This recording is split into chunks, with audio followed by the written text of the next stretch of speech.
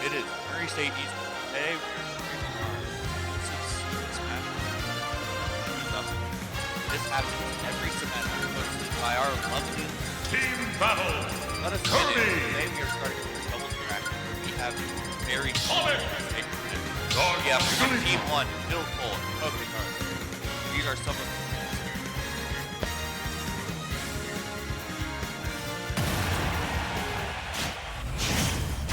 Alright, so it's going to be a Kirby and Sonic versus Jigglypuff and Dark Knight. This is going to be an interesting matchup because of the fact that Kirby has Sword, Sonic is going to try to do stuff. You can see that Sonic is Dark Knight. Dill. He always it's going to be interesting seeing Dark Knight is Jigglypuff too, because Jigglypuff has that little POV combo. Rest. Oh, and looks like Kirby copying Electro Shock. And oh.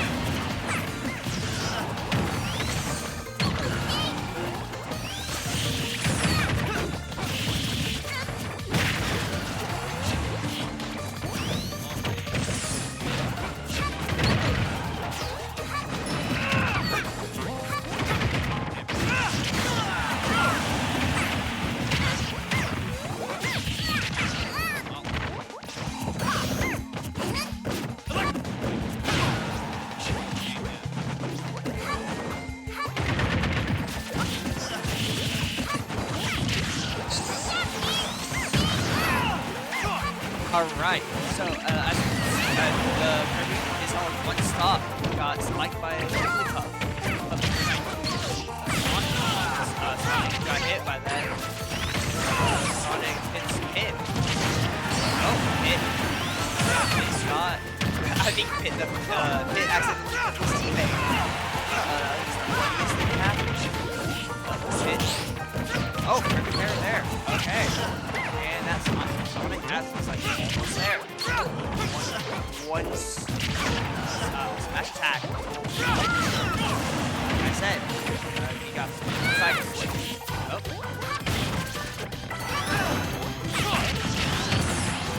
That was a nice launch from the Dark Mid. Kirby is going to almost kill. Oh, Kirby on the side there. And we're gonna see Kirby kill Dark Pit. Yup. Kirby almost failed. And Kirby is almost dead. Probably getting a kill. So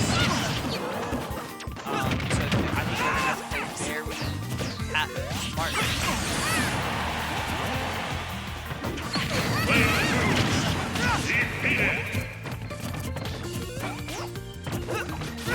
Alright, we're gonna see. Oh, the Kirby is dead. The Sonic take the 4 stocks of the booty. Game. and that is a rough round. Blue team win. Barely. Let's see what happens going into round 2. Now that they both have a little bit more information on how each other play, let's see how well they can work things out.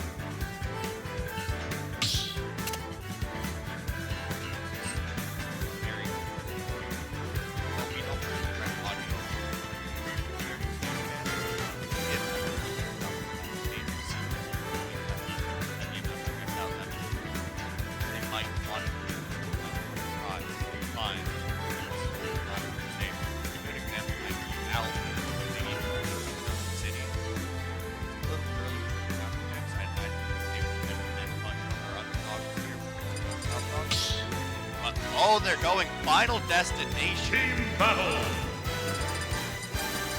Jigglypuff. Dark Sonic. That's some surprising. Kirby. But back, see what comes out. 3, 2, 1, go!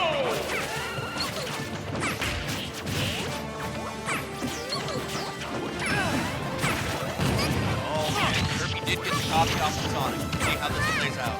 Now that they both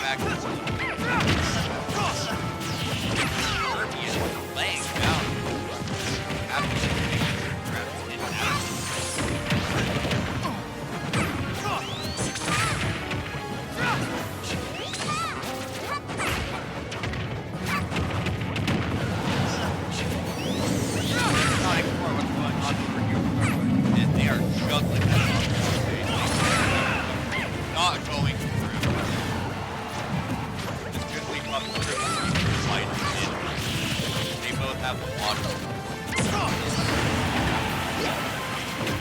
Luckily, it seems Kirby was the one who came out on top of that mess.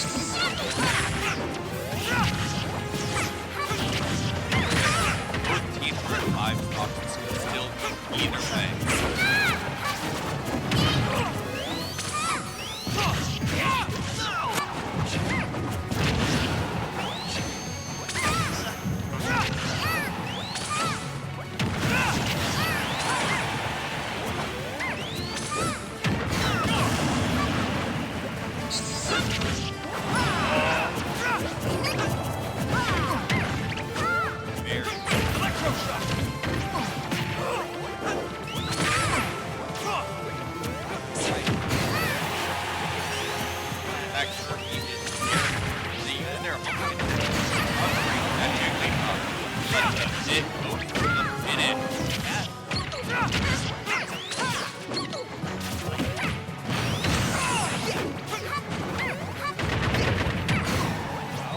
That combo.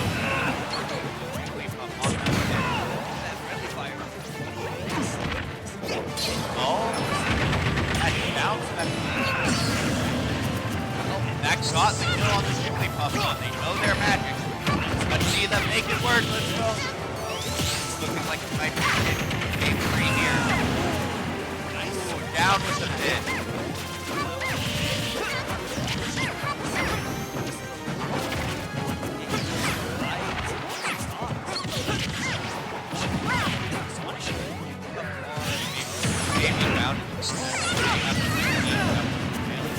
That is a tough up beat in. But going in this minute, it is waiting great for the true combo. There's one that we know that.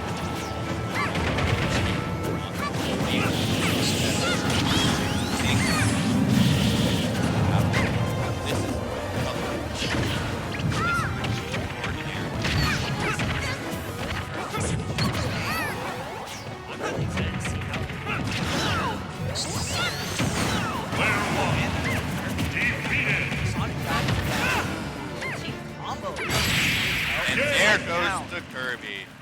This is an excellent game. Nice try. Don't mind. Let's go see what's been going through their head. Yeah.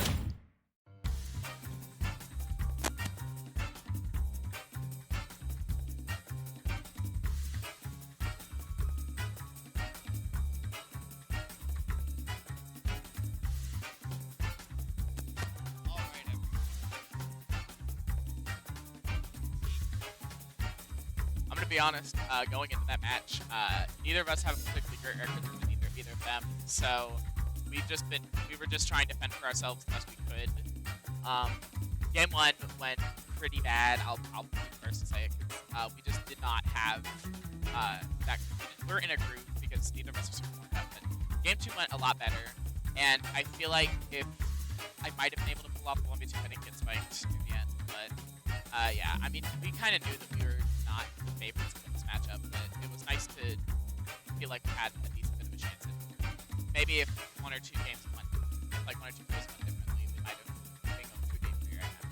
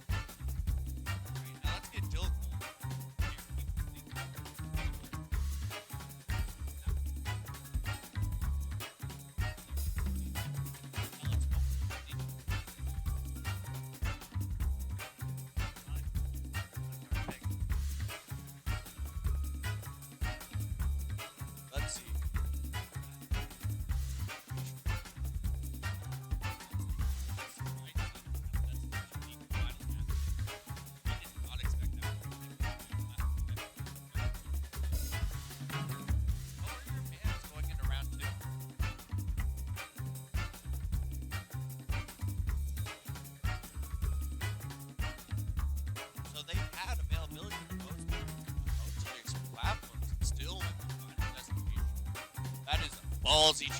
But you know what? Ian, congratulations, you're moving on to the next round. Great.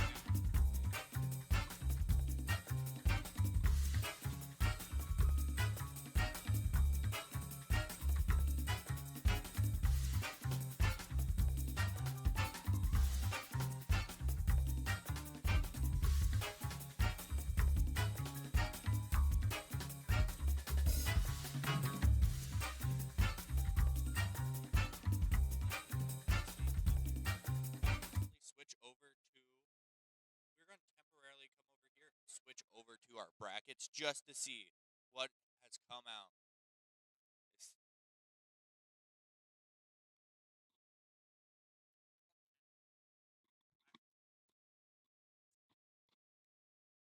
Alrighty. This has been one intense match. That much is for sure. You cannot guarantee, you cannot predict anything here. We have some of our best competing here today, and let's just see who is winning our title of Shoes Up 2 champions for duos this time.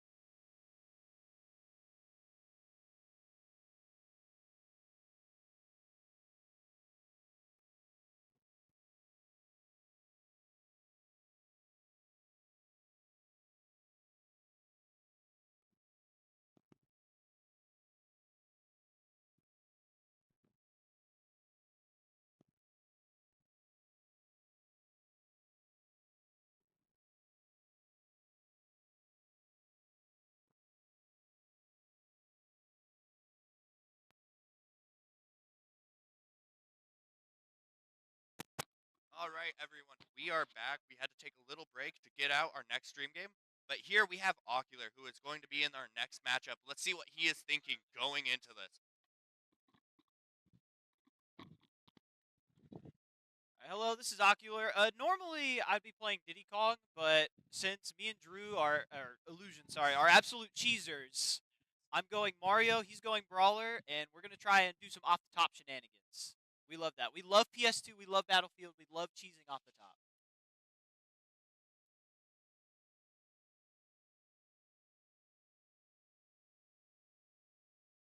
Diddy Kong, yeah. You've seen me play? Okay, yeah. Yeah, I'd say normally that's who I go. Like in singles, that's who I'm going. I'm going full Diddy. But again, we like cheesing here, so we like killing it. I mean, there was a game earlier where it was just grab pummel and he just forward smashed like 3 people. It was awesome. and it's me brawler forward smash, which is like one of the strongest forward smashes in the game. So everyone except for him just disappeared. And we take those traits 2-for-1. Yes, because I yeah, because I was I grabbed one person because I was pummeling. One was right next to them, so douche douche douche, and he go ooh, and everyone dies at 40. All right, all right. We believe in you. But we do have some of our toughest contenders here. We have coming in from Murray State's own gold team. We have Hidden Lotus and Ben Stuff, some of our best players here at Murray State. This is definitely not going to be an easy match for Ocular and Illusion.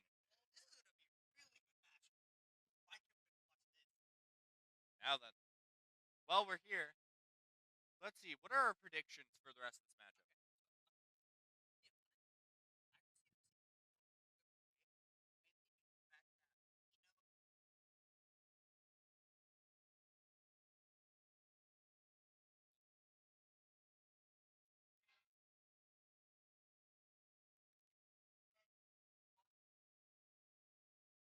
Good voice. Very good casting. Yeah. All right. Yeah. Now then, that is some interesting predictions going into this next set.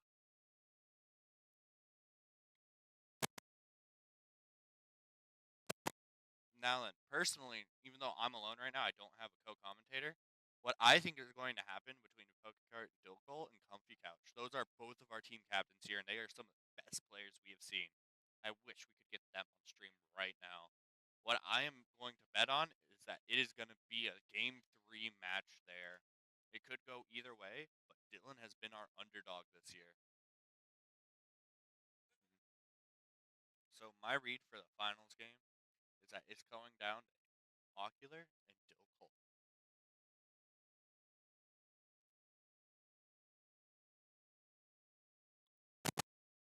Yep. Um.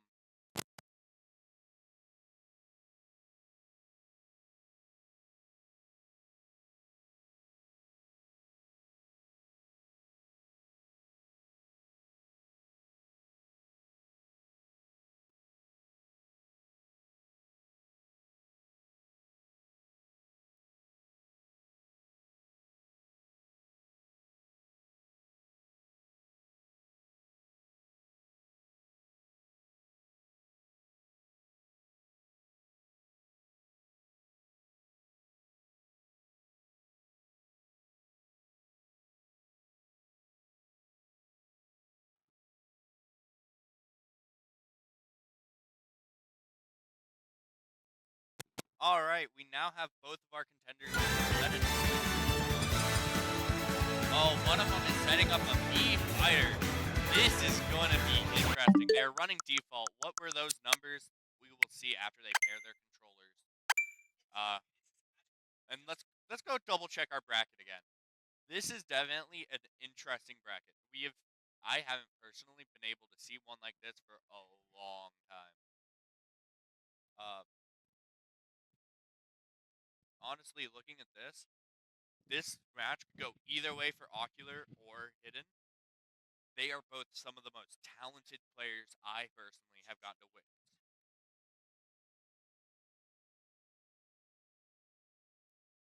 Damn.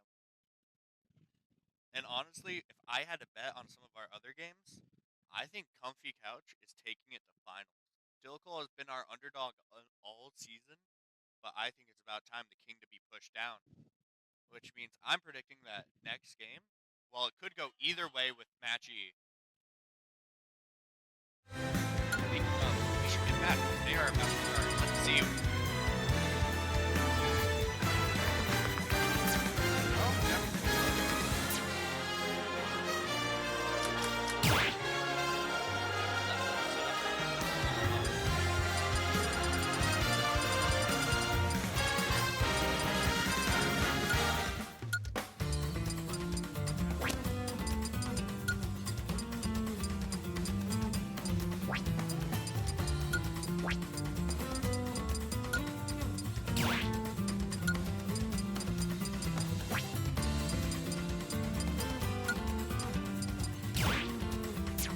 Alrighty, we have a gentleman's agreement of PS2.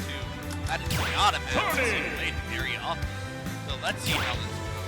First game, I know it's one of my favorite maps to play on. I can do all over it.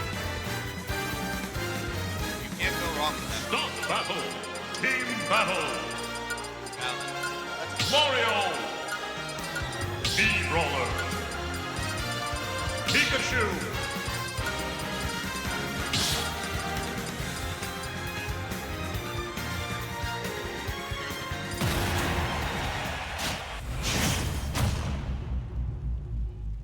hurry to type this. 3, 2, 1, go!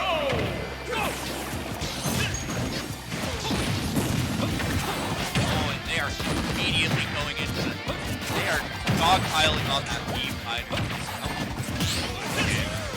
That shield and this is not big.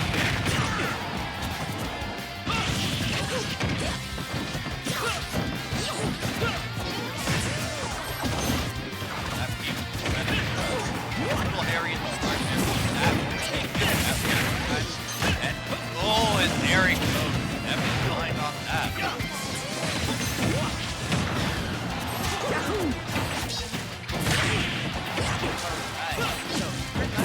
Honestly, this is probably like a really bad matchup just because of Richard. With the fact that he is a zoner on as much space as possible, and it looks like we got stock taken. And Spider is really putting in the work against this Pikachu, killing him. The Pikachu got one stock. Simon is just kind of zoned out. Brawlers love special this Pikachu. Pikachu then is trying to deal with the Mario. Simon side really good. And then it looks like oh, that Mii Brawler messed up his combo. Oh, messed up again. That Mii Brawler has been doing well and just started not hitting. This Mario okay, that's interesting. Oh, Mario almost got sent off the map. Yeah, that not that well.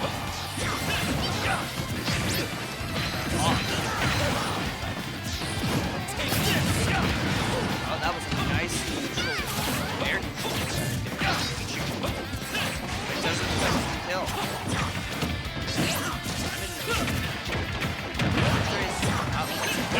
And the Pikachu is gone. We think the Simon Richter, Richter specifically. Do we think we can see him zone out both Mario and Mii Brawler? He is playing very passive, and it looks like he's gonna have one stock while they are both 3 stocks. Well, and they're gonna try to just team combo hit to death. Like, this is like not the greatest matchup. Oh, and then side special into a down spike for round 1. Red team Dang! win. Man, I've never seen something like this in a tournament. That is a 6-stock round 1. That was definitely I have not seen anything. Team battle. The main reason why we're Mario seeing B-roller. competitive scene is because they're better.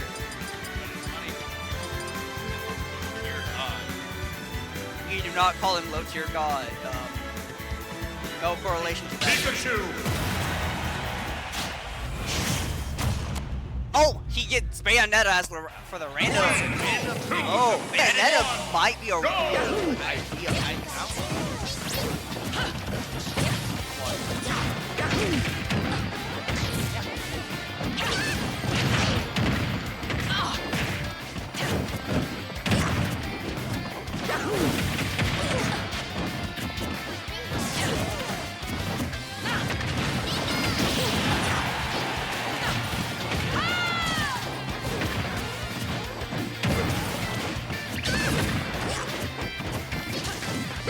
Now the power back. This Bayonetta, what was that Bayonetta doing? Oh, yeah, the slide. Slide is really cool. Looks like the Bayonetta could be down to stop.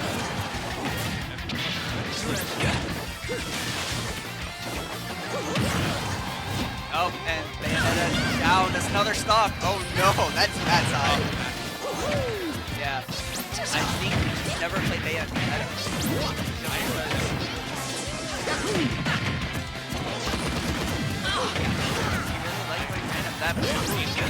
Oh, that was a nice close call right there.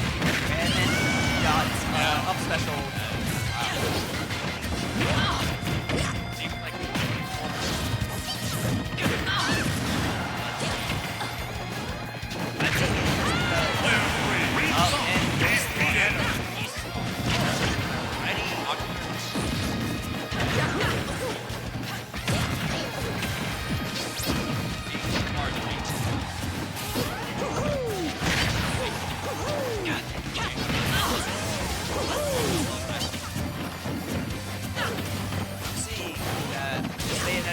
about to die.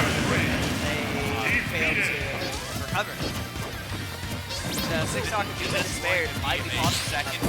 Is this going to be a 12-0? Perfect KO game.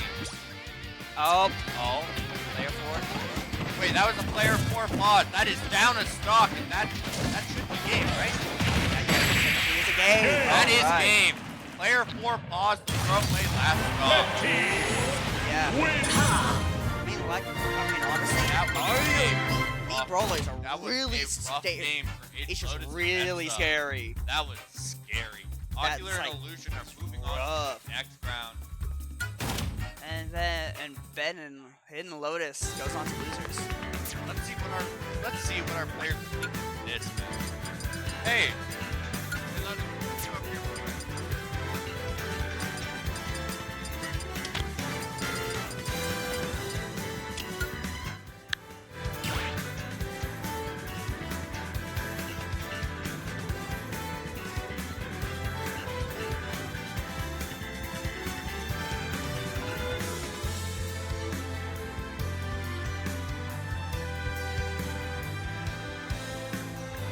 Alright, so what's your thoughts on going random for this?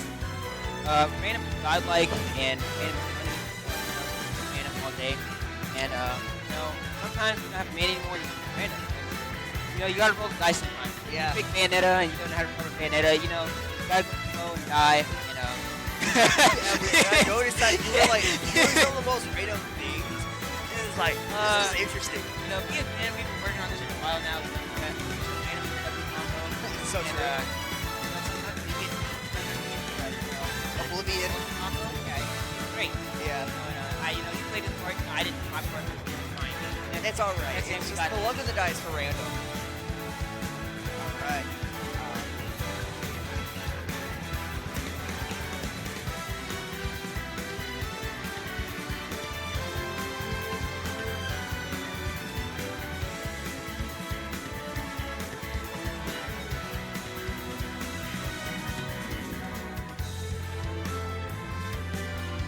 Alrighty. It's our. We are with the Illusions. The Mario player, right? No. Oh, yeah. So, what was your thoughts on going in against this match?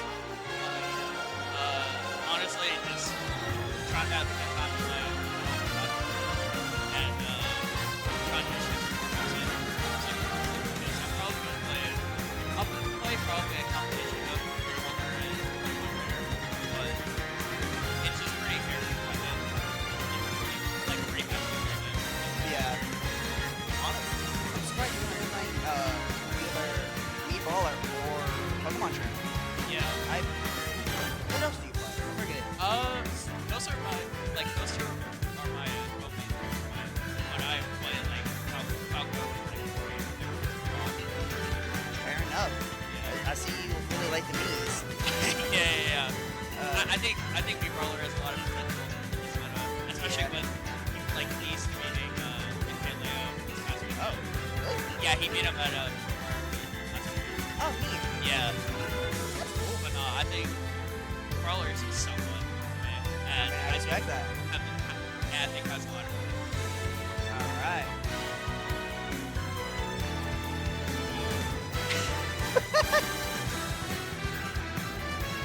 Hey, thank you. Yeah, no, it was a really good match. Albeit it was kind of sad to see the doom and despair of getting bodied. Yeah, no. But it was a very interesting match. No, I'm ready for it. It would be nice to play opposite the other. Yeah. Did y'all fight them last time? I don't think so. No. No? I thought y'all did. Yeah, I don't think You were at that other tournament. With so. others. Yeah. We played your team. I don't remember.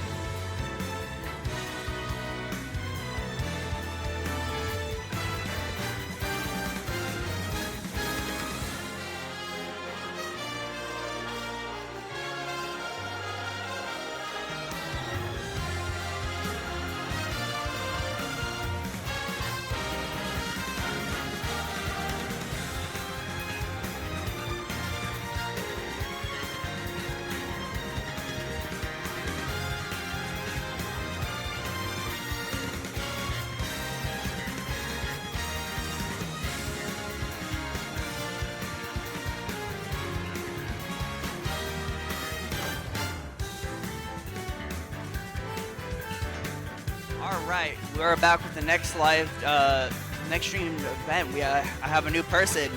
Introduce yourself. Hi.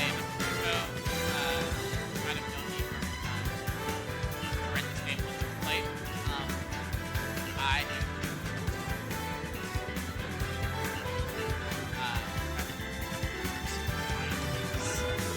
which, if I'm correct, that is popular legion.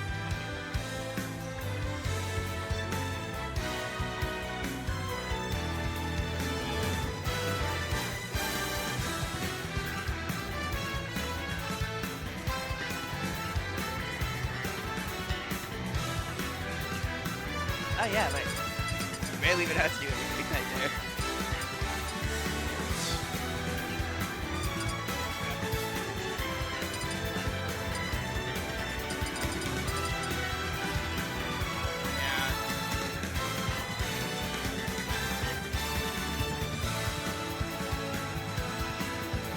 Neither of us are muted.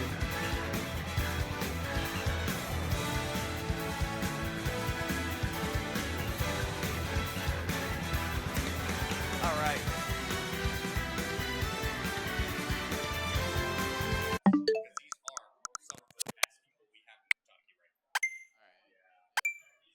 Is that our stream name? I mean,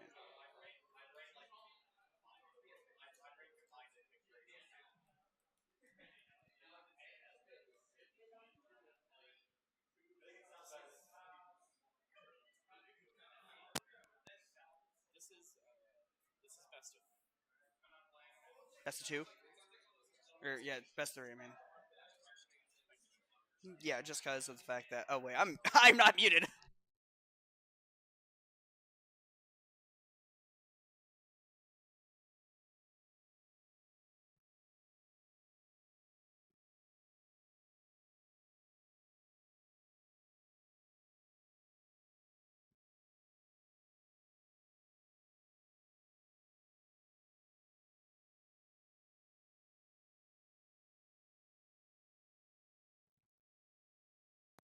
All right, so we are just now getting it. Since it is winners finals, it will be best of 5, which is going to be quite an interesting set. We obviously have two very good teams going at it. I obviously firsthand know a lot about how Pokekart and Dilko play.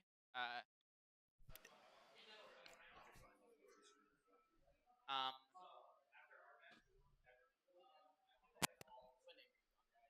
Lowe's? Hmm?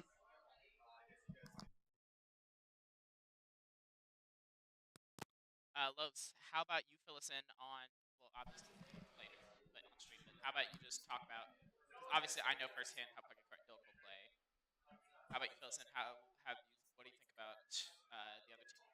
Honestly, Alkaline Illusion has been really dominating. Because last round, we saw them both just maul the enemy, the other people. With their pick of not Kirby, of Mario and Mii Brawler. It was an interesting matchup. It was really entertaining to watch. It was just peak, honestly. Like, all of these stream games have been just very fun to watch. For the whole entire time. Bracket is, someone needs to update bracket. Yeah, I'm noticing that. Hold up. That is a bit of a second. Someone yelled, hold on, I'm gonna yell at the TOs to do their job.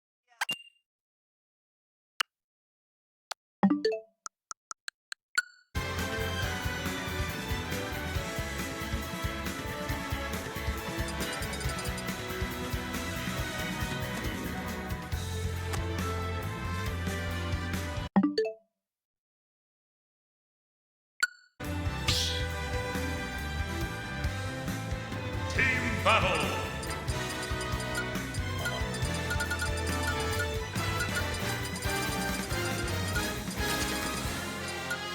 Mario.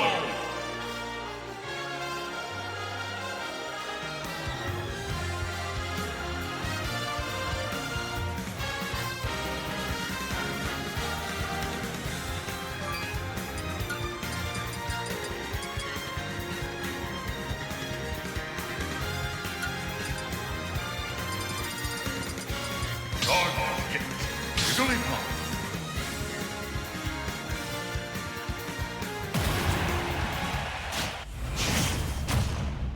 So we see Jigglypuff, Dark Pit, 3, 2, Mario. 1, go!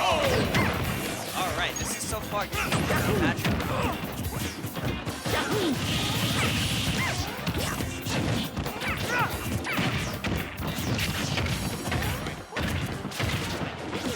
This Mario has not gotten finished yet. Oh, never mind. Oh, and Mario down. That is stop right now.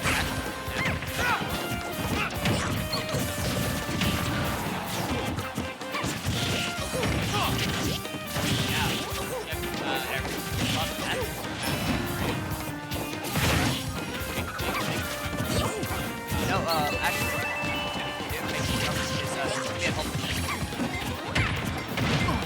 that was a nice grab there.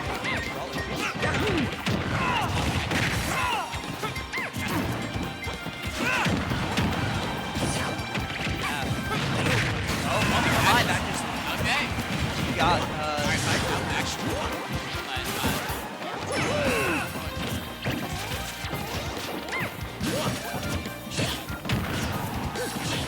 so far, you can stop that.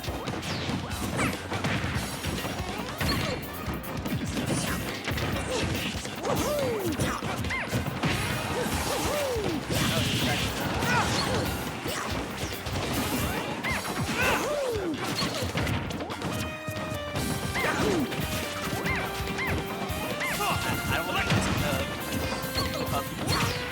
what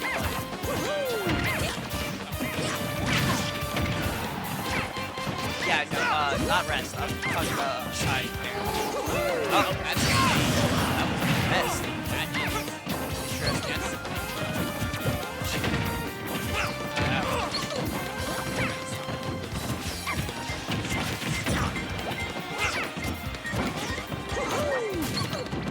Oh, I can fix this.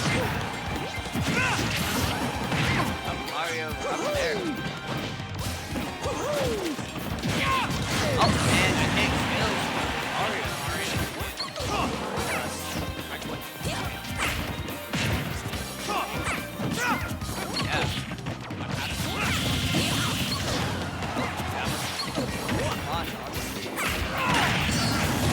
Oh, that was a devious spine. Oh, that spike did not kill.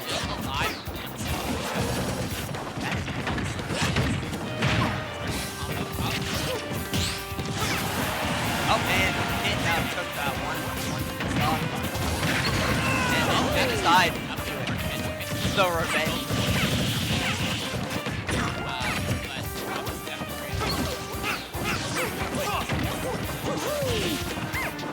Yeah.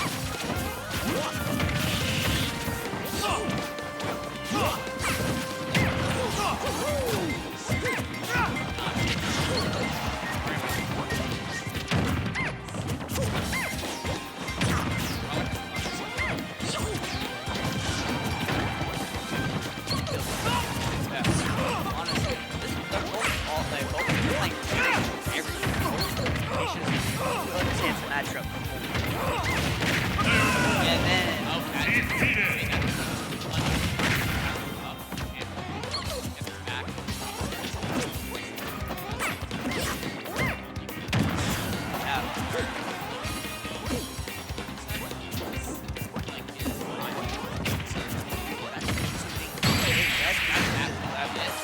Oh, that did not kill. Never mind.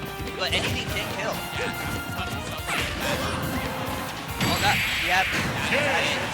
That is round one. Red team win. Round two.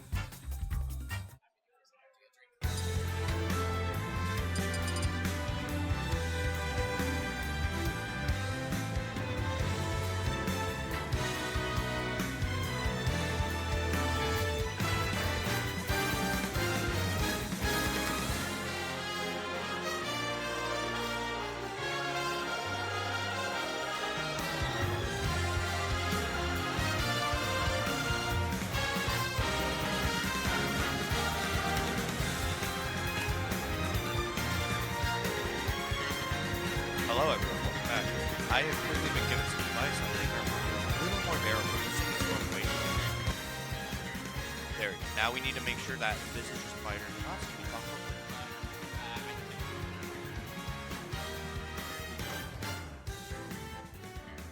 There we go. Much better balancing. Alright, obviously, game of the ocular vision, each of the stocks, which is quite a lot, but two of those are wrong. Living for quite a while, if they could get stuff earlier, because potentially. But also, again, both these teams are good players, so. That is.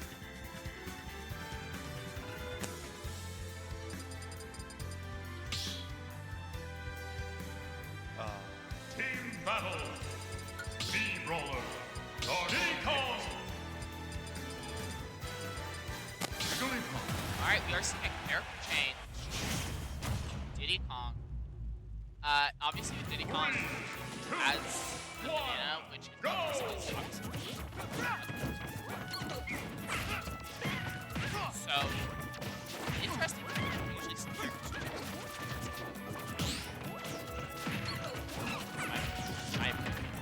I've been okay.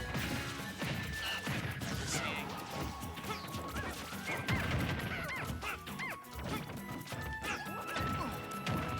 Alright, we are seeing obviously a lot of that is rubber for the first stock on the Dark Pit.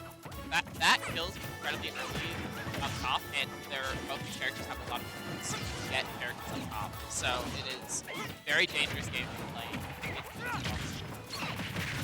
Dark Pit, obviously, you know, slightly lighter, like. And just as a reminder, this is the best out of 5. We are nearing the end game now, so we have to make sure we are on top of it. That is a rest, first rest of the game, I think. That is the first rest that I saw that landed, and that is quite impressive.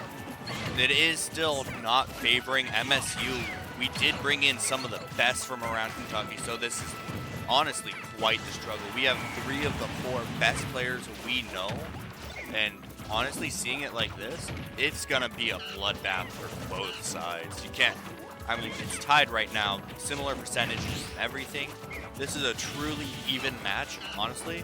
This could really define the entirety of our duos tournament here. I can see it going either way. It's a lot of strong kills on the side, a lot of good combos on the side. And they both know when to take their turns. And it's this is that Rupper again. Mountain City is the platform for everyone. And the controller is so we're now down. I mean, it's still the controller is 5%. That is not a significant thing. It's just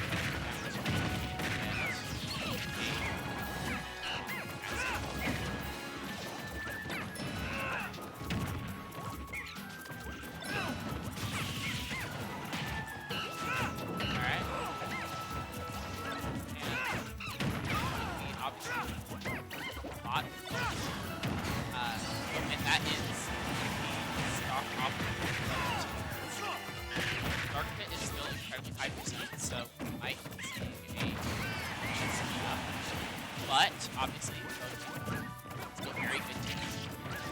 You're seeing last stock for everybody. Very, very tight game. Coming down to really just holding that. And that is starting to get down. So it will come down to can this tough take this really fun. Not impossible. It's very good tough here, but nope. Oh, that doesn't kill, especially up. That was a shock. We're going to see just can this puff get these 2 kills from other ones that kill percent, so it's just going to come down to what can be done. It's nope, and that is it. Okay, so game 2 once again going to Oxford. Red team win.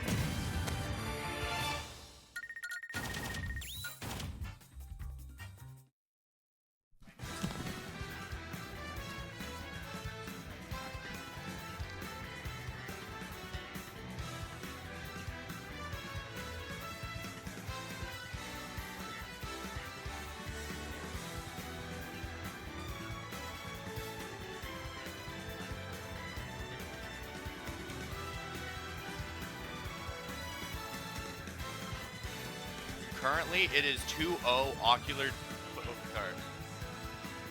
Both matches have been close.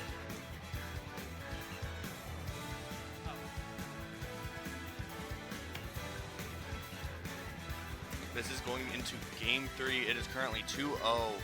We have it's best of 5 now. Since we are in the finals, just as a reminder, this is the best of 5. And then after this, we are going into grand finals.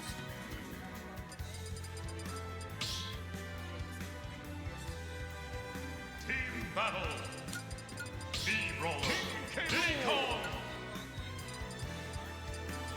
Min-Min.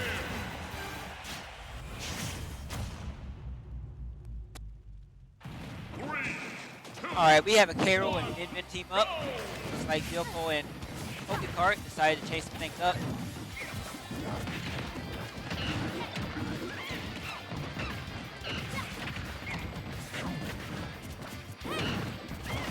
They seem to be 1v1ing each other.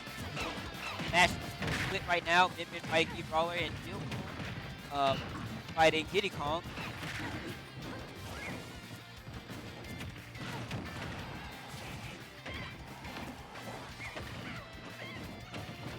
Pretty close right now, both are playing pretty tight, going in and out of disadvantage. Yoko and Pokecart take the first stock from V-Brawler.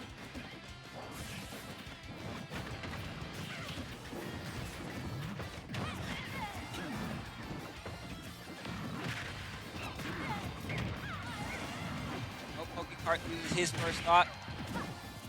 Edge guarded by Diddy Kong. Back throw. Yoko trying to find his place back on stage, being edge guarded by Diddy Kong. Finally got back on, but then popped back off. Pokecart holding his own against the V-Brawler. I'd also like to mention here, we see Dilkol going into his mains. This is something we have not seen for the entirety of this tournament. Both of them are actually playing their main. They are playing Min-Min. It seems they're switching up from the past 2 games, and they're learning they need to lock in. Megawatts out, and the Megawatt kills hits pretty hard on Diddy Kong. This is certainly not a match for the faint of heart. Seeing how close everything is juggled together. Ooh, and there goes second stock for Min-Min. This V-Brawler doesn't look like it's standing too much longer either, having to deal with the heavy K rule over there. Pokecart has to play defensively here. He has to be careful as he has 1 stock. That 1 stock, might have to share a stock with Dylan. That could be and unfortunate SD Pokecart. There we have it. We have the share stock there. Now both Yoko and Pokecart are on 1 stock.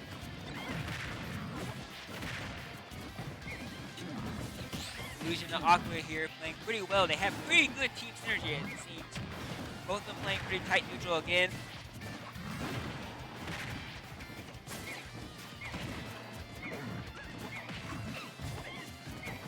We have Ocular fishing for a combo on Dilko here, but seems to be missing a little bit.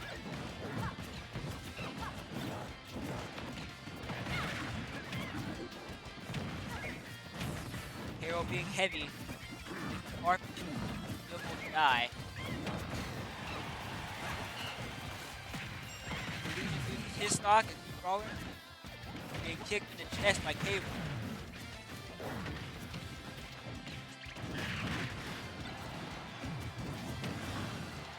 Seems to be a pretty tight match at the moment, with Illusion holding on to his second stock while Pokecart is edge guarding the Min-Min. Nice conversion there by Diddy Kong. Banana to down smash. You got Dilko holding on to his last stock at 154%. Both Dilko and Pokecart being over 100. Min-Min almost dying to up D. Holding on, and Pokecart loses his last stock. Dilko is now alone against Illusion with 2 stocks left. And Ocular still with his 1 stock with 42%. Both Ocular and Illusion seem to be in pretty good position right now, and they take the last stock from Dilko.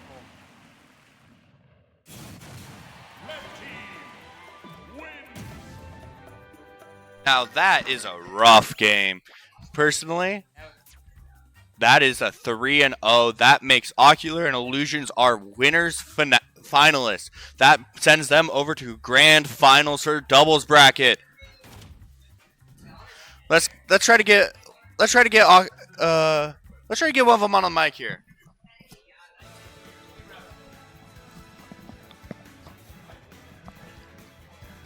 Actually, before. Sorry. Uh, let's see. We got him. Here we go. Welcome back to the microphone. Hey, I'm back. Yeah. The reason I switched to Diddy Kong, if you were wondering, I had a very unfortunate SD game 1 where I got pineappled by PS2, and that was a little unfortunate. We were able to make back the game barely because my GOAT was able to save his stocks long enough for us to succeed. But I lost a little confidence, I won't lie, with the Mario, at least for that specific set. So I was like, okay, I'll just go Diddy. It felt comfortable. And it worked out pretty well, I'd say. It did work out pretty well. A 3-0 game, that is quite impressive. Much less to get it against what we say is some of the best in Murray State. Yeah, How is that feeling right now? That was definitely the toughest fight we've had so far because, I mean, our first set on stream was a little unfortunate, the double tier stock, of course, but with the SD, even without the SD, it was fairly close either way. So it was a good set. It was a very good set. The SDs from the Min were very unfortunate, but it happens, you know. Maybe we'll meet them back in Grands, and then they'll be able to maybe play a bit better. We can have a good set. This has been an honor talking with you. Thank you, and good luck with your next match, all right? You've made it to the appreciate it. grand finals.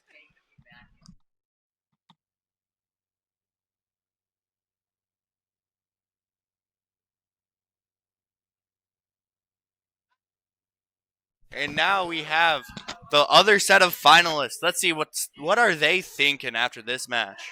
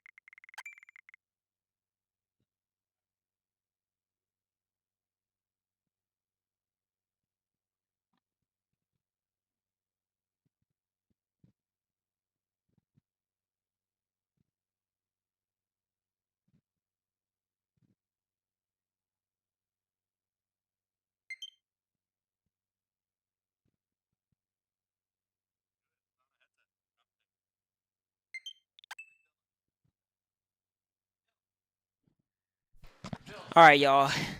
Looks like we got Diablo and huh? We got Crazy Coop, Comfy Couch, Diablo, and how do you pronounce that name? No, the ASDFR. ASD. Oh. Right, got you. All right. Yeah, here. I was making sure. Okay.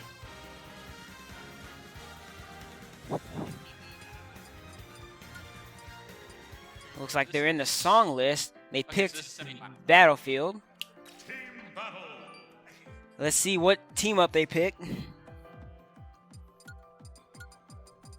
know we're gonna see for Crazy Coop, Comfy Couch is gonna be Rob Game & Watch, but the other team I have not seen them play yet. I know from my last games they were picking Terry and Greninja. I know that. Okay, both characters I can just destroy you if they get close. Yeah, especially in doubles, they have really good synergy in doubles. So I guess it's gonna be kind of a cat and mouse. You got Terry and Greninja, or what we assume they're gonna be. For if they get up close, it's gonna be very destructive. They can just kill you in an instant, or it's gonna be, or on the other side, we have Game & Watch and Rob, which are more like keep away. They try to do projectiles, stay away. When you try to approach, they got out of shield. Up smash, up B.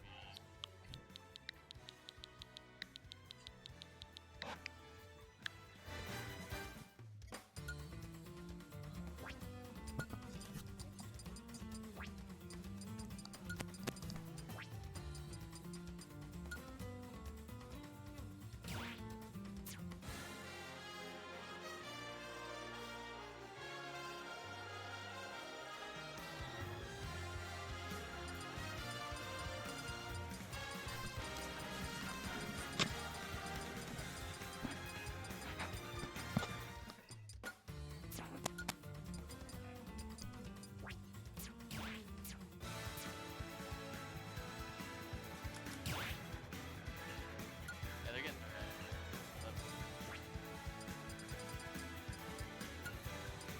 they're also going to be picking a song. They're going to Battlefield. Cyrus first. Start battle.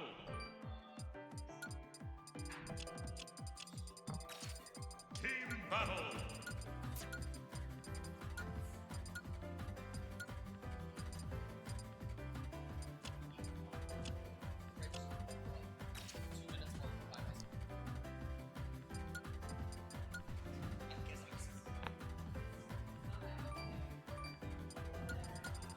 They're probably having All right, as we predicted, we have Kozigo and Rob. King K. Rool. Oh, okay, that's Okay. different. That's different from when I played them. They played Terry last time. That's But interesting. we got Kozigo and Rob, and Comfy Couch going Game & Watch as we predicted, and the Greninja is still there. Let's see how it turns out. King K. Rool in theory is pretty good in doubles, but the combination of attack that both Bob and Watch can destroy King K. Rool in matchups, it might be tough to find the right curtains. And we see here immediately that Rob and Game & Watch both pick their own opponents. They both started picking each one off each. Yeah, start little 1v1s in different spots of the stage. That's kind of how it is. Most of the time, they got their own little 1v1s going on. And then, oh, nice Oh, spike. nice spike from Crazy Cozy. But for a moment, you have the actual like two players like working together. The other two players. What makes doubles awesome is you get the experience once and We got Crazy Cube recovering on stage here. It looks like Comfy Couch was trying to defend him. Rob and Game Watch is a pretty good combination too, because both of them can defend each other pretty well. They kind of cover each other's weaknesses a little bit. One's heavy, one's light, one has a lot of out of shield options. oh, nice up smash with the crown conversion. Comfy Couch loses his first stock, just like that. Game Watch is a very light character, so he has to watch out for those heavy hits from K. Rool. Diabolic is just going move after move, not considering for his own safety. It is working. King K. Rool has quite a big hitbox. It just works. Oh, and Comfy Couch is going for those edge guards with those up Bs. Game Watch up B is very potent for off stage. He looks like he's trying to edge guard both of them. Both red team off stage, trying to make it back. ASDFR cutting it a little close. Nice kill. You see Crazy Koo loses his first stock, but then he takes one right back with the up air. Holding on to that crown, we know that's important for K-Roll. K-Roll looks for the crown, can't have it. Throws it away just to have it respawn. K-Roll is disabled, Oh. doesn't have crown. And Comfy Couch hitting the down smash to F tilt. Taking his stock. Down smash the board. We're kind of seeing Rob and Game Watch just follow up off their own attacks here.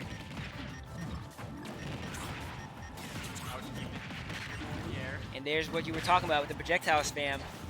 Both Game Watch and Rob capable of keeping that zone. Another down smash to up smash. We see Comfy Couch try to roll for that 9 there, try to get an early kill. Both red teams trying to get in. Oh, a minor mistake from Comfy Couch, accidentally grabbing Crazy Koo. It kind of looks like Diablo and ASDFR are looking for a place in the match. They're kind of just scrapping from any stock they can get here. They're both trying to combo off each other, but against Rob and Game Watch, both privileged characters. Very difficult to do so. Nice skill on the Rob with the nair. You're both looking to edge guard Game Watch. But that is a very tough character to edge guard, especially this game K-Roll. And Rob and Game Watch here are kind of just feeding off of each other. We see Rob hitting down tilts and Game Watch hitting dash attacks right afterwards. Both of them keeping away that crown from K-Roll, an essential tool for his neutral. As K-Roll is thinking, yeah, I have a lot of moves privileged with the belly armor, but then they are retaliating And back. You have afterwards. And Comfy Couch taking K-Roll stock with that up B again. But losing it right back to Greninja. Yeah, that's Crazy Koo looking like he's just trying to keep Greninja in the air. Let's see how Greninja gets down. game plan here for the Greninja. Just jump around, hopefully they hit each other and look for an opening. It's one needed kill on the Raw. That's really all you can do for situations like these 1v2. You kind of try to make the teammates hit each other while also hitting them too. Okay, they were able to get the grab and up smash. There was a little blunder there. miscommunication there with the pummels. Yeah, But even though pummels are amazing and doubles, they're probably the worst move in the game. But there we have it, Crazy Koo and Comfy Couch taking the first game. Let's see how the second goes. What stage they're going to pick.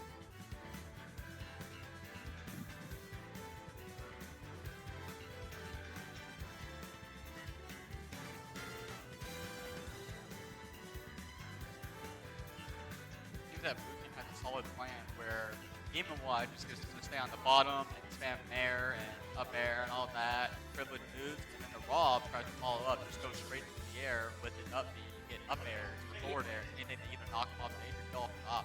Yeah, it kind of seemed like Crazy Koo, the Rob player, was he's supposed to finish off Game & Watch's combos.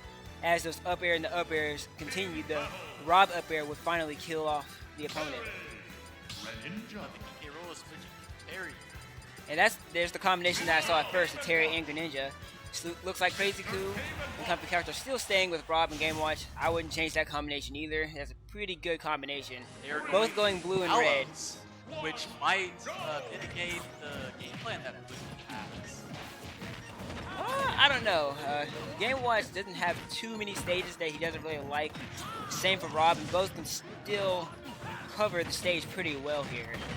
But like you said earlier, I was regarding to Game Watch at the bottom, Rob gets top. It's got to look at the very tall classes.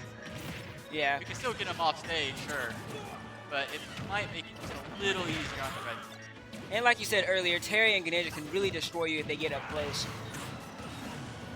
Just like we saw right there, Terry with the Burning Knuckle taking Crazy Koo's first stock. But then Crazy Koo taking Greninja's first stock with his back air. This happened a lot last game too, where one person lost a stock and they immediately took the other person's stock. Almost Not like even they, 45 seconds in, there is already stocks lost and 2% on the well. Here we go, Terry doing his close range combat here. Getting up close. Trying to use his go meter there. That is an unusual interaction. Oh, power guys are hitting Greninja as well, almost killing his own teammate. Buster Wolf got Terry. Like crazy. I saw that in a lot of our last games too. The Terry would always go meter his own teammate, killing him instead. We have Greninja at 120, trying to escape from Rob here. Sometimes hitting your teammate is inevitable. Sometimes you gotta evaluate the risk. If you think this hit is going to hit your teammate and an opponent, it might be worth it. Especially if the opponent is at a higher percent, it could make you feel like your opponent is not, or you're not your opponent, your teammate is not. There we go, we got those Game Watch to Rob combos here. Oh, Pumpkin Couch loses his first stock of the game to a Greninja F Smash. Both of them edge guarding both red team. One on the left side and one on the right side. Yeah, but Terry's having a really big problem right here with Game Watch, and yep, he loses his stock. Greninja was able to make it back, but it cost her his stock, just not being able to get back on the lead. Pumpkin Couch trying to loot Greninja here. Edge guarding is a really good strength of blue team right now. Rob, Furry Knuckle hitting everyone right now. oh, but and then it cost his teammates life. yeah, Greninja tried to edge guard Rob there, but Rob is capable of reversing that with his back air.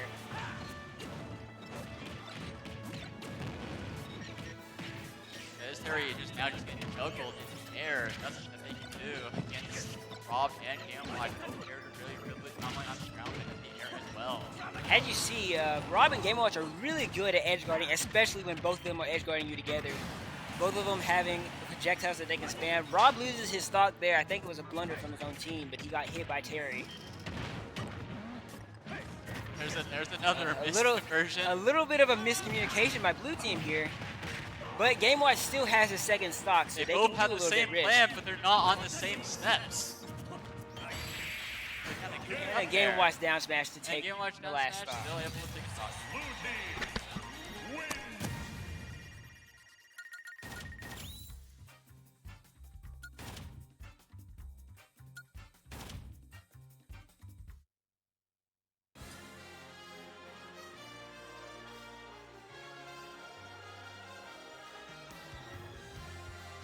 All right, here's game 3. This will be the last game of our losers finals here.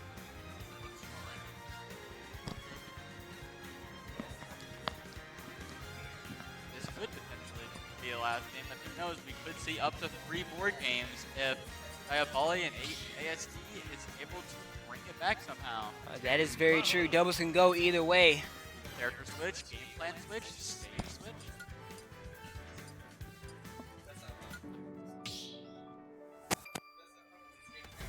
Team battle.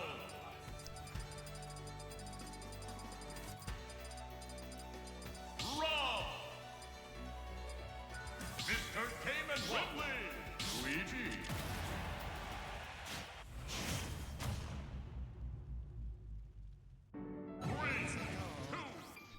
Okay, here we have a Luigi and Ridley. They changed their team comp completely. Oh? I think there was some miscommunication with either stage select or character select. Oh, I see. Oh, I see the issue. Ridley is on yellow team.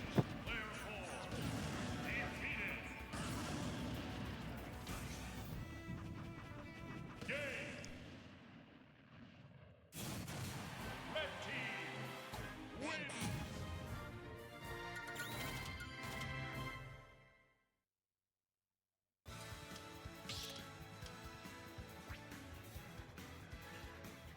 What is going on?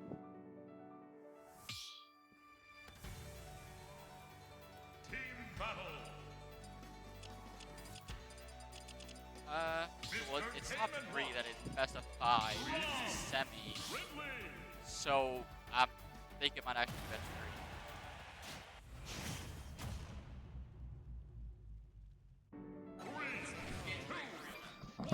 Okay, it is best of 5. All right, they're going in for real this time.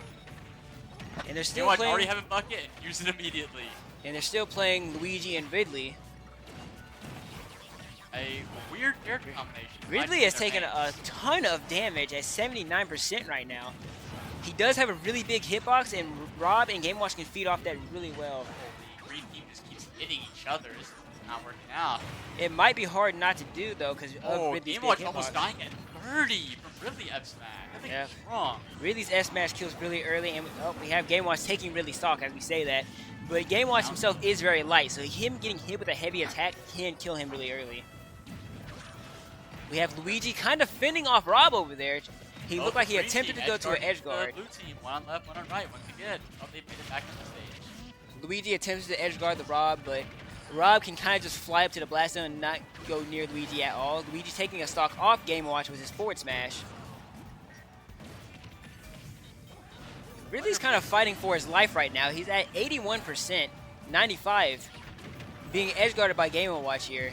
I wonder if Just we'll trying to see find an Luigi opening. upbeat at all in this. Like, yeah, if there's double the trouble, double the opponents, you might be able to land it, but at the same time, you might just get punished by the other person. But then again, you do have a teammate that can help you out of it, so Ridley really all struggling divided at like this. 145. Ridley F smash almost killing Game Watch at 30 again. And Crazy Coup is holding on to his stock with Rob. He's still at 3 stocks at 165. Fending off a vicious Luigi. Ridley has lost. He's on his last stock. He's gonna have to figure out something quick on his last stock, and it's already taking damage. Green team has to figure out something soon. Blue team is still holding up very strong with Crazy Coup with his third stock still. Ridley is already being edge guarded. Luigi attempting to edge guard Rob.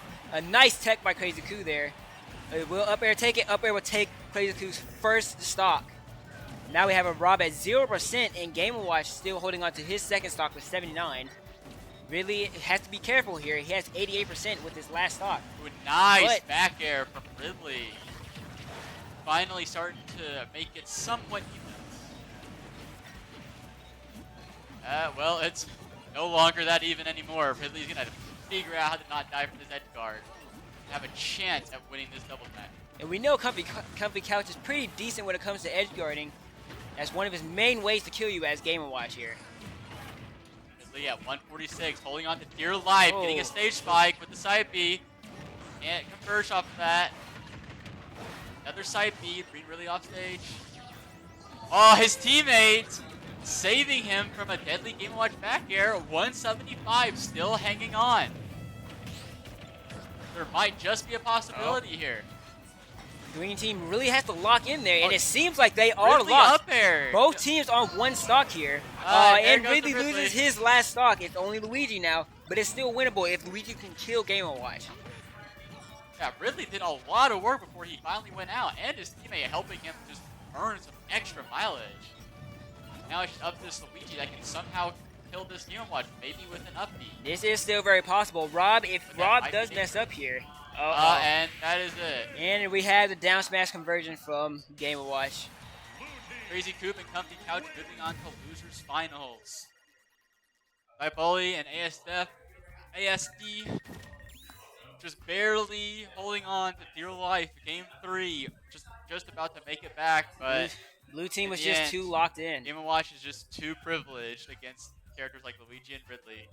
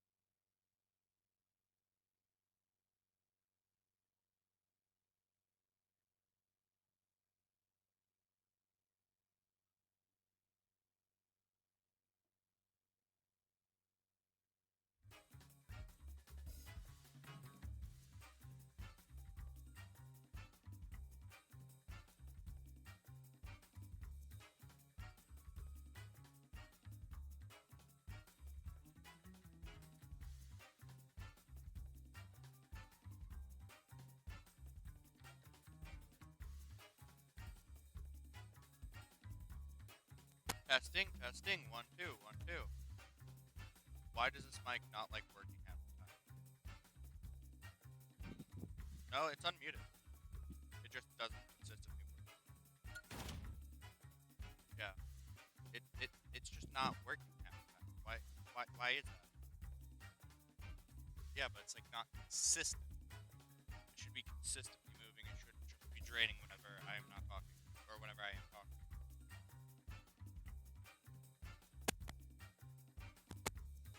Ow.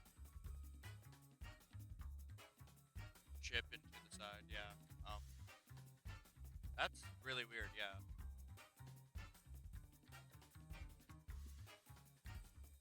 Yeah. I'll be right back.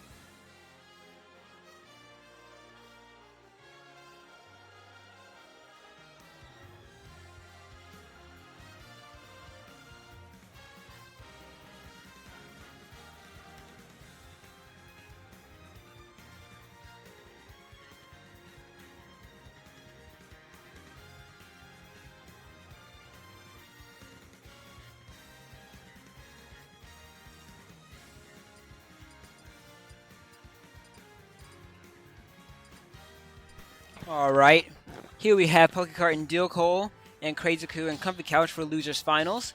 They're picking stage. They look like they're picking Final Destination and spamming it. they're vibing.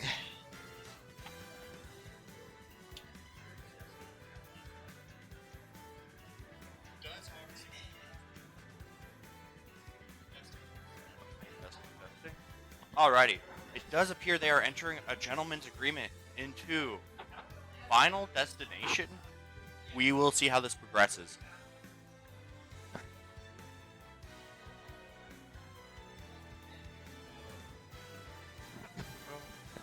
Nope, never mind. We just saw Dilcole go into the room. And from that door closing, I'm going to assume that they are now getting ready. Let's see if they will provoke the gentleman's agreement for Final Destination Round 1. Just as a reminder, this is a best of 5 match. I'm assuming Crazyku and Comfy Couch are going to play Rob and Game & Watch like we saw last time. Pokekart and Dilcole, I'm kind of interested if they're going to pick K-Rool and Min again, or if they're going to go with a Jigglypuff or Ridley combo or something like that. K-Rool and Min did do them well. That is true, but as we know, Crazyku being Rob and Game & Watch. I've never seen the Switch 2 missing a third controller when it has 1, 2, and 4. That's kind of neat.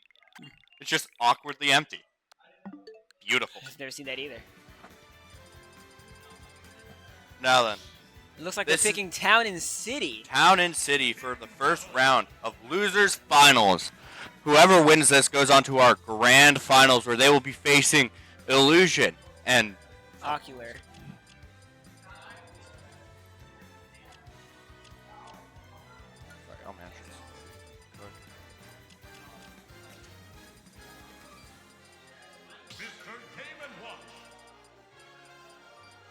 The winner of this match will be the one to face Ocular and Illusion.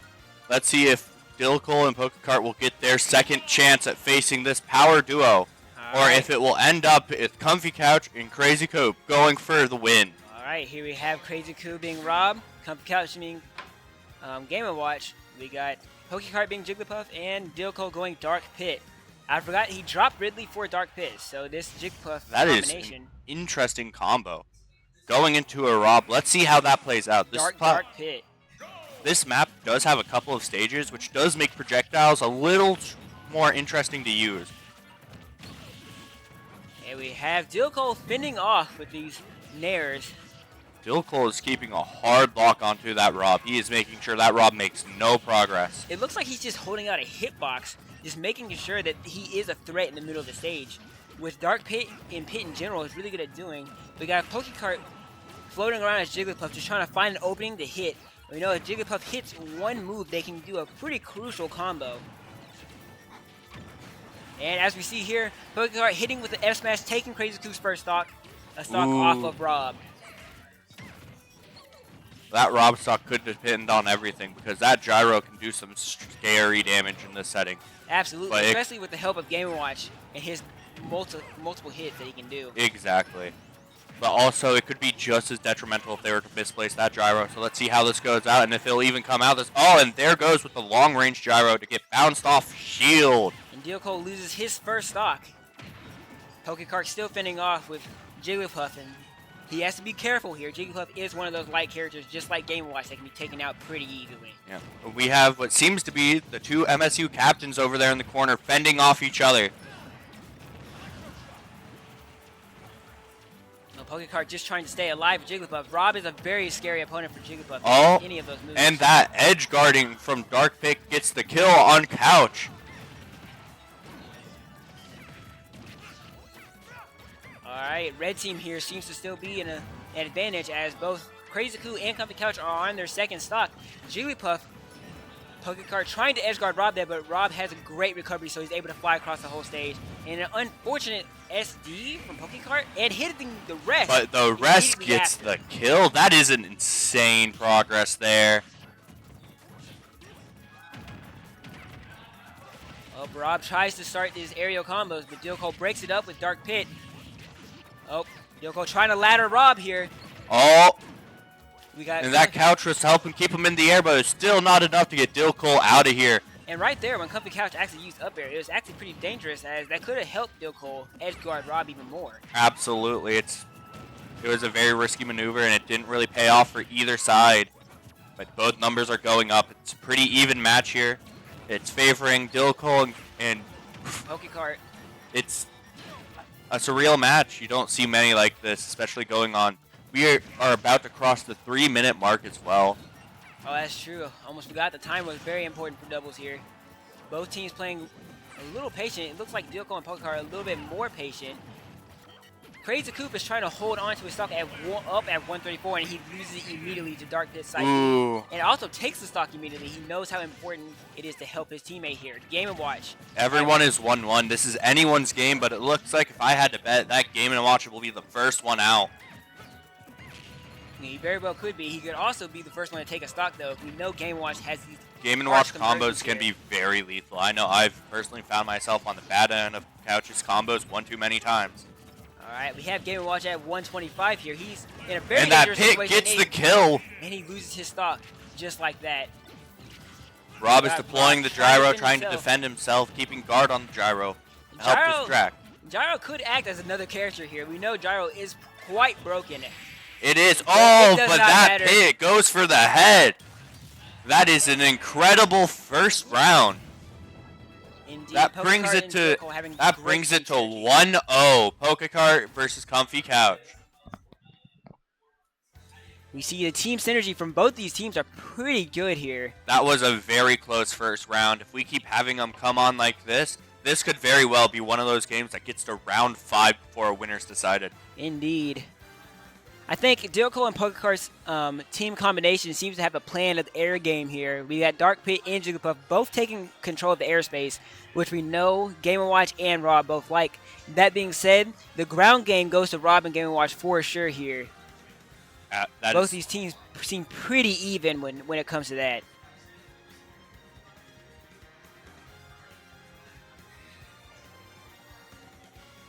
Going off of that last match, I think Pokecart was trying to feed off of DEVCO's edge guarding. Yeah, and Both of them working together. you could definitely even see a difference in Dilkol's playstyle throughout this whole tournament. If we go back to that first game where we saw Dylan in the live room, you can see the development of this Pit. He's learned to play a little more cautiously and to hug those edges to make sure no one is getting back. Absolutely. Both of them kind of just threatening the space of the center stage and keeping neutral here.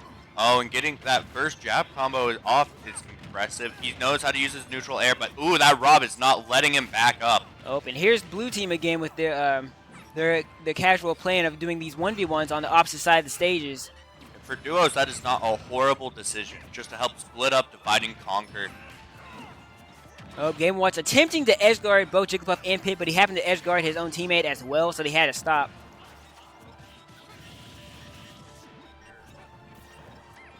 Got Rob fending off Dark Pit and making a swell recovery here. Now Dark Pit's on the edge. Both Game Watch and Rob seemingly targeting the Dark Pit, but Jigglypuff comes in to save him. Good teamwork from Pokekart right there. Ooh. Ooh, he has to watch out for those Rob bombs, is keeping the low ground while Dark Pit knows how to keep top. It doesn't matter that there's platforms. These projectiles are making sure there is no safe ground for anyone to stand and rest. You are not being given time to think, but ooh, Comfy Couch has that gyro in hand and has been bouncing it back. I saw Dilcole and Pokekart try to edge guard Rob there. It almost worked, but Comfy Couch, having his great team synergy, saved his teammate there and actually reverse edge guarded Pokekart instead, so having him lose his first stock in the game. Each team is now down a stock. They both are in the high percentages. This could go either way. Absolutely. We had Pokekart landing another rest, but it was not a kill. It wasn't a kill, but it did tons of damage to Rob here. As we see, his damage is still racking up. 90% Rob. The game is still a little even, but in mostly in favor of Pokekart and Dilcole. We have Comfy Couch and Dilcole still holding on to their third stock here. And Dilcole just lost his from Rob Gyro. 30 seconds. We have Ocular and Illusion sitting up front watching this stream match. They are learning for who they're going against. Next match will not be easy for either of these winners. Oh, for sure. We have Comfy Couch losing his first stock right after Dilcole lost his first stock to Rob. This game is going back and forth. We have Rob at kill percent as Pokekart just lost his second stock. This is really rough. That Jigglypuff is in a dangerous spot right now, being bounced between them both. But oh, they go for off-stage damage. They know how much airtime they have, and they have been using it very effectively. Comfy Couch with Game Watch's wide hitboxes is accidentally edge guarding Rob at times. Getting hit by his own Rob long range. That is some unfortunate guesswork. And it's an even game again. Crazy Coup losing his second stock. Both him and Pokekart being at similar percents here, and Dilcole and Comfy Couch also being at similar percents. It looks like and there goes Rob with a rest. That gets Rob out of the game, but he restocks, leaving everyone at one stock except for Dilcole. And that means Comfy Couch is But Dilcole is being guarded by that Rob very hard, making sure there is no comeback as everyone is now on their final stock. This game is going either way, but if I had to place an early bet, I think I know who's going to come out on top. Comfy Couch seeing the fend for his life here. Trying to get away from Dilcole, who's sharking him down, trying to take that last stock. We got another rush from Pokekart, but that's going to put him in a life or death situation here. Ooh, and down goes the couch. It looks like Dilcole kind of saved Pokekart's life there as he was buried almost up smash. That might have killed him for that rest. Oh, and a wonderful the stage spike on the Rob to make game. That is game 2. That is 2-0 now, correct? Yes, this could be our last game here. This could be. This is now at match point for Pokekart and Dilcole. We could be getting the mirror match of Ocular and Pokekart Dilcole yet again, giving them a second chance to go fight against what got them out.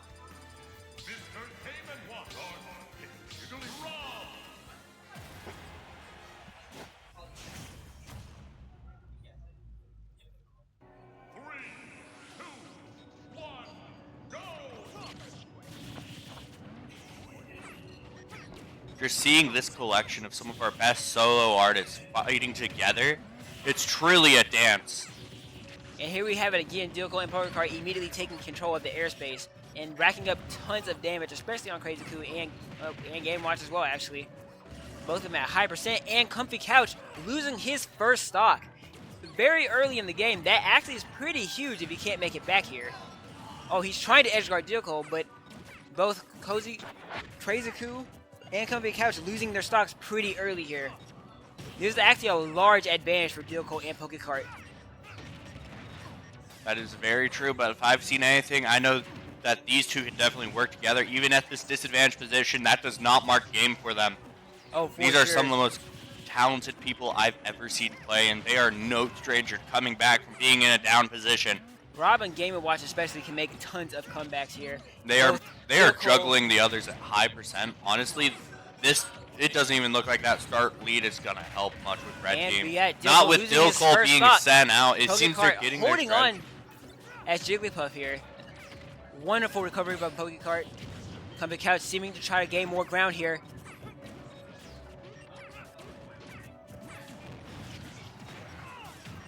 A nice game of footsies from Crazy Coup there, keeping Pokecart off stage, but then we have Dilko backing him off, saying, "Get off my teammate." A wonderful down smash from Pokecart after a spot dodge, taking Crazy Coup's second stock. Comfy Couch is still defending himself, holding on to this 90% stock here. Never mind, Pokecart takes it right away. Pokecart still holding on to his third stock at Jigglypuff here, kind of just floating away, keeping out of their area.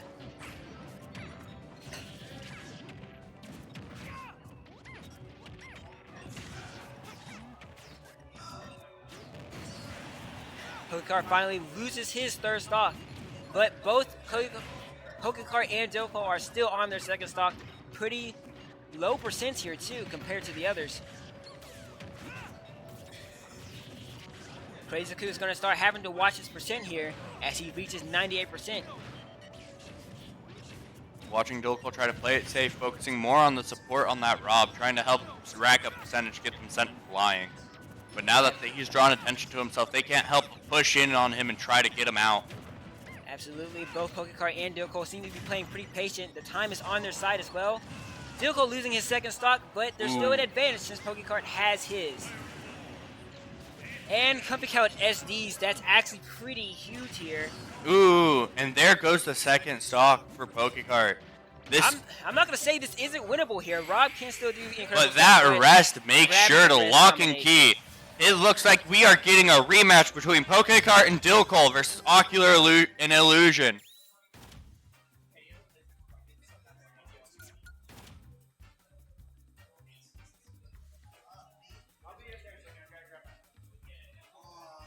Alright. Before we get this match underway, let's go see what our winners have to say as they're going into grand finals.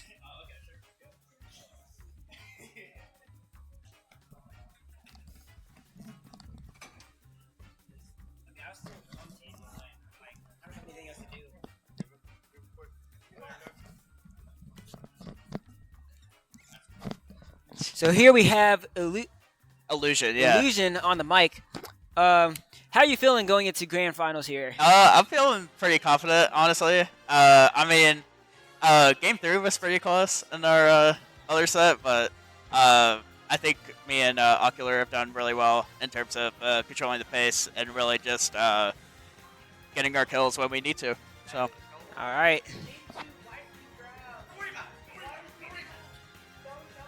but no, we're excited to play for sure. It was a good set earlier. Hopefully we can keep it going. For sure. We'll see what combination they go against y'all. How's y'all's team synergy feeling? How are y'all feeling as a team? It was definitely a little shaky towards the beginning, but I think we've definitely gotten better as we've gotten through the bracket. All right. Good luck. All right, thank you. I'm going to go get a drink of water. I'll be right back. We just had Illusion on the mic. He gave us some insight into the plan. And now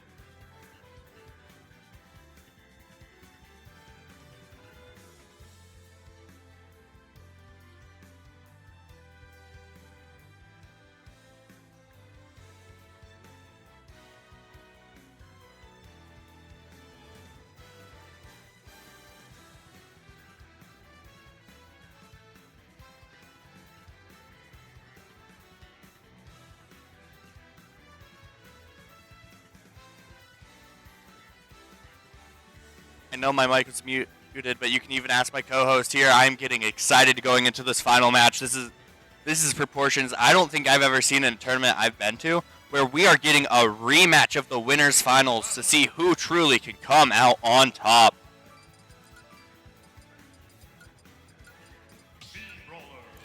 And you know, honestly, I do have faith, even though it was a 3-0 in winners finals, I do have faith that Pokekart and Dilko are both really solid players, and so all of their winners finals matches were close. So if any two players were to take back grands, I think it would be them. Honestly, this could very well redefine.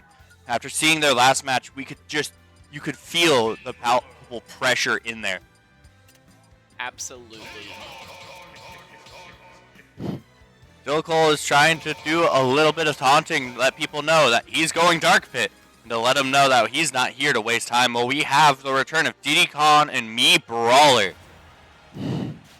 Obviously, we Ocular saw and this, Illusion. I do believe, game 2 and 3 of the winners final set. So we're going to see on PS2 this time. Very neutral stage. The neutral stage. return of PS2 is. We're going to see, it is really going to come down to, can we avoid the Threpper, which doomed a lot of stocks in the first winners finals. That is absolutely something we need to keep an eye on up here. I'm more worried about how this is going to come down with Embassy and Dilko, because they faced this matchup before, and you could feel that fight was not fair, but they've learned to work together. You could see last game, they were using their skills together much better than they were in winners final. I think they have a chance of getting a comeback, or at least putting honor upon their name and not getting this to go 3-0. Absolutely. We are seeing both Ocular and Illusion getting juggled a decent bit. By their respective other halves of the... It does seem like Red Team is trying to divide and conquer, but they are just being pushed together. Yeah. Ocular and Illusion know they want to stay together. A lot of damage on both, but we have seen like that game 1 of the winners final set that brawler can go for a long time at high percents. Yeah. And so that is definitely something that they will need to get rid of sooner rather than later. Keeping an eye, I think they've also learned what they need to target as a team. Like, ooh, even with the perfect shield, Dilko manages to pull shields up in time before that Diddy Kong gets action. And that is first stock on both sides. Second stock going down for Ocular and Illusion, leaving their... And if that is a lead for Dilko Pokekart going into this, that Jigglypuff is at 130 and Puff being incredibly light, that is going to be the fourth stock take in this game. My heart is racing right now. You can feel the stress in the air. Absolutely. And again, with the thing is that the red team dies earlier, but they're able to rack up that percent a lot faster on blue, so it's going to come down to who can get their kill plays in first. Yeah, that Diddy Kong is not looking great, being the only one in high percent.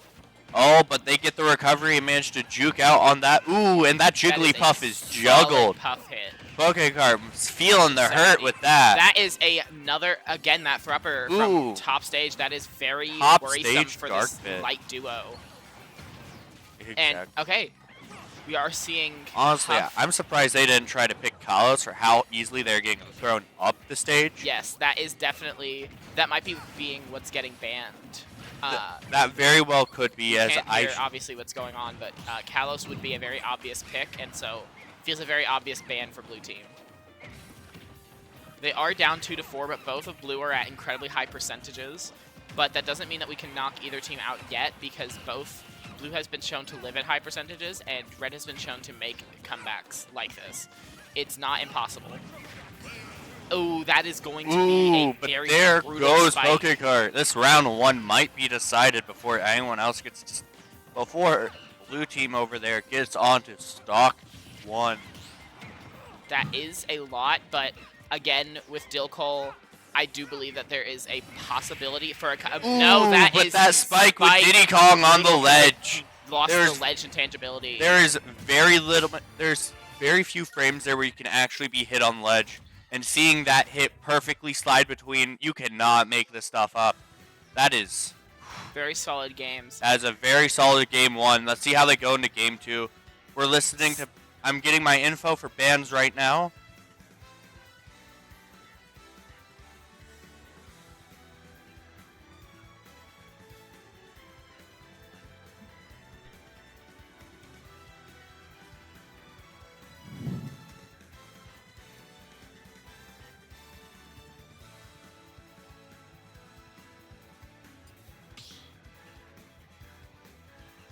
These bans are crucial, but it seems they've just gentlemen's agreement to Pokemon Stadium 2 yet again. That is... It might have been a gentleman's. It could also have been because PS2 is a very neutral stage. They might be looking for that matchup. And we are seeing a switch up into K-Rool from Dilcole. K-Rool Jigglypuff. Now this is a power combo. They definitely know that they cannot be affording to as many Thrupper kills. And Dilcole obviously has experience with K-Rool. Dilcole is being one top of 100 K-Rules in the entire world, I do believe. I believe it was in the U.S., but still, it is a very impressive title. Still is very impressive. Never mind, I have been corrected by our off-cameraman. He is top 100 in the world. I believe he was 94th place. That is still quite high, and so we are definitely going to see a lot. And also, he is K-Rool one of obviously our better has some players solid here. matchups here with that heavy hitters. The other team were living to quite high percents, and K-Rool is just able to take advantage here of to that make sure Jigglypuff's that does attacks. not go through. Ooh, still too not heavy enough for that Thrupper, which is going to get the first kill of the game. Although, obviously kill percents are going to be a lot earlier with the K-Rool in the game now. It's very, very different type of ball game now. Oh my, okay, wait. Oh. A lot of stuff just happened off ledge, but it does seem like everyone was able to recover. Blue team both at very high, everyone had very high That percents Diddy actually. Kong Blue is making a far range Brawler at recovery there. That is 150? everyone is one good hit from death. Absolutely. And we are oh, going down to see goes that. the me brawler, And with sent the to the back. With the star, that's especially important because it means that there's longer to recover. So there's more of that 2v1 time that you so desperately need, especially in a matchup like this. Yeah, Brawler Dilcole is is one not of their going main down. damage dealers. I have played against this King K-Rool, and I know how high that thing will That go is before going he to is be a kill flying, on the even with puff. some of these stronger hits. He is going, oh, and he is using his recovery to damage that Diddy onto stage, get those drop frames. That is going to be a very solid hit off the But side. down goes the King as he loses his stock. We are seeing 1-2 to 3-2, but both Diddy and Brawler are at potential kill percents with the way that K-Rool works. It's just that he has a lot of very K-Rool very is early getting juggled kills. into the air. Oh, he misses the grab, but that is no issue as Jigglypuff comes in to protect. And with his attack, he manages to bounce Jigglypuff out of a hit range. very, very crucial hit there. I think that because that Puff might have been dead otherwise. Ooh, but down goes And we are Dilcole. seeing He the sheriff restocks to steal the Jigglypuff. And oh, he is going in on this me brawler. And that is not Oh, enough. that's a surprise. Surviving the grounding straight into That I believe that Brawler- is up tilt? Brawler is definitely heavier than you'd think he would be. Absolutely. That footstool could have been a potential gameplay. Obviously, the Oh. that is not great, but he still manages to Oh, win it, so it but doesn't dropping the matter. banana onto Diddy. Gets the small stun just enough to prevent some devastating damage and only getting a chip on. Oh, Dilcole goes for the intervention and misses it. We are seeing a lot of juggling coming from blue team here, and it's going to come down to can red team make up the stock deficit? But I totally believe Oh. they can, and that is going to be That is our proof proving my right point there. with that. And oh, that and he is that once deflects again? it into Diddy Kong going off stage. Oh no, but he recovers. saves the Diddy Kong. Oh, He saved this the Diddy could Kong be a with the comeback upbeat. game. This could be both teams are at kill percents. That is going to be a dead Puff. Oh, Ooh, and Puff- that is oh, and that is crucial for game, defense, folks. Which means That the is- Ocular and Illusion are going up 2-0 in this grand final set. This is devastating to watch. Although that was a very close game, and I definitely could see, with the K-Rool coming out, that this could be a bracket reset. You can't really count Pokecart Dilcole out. They are a very solid duo. You're right, but that is still a devastating round right there. Getting so close, you could have tasted victory and just barely let it escape. I don't think. Oh, Dark Pit Rosalina. Oh, Pokecart is not playing around anymore. This is one of the best characters I've seen him play. I think he that knows this is how to a move. first for the tournament, if I do believe. I do bringing believe Rosalina so. in I've here. not seen Pokecart playing Rosalina all tournament. We are going to see, obviously, Rosalina, surprisingly not that light for such a space-themed character, which is going to be especially crucial because, like I said, it's going to come down to how fast can you get KOs. And obviously with the Luma, and it's like having a 3v2, but will that be enough? It's going to come down to just can they get those kills off before it becomes a 2v1. One has to wonder what's going through Pokecart's head right now to make the switch to Rosalina and Luma. I When they've personally been playing think it's Puff, I think having the entire the extra half character with Luma itself. Because Luma can go on and fight on its own. That very well could be the justification. And it does give those false blast zones. Could be used to play a little bit of mental games here. Someone's not And also, we paying forgot quite- to mention, but it seems like once again a gentleman's to PS2 or just going to PS2 naturally after the bans occurred. I believe they have been gentlemen PS2. I believe I heard something about Ocular and Illusion loving this map. This is one of their favorites. Also, we also forgot to mention it, but Ocular Illusion taking the first stock loss of the game on that brawler. Everyone else at kill percent, it's going to come down to who can get their first good hit in, and that is going to be the Rosalina. Ooh, except that is a Rosalina live. down. The Diddy Kong just barely lived Oh, that hit. and footstool twice by that me brawler. That dark hit barely makes that recovery. Oh, and this is just going every way. I don't. There's a lot of different hits, and, And that is down going to with get the Diddy Kong. and down with Diddy Kong. It could be, again, like I said, this Rosalina and Luma could definitely be the change that they need to see in order to make this comeback. I believe so. That is Looking going to at be these Thrupper, numbers, but it does oh, and not Dilko KO the stock. Rosalina, which is going to be That very Rosalina is at crucial. high percent, but it is also dishing out evenly. Yeah, exactly. And it's going to come down to It seems they're trying to get that lock more so on Dilkol here. And it seems like they've analyzed him as the bigger threat, which honestly I would agree with personally. I don't know. You can't really count out Pokekart with that Luma Absolutely and that large amount of not. damage that Rosalina can provide. That is going to be a dead me brawler from the juggle from Rosalina. Just like I said, large amount of damage, very large It hitboxes is. with the That Luma is combined. that looks like it's giving Red Team the small advantage it needed. As now that Rosalina has survived 2 stocks being taken. Rosalina, and Oh, that but is there going to goes be Rosalina dead off Rosalina the Luma. top. Very, very close stocks, live to very high percents, which is absolutely the type of stuff that you need going into a doubles bracket because of just how much more damage can be dished out. Exactly. Because every hit matters, Hits even if out it's of the not a killing Thrupper. blow. Getting that chip Rosalina- in is more than anything. Rosalina hitting out of that Thrupper, very crucial because that could have been a dead Dark Pit. Absolutely. Oh, but the grab on Ooh, Dark the Pit, self-throw. getting Dark Pit out of the That attention. is- That is some Wow. big brain play right there. That Ooh, is that's not forward something smash you see just every missing day. the Diddy Kong. It is going to start the edge guard, but will it be able to take the Rosalina Ooh, Luma? and that is me brawler staying on stage to deal with Dark Hit. and that out is is a dead Rosalina. Luma. Will they share stock? Rosalina Yes, they restocks. will. That's a dangerous move with 3 stocks Dilkol to at 2, such but high both, percent. both B Brawler and Diddy Kong are damaged partially. Diddy Kong now heavily damaged. Again, with Rosalina, a kill percent is kind of meaningless just because of the amount of juggling and hitbox shenanigans that she can do. With Oh, Rosalina. and Dark Pit is trying to fire arrows underneath Rosalina to get those Ooh. chips in, but that is That not is a enough as dead Dark Pit is It finished. might be game, but I do not think we can count out the Rosalina and Luma yet. They're This not at kill Rosalina percent, could and both very other well team take members from here. are. I think if Rosalina can get these quick stocks, that Rosalina and Diddy Kong combo, I believe Rosalina will come out on top. It is very crucial. We get the throw. Oh. Not a kill, but is still, again, very crucial damage. It is creating that 1v1 scenario for it. Absolutely. Oh. Desperately needs to get the That kill Diddy on Kong is just both not of them staying in order to down, create that 1v1 scenario being because if the thrown brawler goes out down. of a combo. It's Oh, spot dodging and Oh, then rolling okay. around. All right. That very is- defensive play from the Rosalina just because they need to make sure that they're able to win. They know that their path to the end of the game is oh, going to be to get that 1v1 scenario and win it. yeah. Able They to are live- not again, making it Rosalina easy. with They are that making heavy sure weight is everyone is able to staying live a lot very more than close you think this he would. whole game. But oh, and the Ooh. chase off stage for the kill. That is 3-0. That does crown Ocular and Illusion our doubles bracket champions. Let's go get our champions and see what they have to say about that match. Okay, I will. One sec. That is impressive gameplay there. You do not get to see that every day.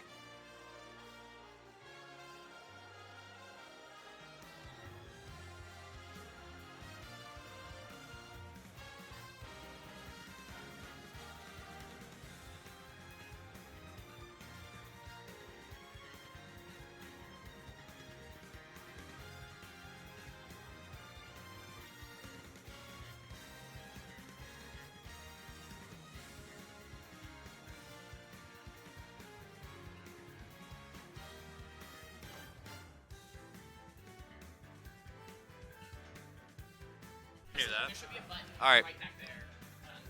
It's right behind the microphone. Oh, I We have Illusion on the mic. How are you feeling after winning our doubles bracket? Hey, I'm feeling good. Yes, I think me and Ocular are playing very well right now. I would You say. are, and you. It's a big W for Evansville. Go Evansville. Yes, Let's go Evansville. Let's go Evansville. Let's give a shout out to Evansville here. They have been cheering on our team from a distance this whole time. True. And honestly, they have come to take it all. You told me earlier you came in here with a goal. Would you like to tell the audience what that goal was? Hey, to win this bracket, straight up. That's Oh yeah. you're out for singles too. No, yeah. I'm just letting you guys know though. Only one of you will come out on top. We'll see how that tension plays out. It's gonna be me. Good luck. That is some. Hey, we'll have to see. That is some preemptive talk from Ocular. All right, thank you. Thank you for your time. All right. They are going. Alright, they are handing out awards for doubles right now, and we will be starting out singles very soon.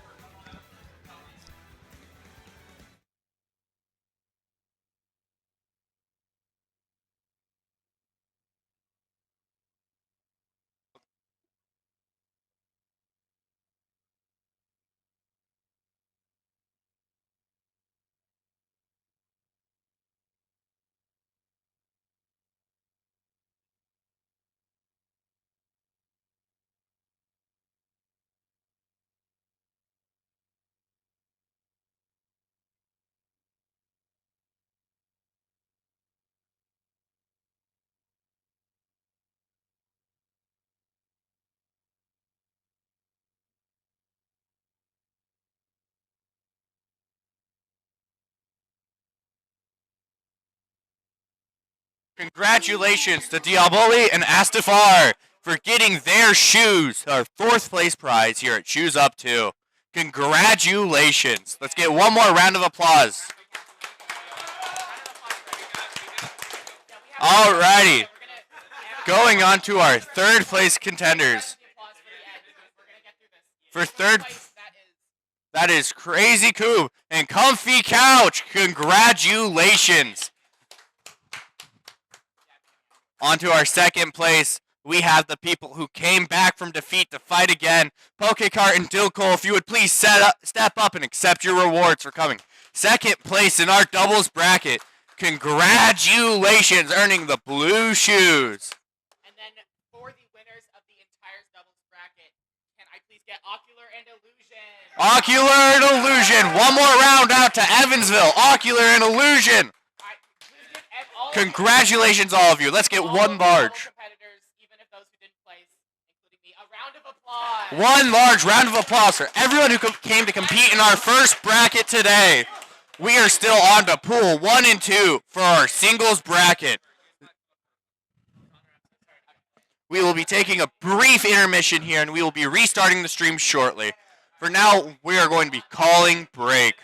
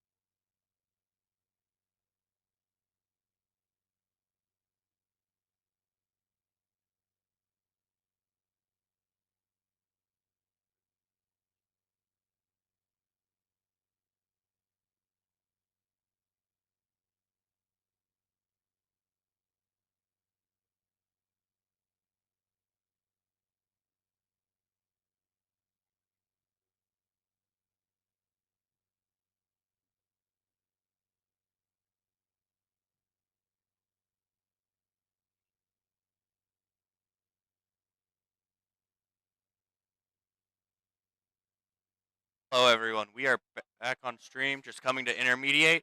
We are about to get ready for Shoes Up 2 Pool 1. Our first match on the stream is going to be... Why the...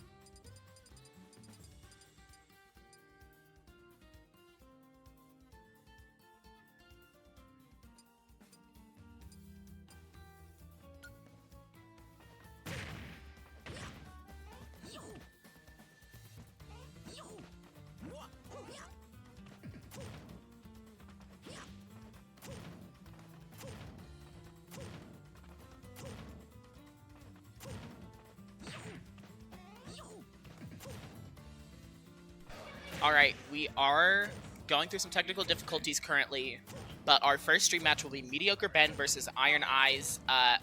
If you're following along with the bracket, match H of Pool 1A.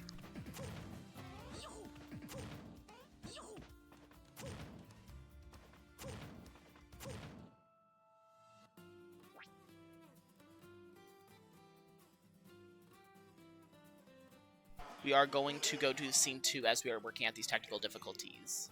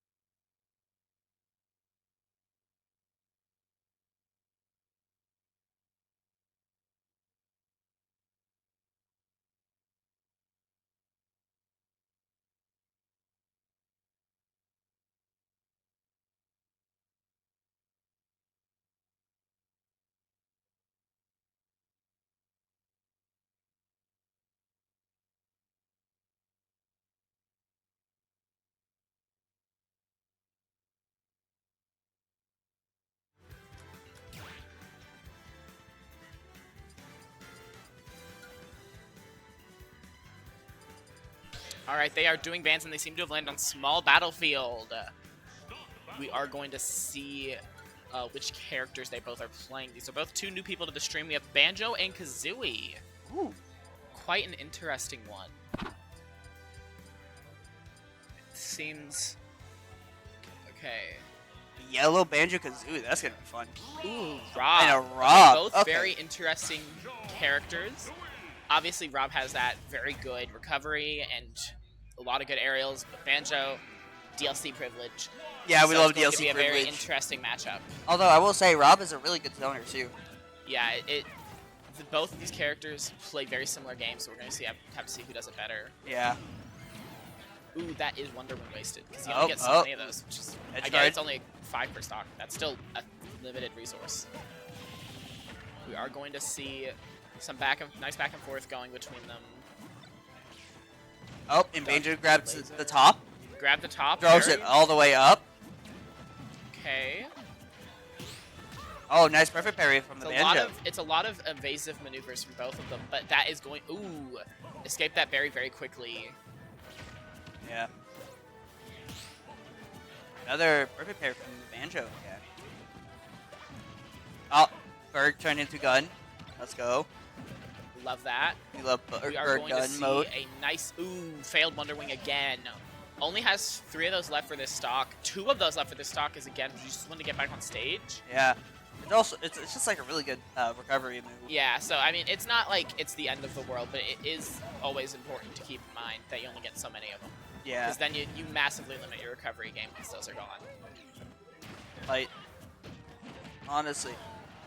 Both of them traded smash attacks, which ends with the Banjo off stage. Oh, Fourth Banjo's Wonder has Wing one for the dash? recovery. Side B. Wonder Wing. Banjo. That first stock goes to the Rob, or first stock goes for the Rob, which is very important because obviously the Rob doesn't have much percent on it, but Banjo is one of those characters where he can just one good combo and you might be just gone. So it might be a little bit bad for the Banjo, but you can never count him out. Yeah. Ooh, Wonder Wing That- off stage, potentially an issue, but is able to recover. Yeah. Rob wasting the laser, very, very crucial.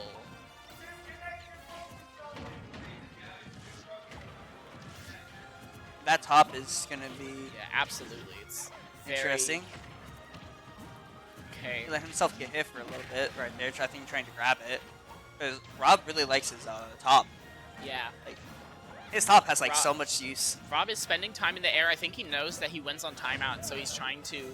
Obviously, no one ever wants to play for timeout that bad, but it is something to keep in mind, so he doesn't have to approach if he doesn't need to. Yeah.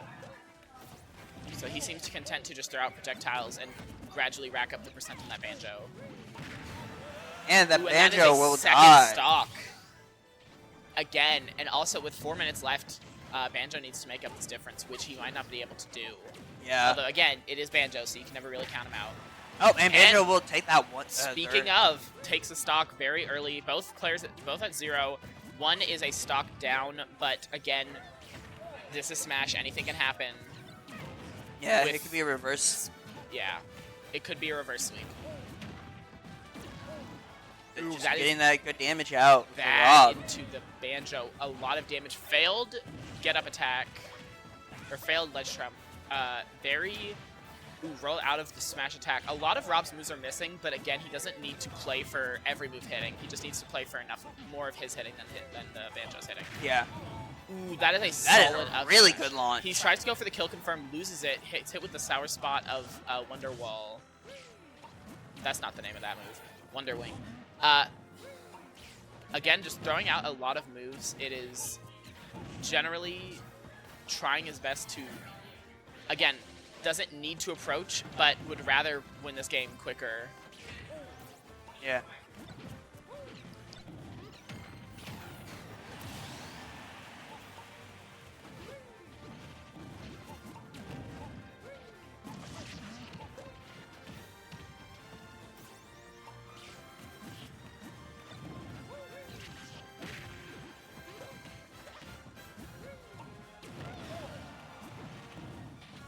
Oh, wait, I just All right, noticed. sorry for the temporary pause there.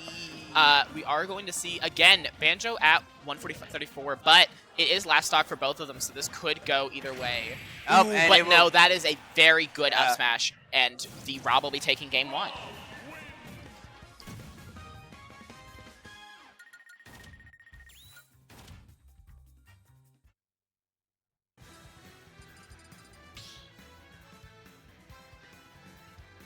Stock battle.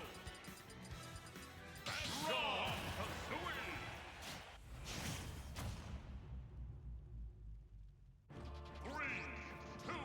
Neither player changing, but we are heading to seeing Hollow Bastion. Again, with that central platform, that is a lot. And that is a very early, we are seeing a very different type of game with the Rob not getting that much damage off. Banjo content to just do as much as possible. That Wonder Wing That was hitting really nice Wonder a Wing hit. lot of damage, especially. You only get 5, but he's really going to make it count this game. He does not Yeah. want to repeat last game's stock 1. He That grabs the resource top and is management's throwing gonna it. be really key in order to help Just, win. ooh, that is a lot. Again, Rob's up air, a lot of damage. But the Wonder Wing, again, Wonder Wing is really putting in work this round. absolutely. He is definitely not trying to do the same thing he had happen last game. Yeah, he's trying. I think he's trying to play more Ooh, aggressive. that and is will nice. kill. Nice kill. That is going to be very important because of a lot of Rob's moves being very good kill confirms, just having that stock advantage early in the game is going to be really nice. And it must be feeling amazing for the Banjo right now. Like, honestly, Rob's like main downside is if you rush him down. Yeah. Like most zoners. Yeah, he so- has the disadvantage when getting rushed out.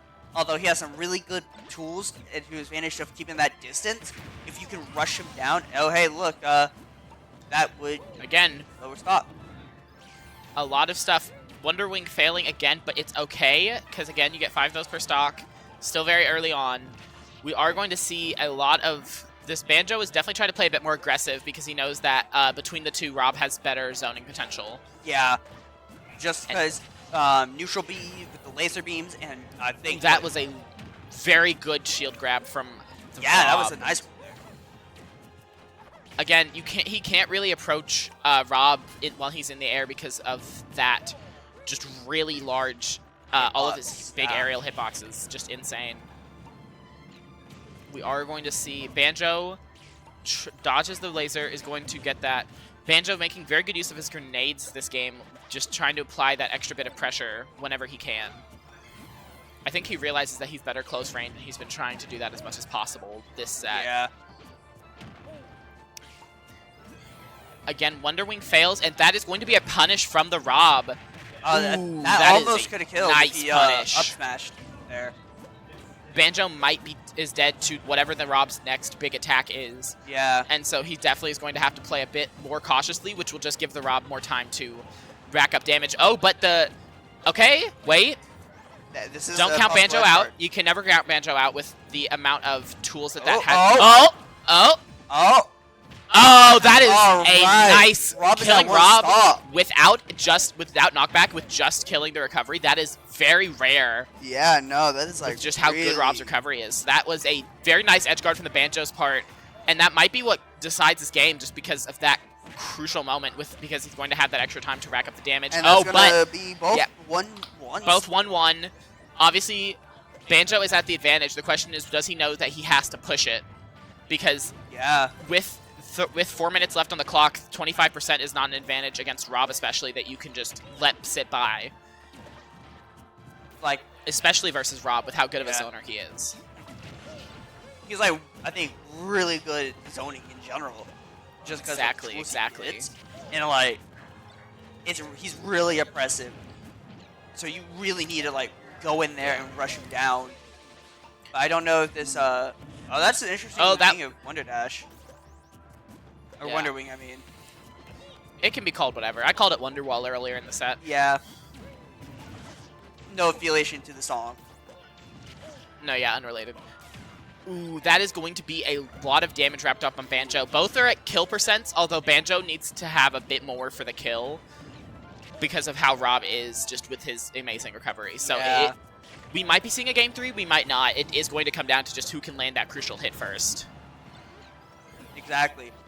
It's just like, he really has to just play a little bit smarter when it comes to Rob. That's an interesting timing Yes. for his grenade there. I feel like he could probably have better grenades. But like, honestly, this has been an interesting matchup. You don't really see Banjos either. It's like Yeah. one of those underrated picks. For sure, for sure. But like, ooh, that was a nice perfect parry. Oh, Nice. oh, Oh, this might be it. yeah. Oh, no. No, no. Maybe. Okay. Never count Banjo out. That was an interesting. Very, very good live there. I think that Rob might have been able to kill if he went for down throw instead with that Yeah. berry. Oh, and that is going that to be is game. That was almost a very close. Very, very close game 2. Yeah. And honestly, it was still a pretty close game 1. So Honestly. that is going to be the Rob's win. Yeah. I have to go get ready to You're go and making it stream out. myself. If you want to interview the winner of that set, you totally can.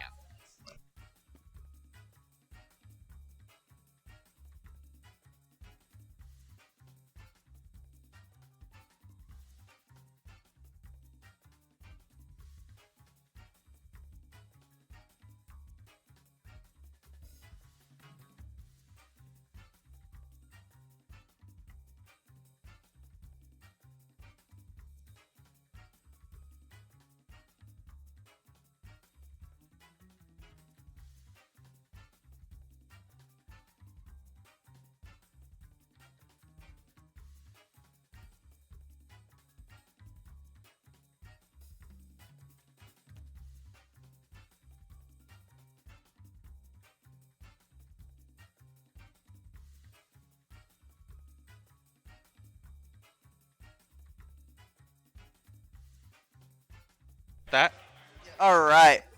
We are here with the Rob that won.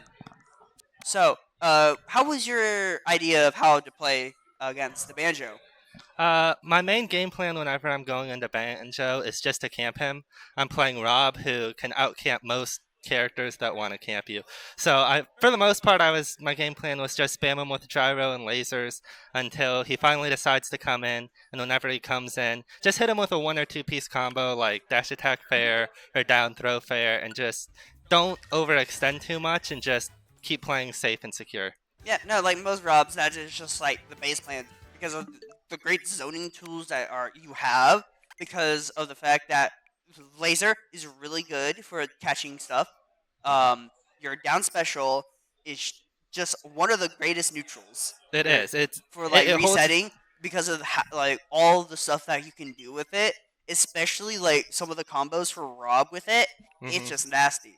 And while I'm not the biggest fan of zoners, I respect the concept of how Rob works because like he has a bunch of good tools to like zone you. And while your main weakness of all zoners is getting rushed down and not being able to zone, Rob doesn't really have that issue due to just like his boxing tool. Yeah, he has everything. My opinion, he's the third best character in the game. He has just about anything you can want. I respect that. He's just big. Fair enough. But yeah, no, that was a really good match. Congrats to you for making it to the next round. Thank you. Yeah. I appreciate it. All right. Have a great. You too.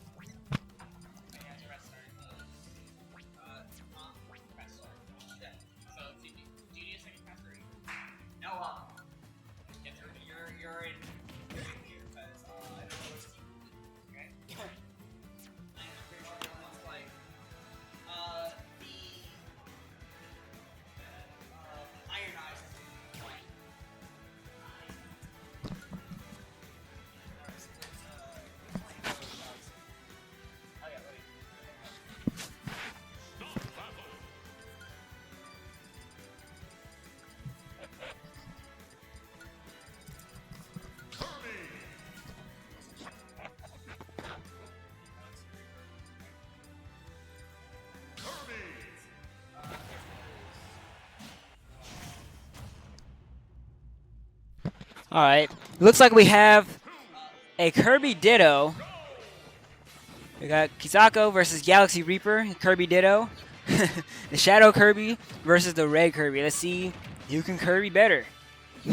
All right. So far, the purple Kirby.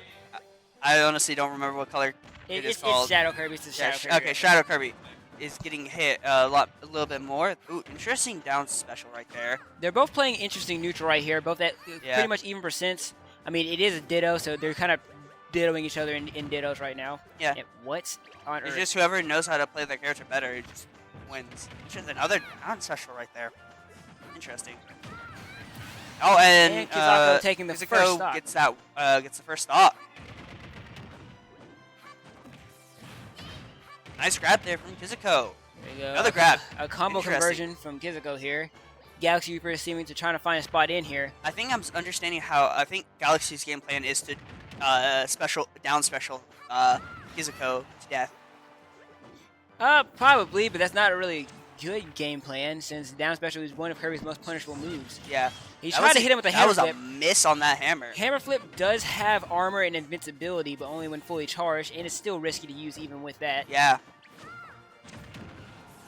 It's like, honestly, Kisako is just punishing his whiffs. Kisako is taking really good neutral here, taking advantage of center stage pretty well, and constantly keeping Galaxy Reaper off stage. Oh, that wasn't... Oh, that kills. Down special killed there. And down special kills Galaxy Reaper there. Galaxy almost had that killed. Galaxy really trying to hammer flip him off stage, but ends up going off stage himself. Yeah, that was almost a very close call. That was a nice ledge trap. Almost an SD. Yeah, that was almost an SD right there. It would have been an interesting time. Oh, and into the grab combo. What's funny is that's not even like an actual true combo, but many people don't know how to get out of it. So if it works, it works. Yeah, as long as it works, it works. Combos are that is what exactly combo is. Interesting time to do a side B. And the hammer flip finish. I bet down B, but A 3-stock for Side B. Kizuko here. Can Galaxy Reaper make up for it? yeah. That was first game. This will be our second game out of the best of 3 here. Okay, let's see what they're gonna choose. Are they gonna continue on PS2 or is it gonna be Town and City? Oh no, it's Kalos. I almost say Kalos. Kalos? Yeah, I meant to say Kalos. Minor error, minor error. Okay, Kiz is continuing on Kirby, and Galaxy goes Reaper to- is on Bowser Jr. Actually, no, Morton? Morton. I'm sorry, I forget that they have different names. It's alright, they're all the same character at the They're beginning. pretty much, yeah, they're pretty much the same. Honestly, it's interesting seeing a Bowser Jr. character. It really looks like Galaxy Reaper does not know how to get out of that combo there. Yeah. And that Kizuko has could be caught a up really on good that. tool for Kiz. Ah, yes, I see the tongue came out there, but did not hit. Interesting Oh, we got the there. up B conversion from Galaxy there. Interesting I wonder- positioning of Galaxy right there. I wonder if Kizuko is going to take advantage of a copy ability here, because Bowser Jr.'s copy ability can be pretty useful in Yeah. this matchup here. Definitely. Ooh, that was a nice down B. And another down B, but that kills. Okay. Galaxy's at 2 stocks. But it is still a pretty close match here. Yeah. Kirby is at kill percent from Bowser Jr. Morton. Seeking the That kill was with the a- cannonball. Yeah, Galaxy random Reaper ball. is trying to keep his distance. Oh, and Tongue he got comes out and tongue. it takes first stock. It is And- an even game. Yeah. Getting that damage in. Here we go. Oh. Up the bomb, Yeah, saving that Galaxy bomb was from a that nice combo. idea right there. Oop. Oh, Kizuko is trying to take an early stock there with that spike. That spike is deadly to Bowser Jr. here. Yeah, definitely. Nice side B from the Kirby. Another interesting time. Oh, that almost killed. Here we have Right there. Kizuko still taking good neutral here. Oh, that was keeping a center that stage. barely missed. Kizuko And is then playing that very patient. Just took another stock. So that was what is that Kirby doing? I think Kizuko is just playing patient here, trying to bait out Galaxy Reaper's moves and just punishing them with any combo he can get. All Yeah. his combos are pretty high damage. That is a really good thing to do. With punching, such a great thing, just because of the fact Ooh. that like. That F smash is pretty strong. Kirby now being Yeah. at kill percent for that F smash possibly. You really got Has to watch out for that cannonball. Interesting. That was an interesting thing to do. Honestly, I don't think the side B was a smart idea. Uh-oh. Uh-oh. Oh, edge guard. And Oh, Kizuko and takes Kizuko game 2 got game. with a wonderful edge guard here. Yeah. Honestly, that was an interesting matchup. A classic You never bait really and seen punish that many gameplay. Bowser Juniors, so that was fun to watch.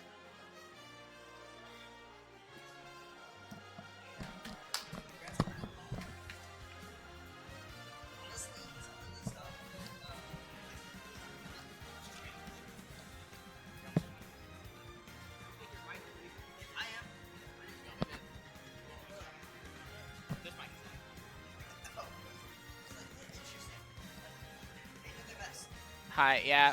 I'm gonna be honest, it was pretty funny on Media Mike. It was quite funny watching because we both announced Kirby. I was like, ha. It's gonna be fun. So I don't know. Yeah. So, what was your thoughts on the first round being a ditto? It was funny. I knew going in that it was gonna be funny. So, I mean, hey, you love seeing a ditto, even if it's kind of boring because it's the Kirby ditto. But you know, it was still fun. Yeah, no. And then second round, when you saw that Bowser Jr.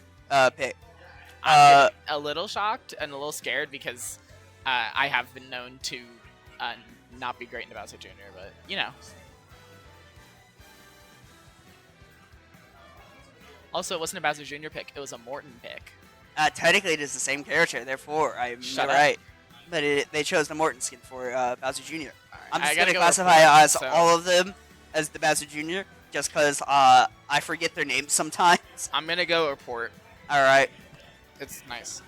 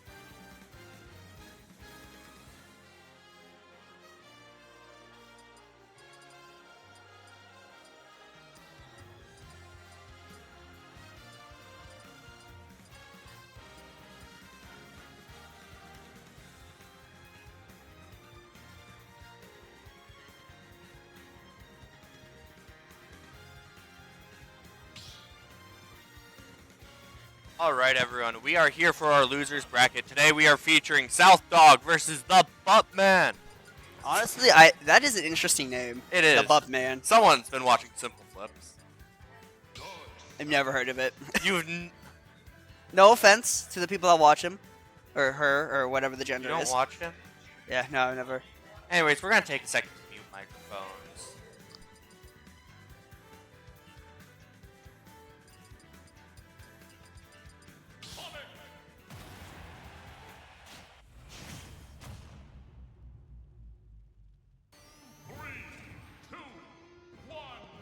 All right, and we are back, everyone. We are once again watching South Dog 34 and the Buttman.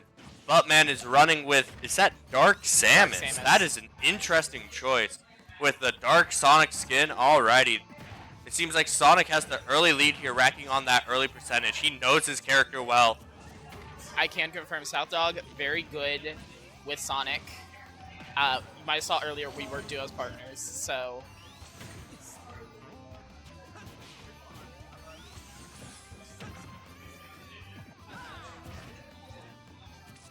Yeah, so I do know that I can speak from firsthand experience that South Dog That knows Dark his character Samus, incredibly well.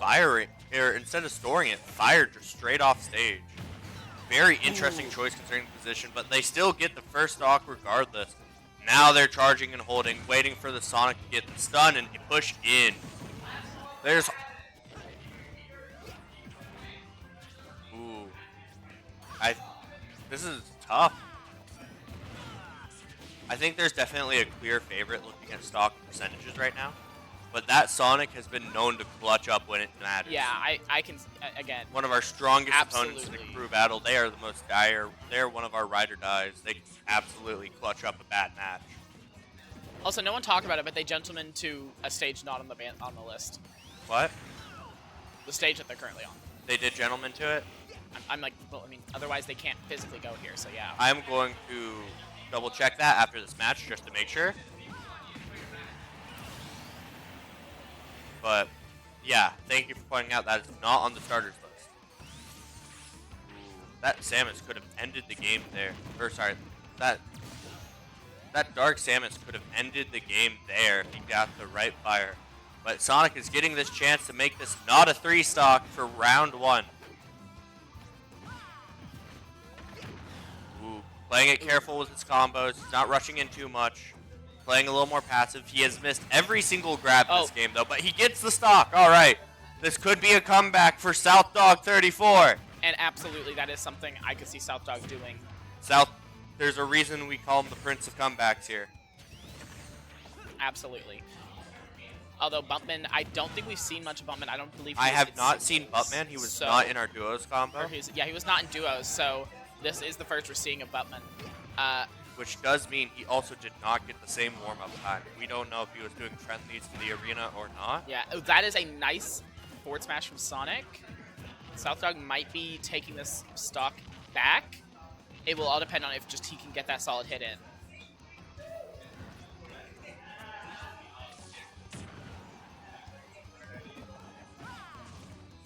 Okay, tries to go for the 2-frame, but does not get it. Ooh, that up throw. Just barely doesn't and that kill. down B was blocked almost by that Dark connected, though. It Samus. was very close. This is a very close stock. It could go either way.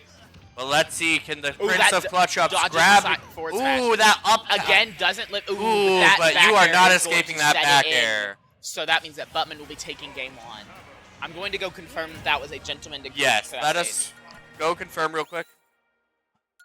Man, that was an invigorating first round. I just cannot believe that played out that way.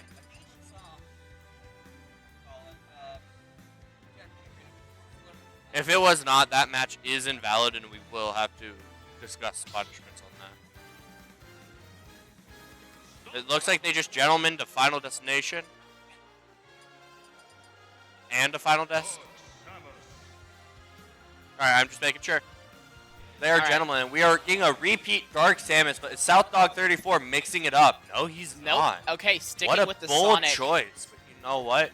He's confident. He's learned how this Dark Samus plays, and looking at last game, I think he stands a chance at making that comeback. Yeah, he definitely had a very solid comeback mounting, And without losing those first 2 stocks so quickly, he definitely could take this game too. Obviously, with this simpler stage, with no platforms, not being able to go through the stage, this is a very different environment than we saw with He is Skyloft. hitting his true Very combo. good Aerial early side combo. B into, I believe that's his up smash? I believe Or that's up air? Up air, yes. 50. Okay, percentage-wise, looking pretty good for South Dog. Although we saw that earlier in the first game too, and it happened like that. And that is that neutral B. You always need to watch out for that Sonic neutral B. You do. If it catches you lacking, you're dealing with a lot of knockback. Absolutely. And a lot Ooh, of that percent. perfect shield opening for the counter attack. But Sonic Up knows smash what he's not doing. killing. Ooh, Forward air Sonic is not not going killing. down without that fight. Sonic is just absolutely. I'm winning almost these wondering hits. if he's going to try to repeat what we saw with your match, I believe it was, where you used that homing attack as recovery. Yes, absolutely. I'm almost wondering if he's going to get that from you, Kizuko. Because that is excellent strategy, and I feel like he could definitely put some work in Absolutely. using it. Gets the back throw. Oh, Tries he to go for misses the the up up air, but misses he the hits up air. the down B. Ooh. Not Takes taking that first the stock, stock, but the though. Samus is at incredibly high percent, so it's going to come Ooh. down to can He he does get that shield stock, that the shot. reverse, that He- take the stock He back. gets, I believe that's his back air. Does not edge guard the Samus. Which That is very impressive, interesting, but but that he is does- a back air for. That is the back The air next for part the of this kill, game. leaving it 0-0 at stock 2. They are trading hits ever so slowly, but that Samus just knows when to cover those weak spots. It is a very tight fight here. Absolutely. Although again, I don't think we can count either player out until the very last stock because of just how volatile this matchup can be.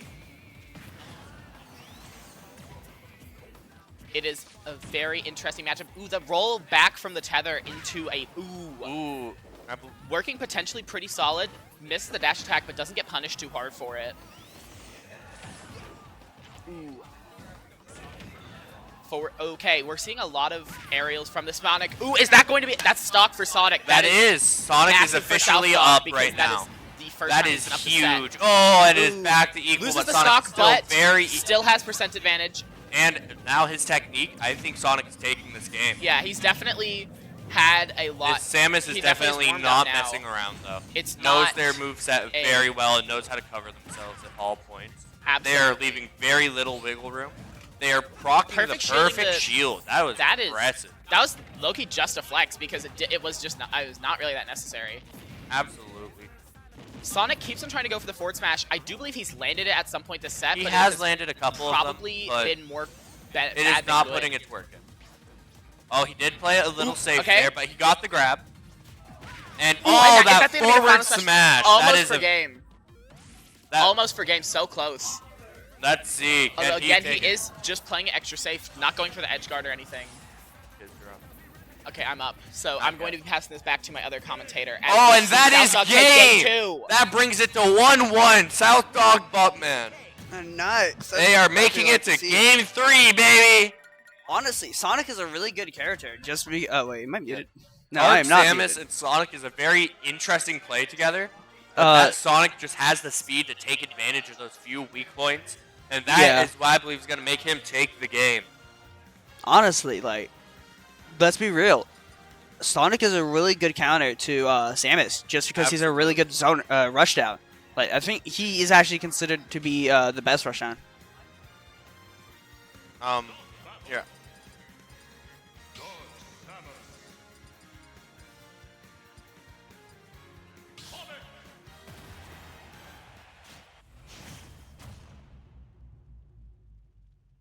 Going in, he is not using his usual Sonic ult. That could be a misinput, and let's see if that will cost him his game. Oh, he knows how to use his dodge. Did they gentlemen's to PS? Interesting. Honestly, it's a really smart decision just because Those platforms do offer a bit of an advantage for that Samus. But also, Sonic can definitely take advantage of them to avoid certain hits. Just like that, where they trade hits. Honestly, He is learning to go for the chip damage, but ooh, hit by that blast. That stun is a miracle that Samus did not take advantage of that time. yeah, honestly. Like, Samus just really, They are both playing very cautiously right now. which holding might be a very detriment for Sonic, just because Samus is able to zone him. Absolutely. So it's a miracle. Oh, that was a nice hit Getting there. that quick F smash in there, doing some good damage. Yeah. That was a nice punish there. Ooh. I think Punished he's by the realizing- Samus, getting thrown into the air, but that is not enough to hold our Sonic down, as they are still whacking at each other and trading blows. Oh, that almost killed. That will And kill. that is the kill. First stock given to Sonic. All right. Honestly, I think he's realizing that He's the learning Samus to play playing it a safe. little on the more passive side, so I think his goal is to rush the Samus down and just not let them get projectiles in or grabs, That does seem to be the goal. which is a really smart Ooh, decision. but he's especially still due to, opening himself up for all that knockback. If his uh, captain were here right now, I'm sure he'd be very proud seeing how this game goes. Oh. Ooh, and that brings him back down to even, but that Samus is halfway dead. Yeah, it's at 50% damage. One really clean combo. Ooh, he hits that that. almost kills. Oh, that was a nice forward rush attack thing. I forget what they're called. Again. Dash. Yes, that's. Oh, that was a really nice hit there. Just because I thought it was gonna fully miss that, but the last hit hit that. That very last hit is what has all the launch potential too. Yeah. Ooh, and he is using that speed to his advantage. He is making sure that Samus knows he is not here to play. Oh, and it's Sonic might win this. They just got. I don't think there's a might about it. It looks like this is heavily favoring Sonic right now. Yeah, but we will see what can happen. After all, anything can happen in this game, especially with the Samus at such a low percent. The Sonic at low percent. Sonic's at high percent. Oh yeah. I'm thinking of a different way. You're a little okay. Don't worry. Bunga brain right now, because of how good these matches have been on stream. Because like none of these matches have flashes missed. just keep going. They're barely dodging each other, moving out of the way, but that forward was a smash really hits. nice forward Going smash, forward though. smash, roll forward smash. Yeah. And that grab into, I believe that is front toss. Think so too. It is an interesting choice there. Yeah. Honestly, I think back throw or up throw would be better. It's not getting the launch, but he is getting that damage in, and with that forward smash, that almost confirms the match. That is a kill. He's at kill Just as percentage. a reminder, this kill decides the whole match. It is 1-1. Yeah. And at any point, either of them could take. Ooh, avoiding the launch there and then going for the counter attack. This Samus is Oh, and out. the Sonic gets the game. Sonic for gets the win. That means South Dog 34 is moving on to round 2. That was a really good matchup, honestly. And this is what we like to see. The Sonic is using his ability of being a rushdown. That is rushing. insane. Let's get a word in from our own South Dog 34. Congratulations again to you.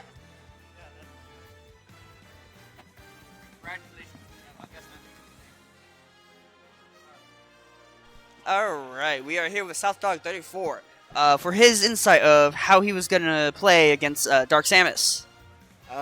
Mostly try to get in close with Dark Samus's attacks and bait my friend into using, mostly let her charge her up and mostly dodge that. Alright, how did you feel like on how you did on that match? I would say that was a really good game. I'm proud of my friend. He gave me a hell of a fight there. Just was able to squeak out the win on him. So, it was interesting seeing that y'all gentlemen's agreement on a map that wasn't selected. Yeah, that was our. That was our plan coming into this. If we met each other in the tournament, we were gonna go for one of those stages. All right, that's fair enough. How do you feel after seeing how that first match went? Do you think you definitely learned a lot from your playstyle for your opponent? Yeah, I would say I did. I mostly tried my best on there. You did really good at improvising. Honestly, we are so glad to see you go on to round 2. Thank you. Maybe you'll make it all the way to grand finals.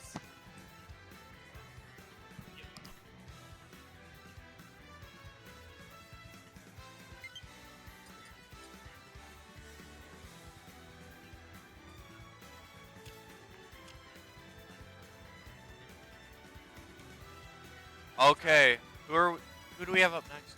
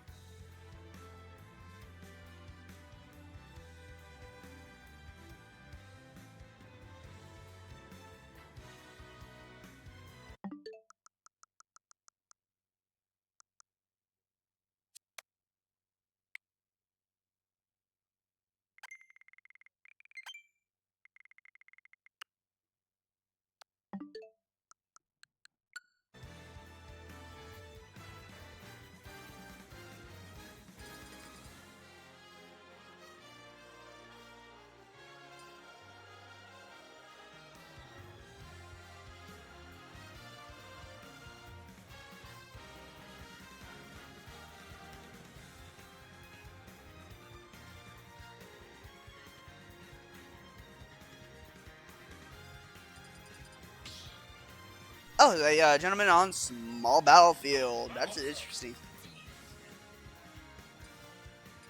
Okay.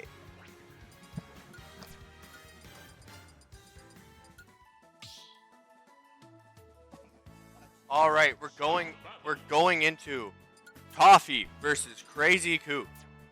They have gentleman's agreement on small battlefield. They're going to quickly register names. Yep, they're doing their controls. We completely forgot about that.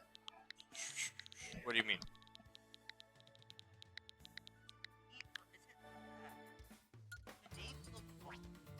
What do you mean?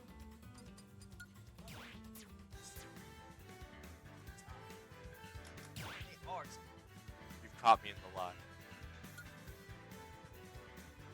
I had to adjust this, like, game 1 of duos to make the duos fit. And I just never changed it back. I know, guys. I'm a fraud. It's alright. Like, I was just like, I am a fraud, chat. A fraud.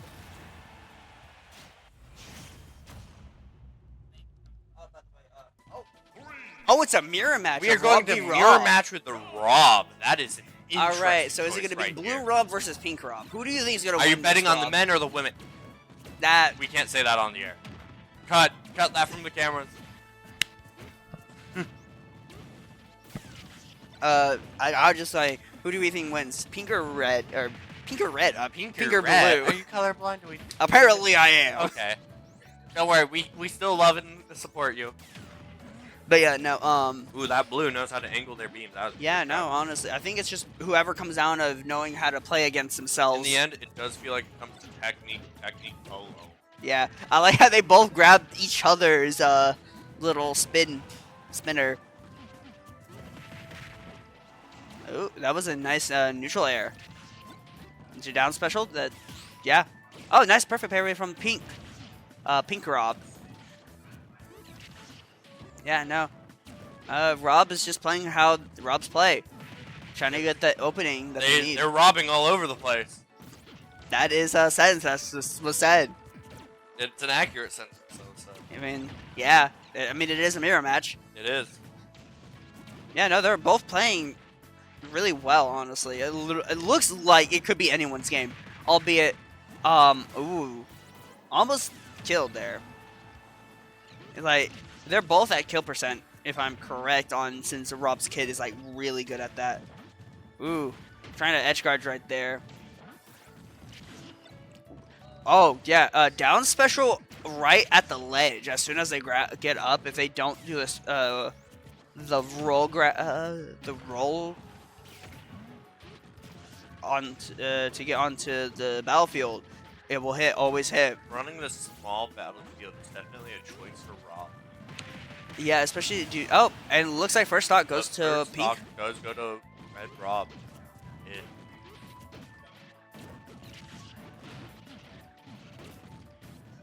This is a very This honestly is like a very even matchup. Ooh.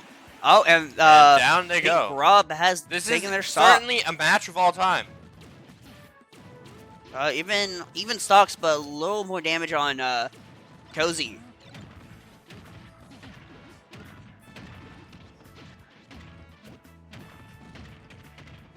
Interesting combo there. It looks like that was a very far ledge, far launch right there. Honestly, it's just like, honestly, they're just playing how I think Rob play against each other. But Rob do be robbing. Yeah. Oh, that was a I know, we have very nice such- spot dodge we have to very- not get hit by the laser. We have very interesting commentary for this. This is just Yeah, I mean, it's describe what literally this raw. feels like. It feels like you just grab two action figures and you're just hitting them against each other to one. No, they're playing sock and bop it, and Pink Rob will get another stock. Yeah, it literally feels like slapping each other with like those. Like Yeah. like tortillas. I know what you're talking about though. This Ooh, really that was does a nice perfect. feel like when you're smacking your action figures together as a kid, because they are just going at each other, and there's just like Yeah. no clear way to define a winner until something breaks. AKA whoever loses. Yeah. But yeah, no, this is honestly a funny matchup. Ooh, and it missed the shield. I still can't believe there's 2 Robs in the tournament. I don't know, personally, I think Blue Rob is getting robbed. It could either be either or, honestly. I don't Like know, I I'm said, looking the at winner percents is right decided now, by and it's skill. consistently- Oh, and that was a Yeah. yeah. He got All robbed. right. Pink Rob gets round 1. He was robbed of the win.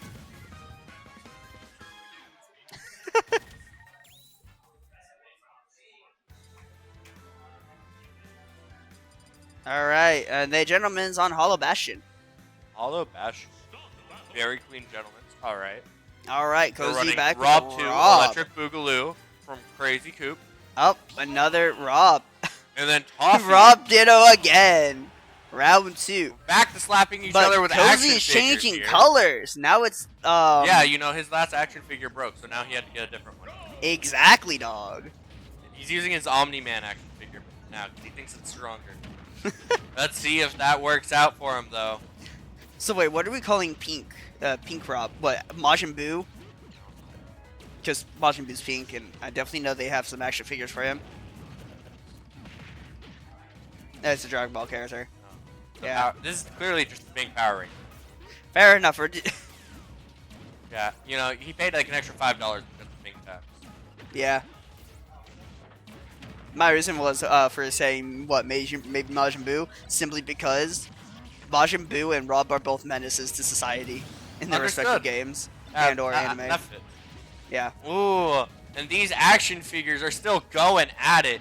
It is definitely showing, though. One of these has much more technique than the other. Yeah. Which is very unfortunate. It is a good fight, though. He is not giving up. He got the grab. He is trying to combo into the beam, but barely misses thanks to fast falling. Yeah, we It love avoids fast. the fully charged beam. You. Man, this is honestly, this tournament has been really fun to watch and commentate. Then we went from the hype that was in the duos now into solos. This is going to be one insane matchup.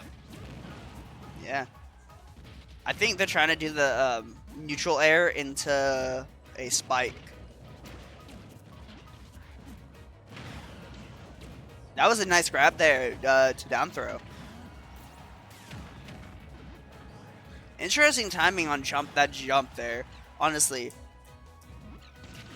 Oh, they took spike for the. Oh, final. Cozy. Oh, it may be a little more balanced than we thought. As it's 2-2, but that white and red Rob is still going in.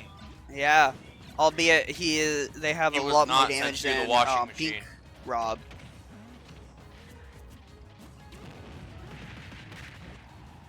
But hey, since Rob has a bunch of tools in his disposal, he has a bit of. He is, and he gets the KO. got This could KO be a there. comeback game.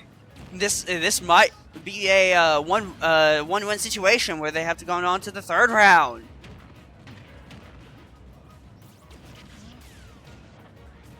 Nice bounce, but it would not hit. Most things will kill at this percentage for Rob. So if Cozy can do it, they will kill. Oh, and looks like Toffee now will get 1 another and stock 1, off. but It's a 1-1. I But I still think Cozy has this one in the bag. Looking at the percents right now, yeah, that's the real deciding factor. He misses his gyro though, misses his grab, and is just falling into Toffee's combo there. yeah, Ooh, but like hit by it, but avoids Toffee's gyro, which is going to get thrown again. Blocked. But the laser is still doing they massive took damage. Toffee takes Cozy's little spinner. Gyro. The gyro. I'm calling it the little Cozy spinner. throws the gyro, hits it Oh, with that the was a beam nice into little a thing, follow-up. Avoids the large beam, throws another one, goes in, I believe, with that run attack. Yeah. Interesting. Ooh. It quite literally can be anyone's game. It's just whoever hits a spike that kills. It's whoever hits the combo first with them both at the 100+% mark. I'm still personally favoring Coop, but it might go to Toffee here. Mm-hmm. And it looks like it Toffee goes wins. to Toffee, making this 2-0. Mm-hmm. Very close fight, but Toffee refuses to break. Hey. I know that person that just went into chat. This is going to be a fun match. Alright, well, Toffee, looks like they won their 2-0. It was a funny ditto.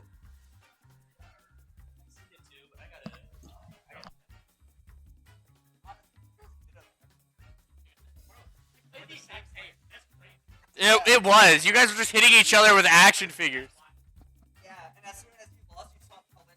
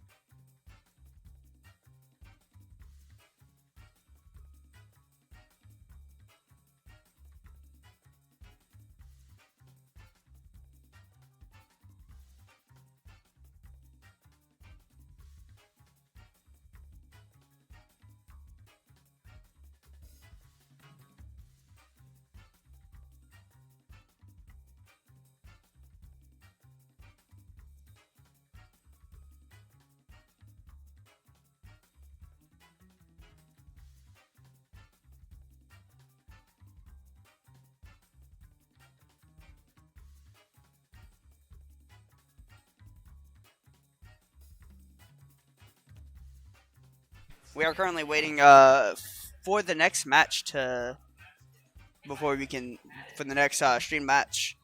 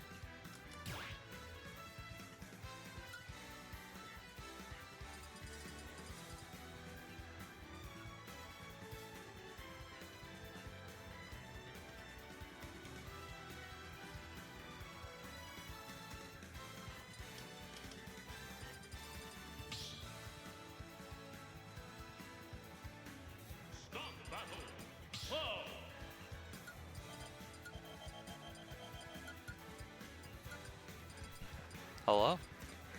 Hello, everybody. Hello, everyone. I am joined with a very special commentator. We have our event organizer, Comfy Couch, here with us on the bench. Couch, what are you thinking going into this Rob versus Cloud matchup? What are you thinking seeing this? What am I thinking? I feel like this is a pretty even matchup. Both of these characters have some pretty good attributes against each other. Definitely coming out here with the uppy already, with Kenshin here. Both of them fighting for neutral here, trying to get some footsies in, right? Like even with Cloud here, like he's getting the beat off, but he's not really full committing, right? He's trying to be safe with his approaches here. They're just sort of going back and forth, right? Which is great whenever you're in neutral, right? And Crazy Coop looks like he's getting him into disadvantage here, trying to keep that lead here, racking on that damage. Arya 83, Cloud at kill percent, right? Crazy Coop hoping to try to finish that stock off. Oh, but Cloud with his comeback mechanic, right? Coming back The to limit break from Cloud right now. Mm-hmm. Oh, and the classic but setup. That's not enough to protect him from edge guarding. Ooh, And down the goes spike. the Cloud. You know, usually Clouds are supposed to be in the sky, but it looks like this one's going straight down. This one's raining right now. You know, it reminds me of one of my favorite. I have a friend that's a Cloud. His name's Randall. Randall the Cloud. He's been accepting charity donations for all of our O2ers today at Bracket. That's right. Let's get a round of applause for Randall the Cloud, everybody. Randall, let's go. I don't think he's actually pick up our clap. I wish he could be here. Well, in spirit maybe. We'll get Randall on the mic after. Well, yeah, we can get Randall later. He's here. I don't know why. He's not dead. But yeah, so all of our O2ers, they're gonna be put into first kill or second kill. Ooh, and there goes Cozy, keeping this back down to 2-2, but it is still favoring Rob with the percentage. That could be a stock right there if this keeps going on like this. And with Randall as well, so any of our O2ers, one of them will be the lucky few to get his charity. I don't know what that charity consists of completely, but it's got money in it. I know that for sure. Allegedly. $500. It has its own trophy. That is true. Got a little smiley face on it. Okay, Cloud putting on the pressure with shield here. Shoodle. On stage, on plat. Crazy Coop pushing him into disadvantage. Cloud getting the good disadvantage out tool. Simple low up B, right? Going into the edge guard phase here. Ooh, yeah. Oh, keeping him back with back air, keeping him there. Get the kill here. I think that could be even match and make it come back for Kenshin. Oh, but he gave up that spacing there, allowing Crazy Coop to come back in, and now he's picking up the lead here, keeping the stakes back up. Now he has that break. He can run in and get one good hit. Oh, and he misses it. Misfire, a little too early. Reading the land on plat, I'm assuming here. Oh, not He charges not enough his limit just there. a bit, just to make that idle space feel a little more whole. But is that going to be enough to get out Cozy? Even with They're the both looking right for now, it I here. don't think it might change much if the stock's taken. Oh, he catches the gyroid here. Throws it at the shield though and disperses it. Yep. Oh, was that foot still there? I don't know. Oh, he's really trying to get that down air. Uppy once again. Ooh, hit by the beam up high. All right. See, both of these players here are being really careful. They both know that they're both at kill percent here, and it looks like down Cloud goes gets that the kill Rob, percent bringing there. him to his last stock, but is that going to be enough for Kishin to get returned? Cloud has some really good burst options, so we could definitely see this coming back for Kenshin here. Oh, but the gyro into up smash is going to finish off the first game. That is impressive. That is round 1 point Rob. That was a very good match.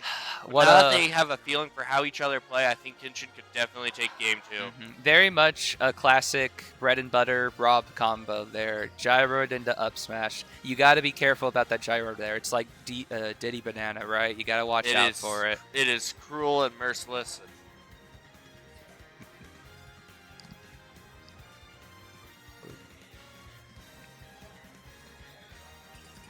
Looking to see. Oh, going back to small battlefield. They're going to small battlefield. Looks like they have voted for the small battlefield, going Rob and Cloud. Did we tell you that we had a gentleman's on an illegal stage earlier? That was fun. Oh, did we? It was like woohoo, I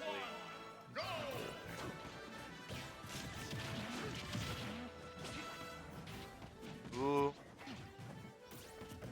Koji starting in the negative right now with Kenshin getting the first starter damage. Playing it defensively this time. He's shielding those blasts. He's definitely learned his lesson seemingly from last game. Not pressing too fast, making sure he keeps timing and just breaks this Rob schedule. Yeah, see, he's trying to catch that double scrub jump right there, but Cloud's not falling for it here. Cloud's being patient with his recovery, allowing him to get back up, right, avoiding that spike.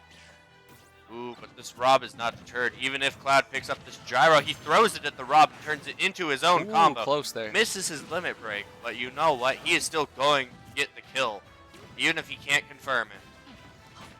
Gotta be careful here with platforms, right? Both of these characters want the other on that platform, right? They want to be up using their like upper combos, especially Rob here. If Rob can get that upper combo, that could lead into a kill here.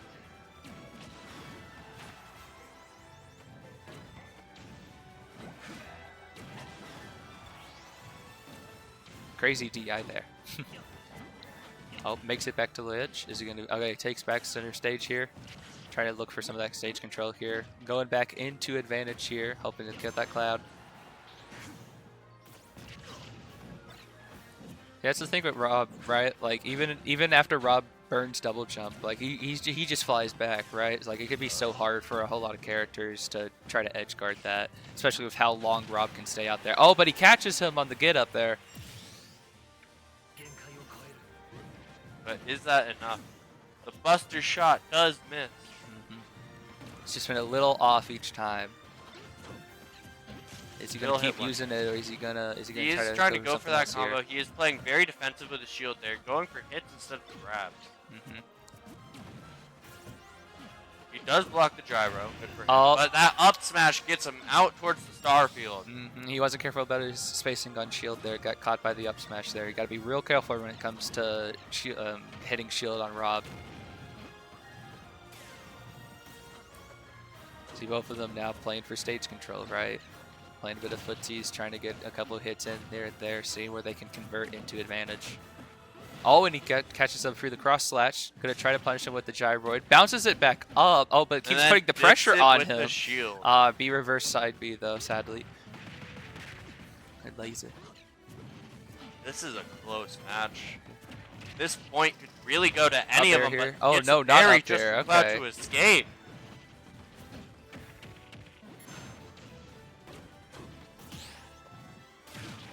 Buster B might come out here. I think. Oh, it does, but he B reverses it. It's so sad. Trying to catch him in the air. I don't know where Rob is. Not in the air though. Shooting out, trying to avoid that gyroid there, like a little Lego brick on the floor, right? Very painful to land on, right? Especially whenever you throw it in the air, you know. Cloud's been able to play around it a pretty good amount though. He's also been catching a good amount. Ooh, that's gonna go to the second stock there. Kenshin keep putting on the pressure here, trying to get Crazy Coop down to his last stock here. And another great catch from Kenshin there. Has been on point with those gyroid catches.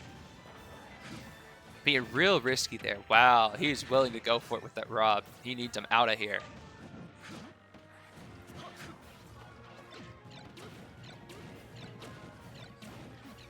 Wonderful stage coverage there from Crazy Coop. Just not letting him come back. He's like, you can't, this area, this is my area, right? You cannot come back. He's calling dibs. Aggressive dibs. Kenshin wants some of that sauce though. He needs in there, right? Especially since he's trying to finish off this second stock here. Oh, almost got the hit with the offstage gyroid on Rob. Could have been a really funny way to get the kill. See what we're seeing but here. he does get a limit hit, and his limit gauge is full. So he gets it down there, gets He to recover uses with it. his Oh, limit but uses get it. off, Okay, but still here we go. confirms the kill. This is really bringing it down to stock here. We're getting a little short on time here, about 2.5 minute Who mark knows? here. Maybe this will go into sudden death. Well, it don't count. Sudden death don't count. Shh. Sudden death should count. It's part of the game. But he mashes out of it. Great mash there from Kenshin. Where are we going to see the Buster come out here? Being really Can careful. he finally with hit it? Forward. Oh, he almost had it. He hits it. Pops it off. Puts him in there. Ooh. Gets Back him air off. could have finished it right off there. Was very close. Oh, and he's trying to He keep is it out. He's applying trying it on. all Oh, sorts he's of putting that pressure on He him, is right? chasing off stage. Got to be real careful though, because as soon as Crazy Coop lands back on, it is back to even. Both of them dying at any moment here, right? Oh, with that grab, getting all 3 hits before the jab effect. Kenshin being a little more safer here, not trying to go for that down air off stage. Oh. Can he make it? He cannot. No! That's it. Just barely. That brings it 2-0 for Crazy Coop.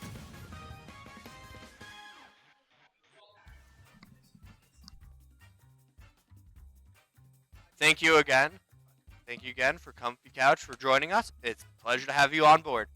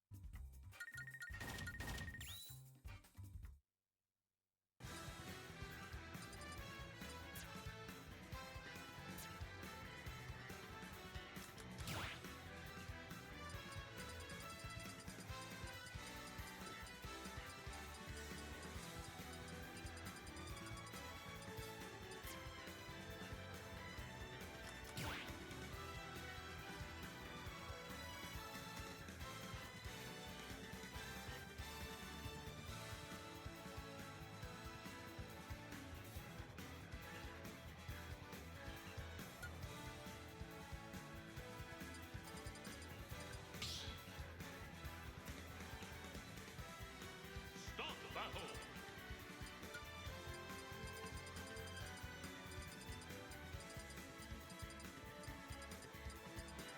All right, we are back with our last match for a good bit. This is our last match before top 16. We are here with Zero Suit Salmon, Chuge with Zero Suit Samus, and Mediocre Band running Banjo Banjo and and Kazooie. Just as a reminder, folks, the winner here goes into our top 16. Yeah. This is going to be an interesting matchup just because Absolutely. Banjo-Kazooie is going to have to think about using his side specials due to the fact that he only gets 5 per stock. And so far, he hasn't used any of his side specials Very yet. conservative, which is a very good thing when playing Banjo. Yeah. You really have to just be smart about using them. You can use them either as like recovery tools or like a really good damage, as we saw last time he played against the Rob. And ooh, it looks like Samus is gonna have will take that Samus first is not stock here to off. play. She is taking And down he that nearly Banjo, died. but that side B just seals the deal for Samus. Yeah, no, that side special is really good damage, but also really good recovery if you're like really sure you can make it. Absolutely. Honestly, this Samus is just really playing to her the range advantage, honestly, which is a really smart way of playing, because Samus is very light, so she can die very quickly with like a really good combo from Banjo. But she also can do really decent damage, and that was a risky play, honestly, because if they did not hit it, they were pretty much cooked.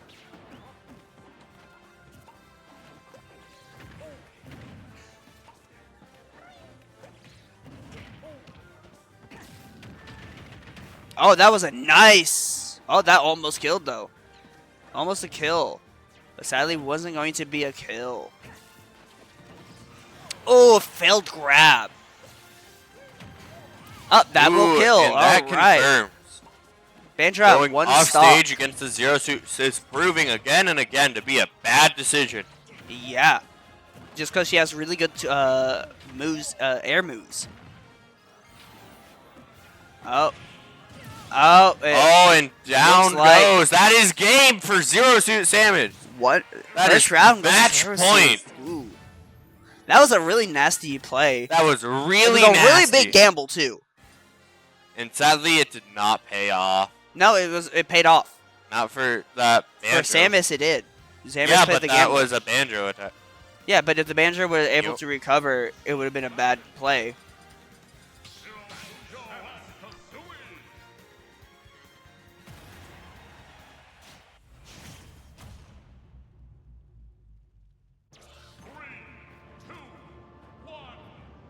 We are back. All right. And we are seeing how this differs now that they've gotten to see how each other play a little bit more.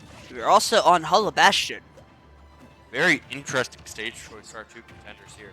I think honestly, it probably is more beneficial for It is. Zero Suit Samus. I really think so, due to how Banjo's projectiles work, how they go straight before arching. That could definitely be interrupted by stage. Yeah, especially with the bombs. I'm Just kind of because it hoping someone bounces. Gentleman's to Great Cave Offensive. I think that'd be really funny to see.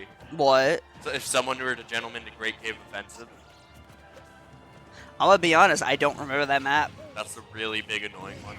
Oh, that would be evil. It would be, but it'd be really funny.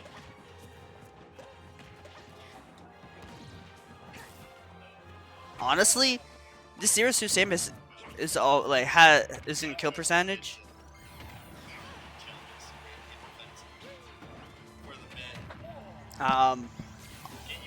She is trying to ledge grab, and that will be first stock of the round. Goes to Banjo. Ooh. And that Zero Suit is That not Banjo letting up almost with that died, down too. special. Oh, that almost killed him. That was a very funny bomb there, player. That play there. Albeit it didn't work, but she's not able to get him out. She is really trying to keep this edge secure, but it is just not working. Banjo is refusing to be taken down, that will kill. but that does get the kill, bringing this to an even 2-2 at low percent. Oh, that was a nice setup with the bomb. Bomb into down smash. Absolutely. Is it down smash or side smash with when he hammer bird?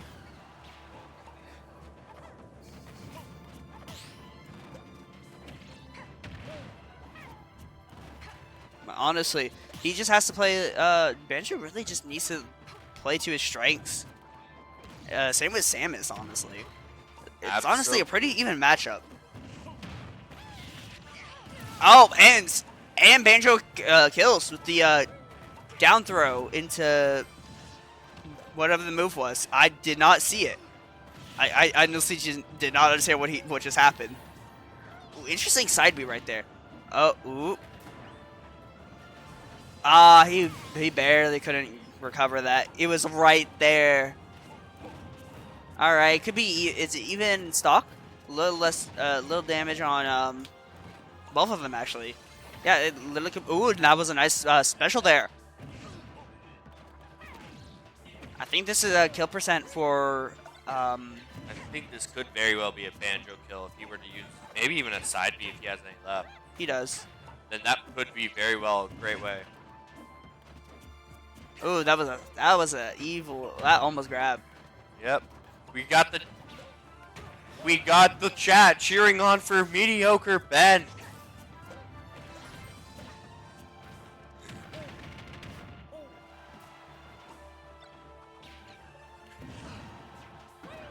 That is.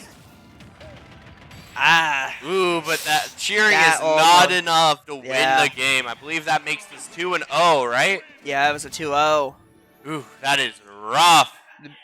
As I'm Chuge comes out with the winner, securing himself a spot in top 16. Congrats to all the people that have won their matches to make it to top 16. Let's go through this list. We have time.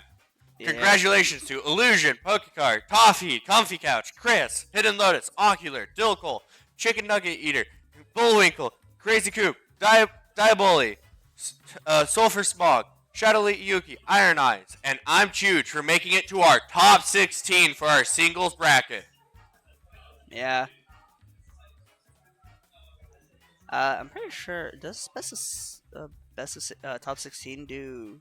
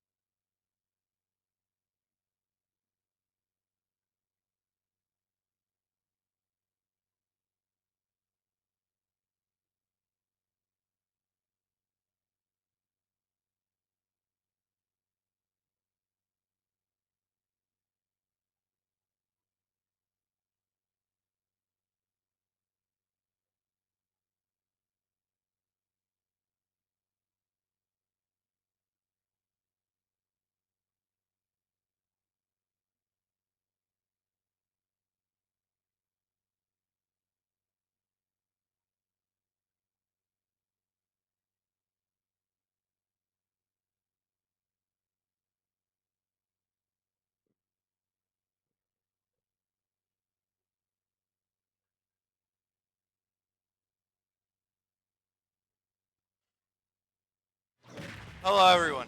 We are back for just a moment. We still have about 15 minutes until our top 16 and redemption bracket kicks off. So while we wait for that, we are going to be throwing on some friendlies here. Let me turn off the names real quick because they're accurate and they will not be updated. I hope you all have a wonderful time and enjoy this Donkey Kong Bonanza. Whoa, that's like a reference.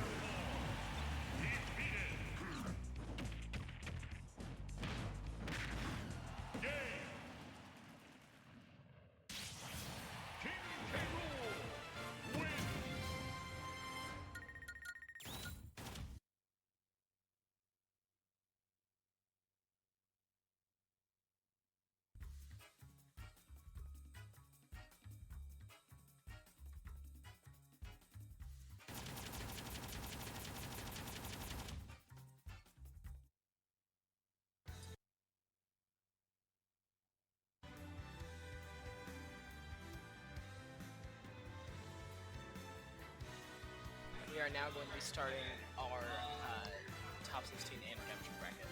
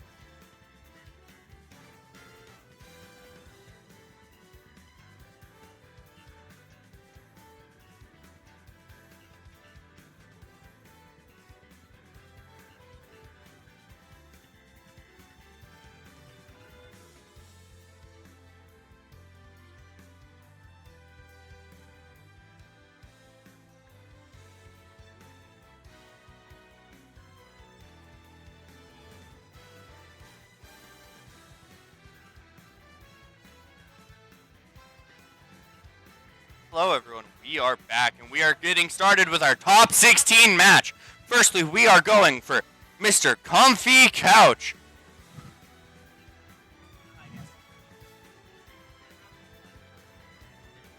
We are going to Comfy Couch versus Toffee.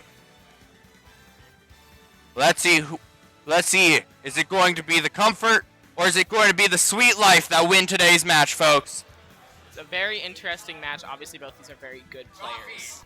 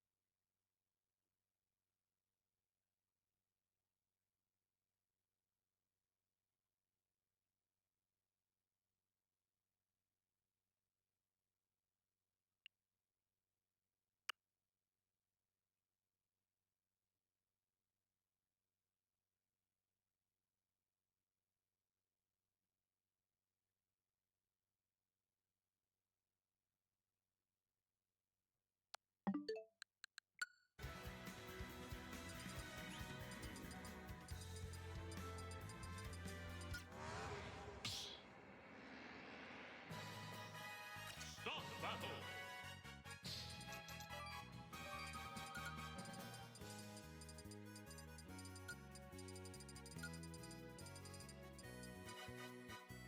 Rob. Mr. Game & Watch. Alrighty everyone, we are going into the first match of our top 16. We have Toffee playing Rob and Comfy Couch playing our Game & Watch. Let's see how this match unfolds, folks. Both these players incredibly good, obviously, to make it this far, but also have solid achievements. Both playing very good characters. It's going to come down to, well, partially who knows the matchup better, and just partially.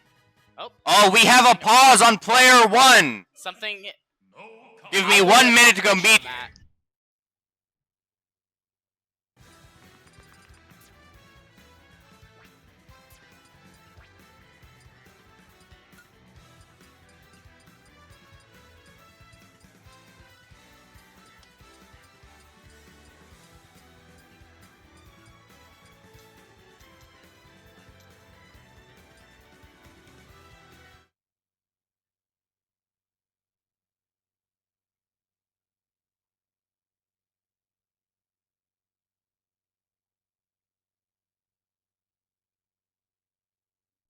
All right, there was some small technical difficulties, but we should be good now.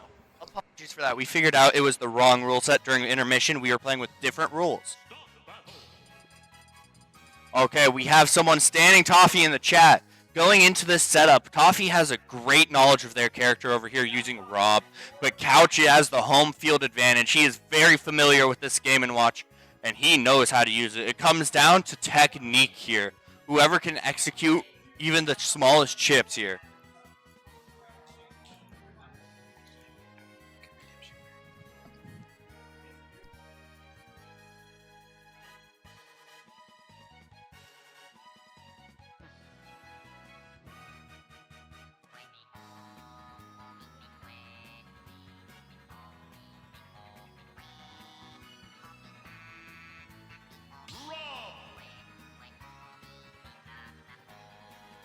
Mr. Game & Watch.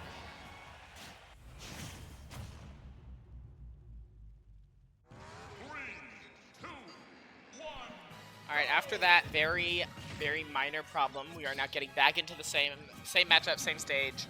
It is again just going to come down to Technique. absolutely. And it seems like Toffee is the early favorite here. Yeah, he's in the higher percentages, but he started with first hit. He knows how to guard the stage, using his gyro to his advantage, trying to get that ledge spike, but barely missing it. That gyro is coming in handy as he is reflecting it back, using his attack to make sure it bounces into Game & Watch for the insane damage. You cannot see it. This combat is going so fast, you can't really narrate after every single move, but they are both making sure they create openings for each other, taking advantage of what weaknesses the other has. That Rob's bucket, preventing damage from that laser, is coming in big clutch here. Also, he's using his up B into up air. That is Oil a could be very good. strong combo to get huge vertical, but this stage has a higher hitbox than something like Final Destination. So it is not working for the kill yet, even though it is very high percent. Massive oil from there, almost the entire shield. If it absorbed maybe a stronger laser hit, we might have seen a shield break there. We very well could have. Oh, speaking of, that gyro knocks Game & Watch. Toffee is leading first stock, only for a quick response from Couch. Honestly, It is still this matchup very is even, anybody's game, but it looks like truly. Couch has finally found his footing, and he is going to town. Well, actually, we're going to Smashville, but I know what you mean.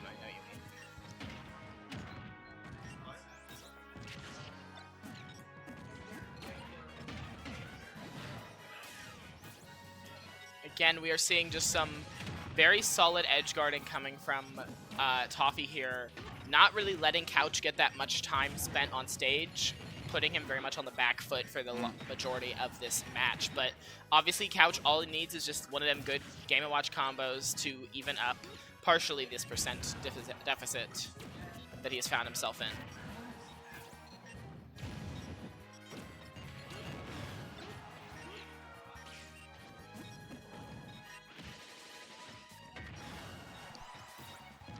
Yeah. I'm just thinking here. This is just insane gameplay. That is, okay. Both of them at high percentages, and Toffee loses the stock there. You never know. Again, very close game. Couch making sure he keeps Toffee in the air, but it is not enough. As Toffee just keeps on pushing back, that shield preventing the bomb, and that slam. That is not a kill. Very high. But Couch loses the stock anyways as he doesn't recover. Did he not have double jump maybe? He didn't recover at all. He could have made it. That was very... It could have been a very sloppy input. Maybe. He is preparing that bucket, and he is playing definitely much safer now. He doesn't know what to expect from the Rob going into this peak. Yes, absolutely. One thing that I know of Couch he has the full bucket and misses the oil. One thing I know about Couch very well is that he is not the type of person to push when he doesn't need to. He understands that he wins if timeout happens, and so he is happy to kind of let the Rob try to approach him because that puts him in an advantage. But the second that he's going to get to this state where the percent deficit is very little, that is when he is going to put on the gas. Especially now that he is in the negatives at 99%.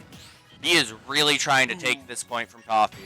Toffee may have gotten the first game win, but it doesn't look like... Oh my goodness, that's a recovery from game over.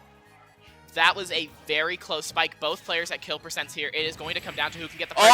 And that is 2-0 Toffee. Comfy Couch is eliminated in top 16. Wait, did we?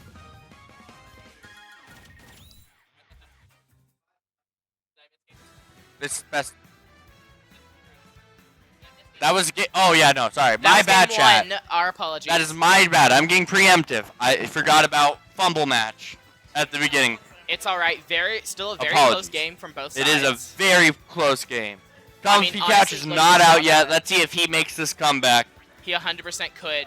It seems like we're going to small battlefield. Oh, Obviously he's getting regular battlefield. Moonside first in here. Regular battlefield. Both characters staying the same.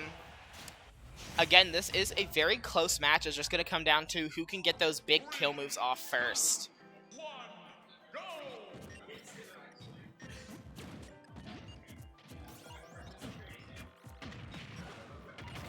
That is a nice...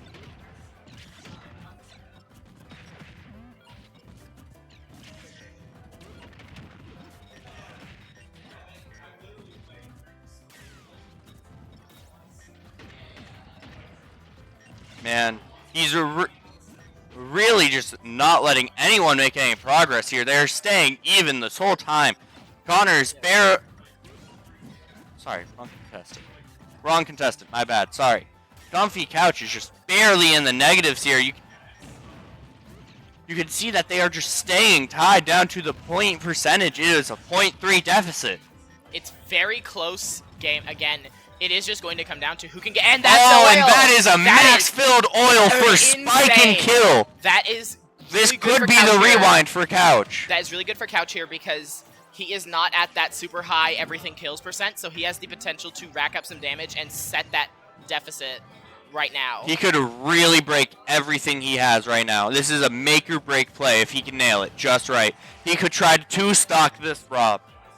Maybe it is going to all come down to... I believe watching this gameplay, he has figured out his strategy. He knows what to expect. He knows his ally. He knows his enemy. He knows what to he push can his and can't effort. do. He knows better. Ooh, but that's not going to save him from losing the stock, even though he did create quite a good deficit. He grabs the Rob out. That is one thing he is exceptional at, is using his That the Rob is grabs. going to have to build back up is that percent deficit. And it is going to come down to... That 80% deficit, though, is Like, still anything just with the enough Rob, where you could predict the stock. Yeah. It's going to come down to can the Rob avoid all of the Game & Watch? Because Game & Watch obviously has a lot of really Oh, that large Game hit & Watch boxes. missed the ground. Sorry for the interruption. Toffee And that's has... just more and more percent. And as a reminder, we being do have stacked some up. fans in the chat here cheering on Toffee. Toffee has a little bit more than just this placement riding on his shoulders. He has a whole fan base cheering him on. Ooh, and that is a the spike for makeup stock. that Toffee really needed here. Ooh, that forward tilt though. That might be a dead. Oh, and Rob. that is a dead. No, it Oh is my not. goodness. This is. No! No way. No Rob way! manages to make it back. Is that a? That's a dead That's a Game dead- & that's a Watch. dead Game That & is Watch. actually point. The end of the Comfy Couch first is now game for heading top to 16. Losers bracket for top 16. Toffee just won that. Very. Toffee has won and has sent Comfy Wow. Couch to the losers bracket.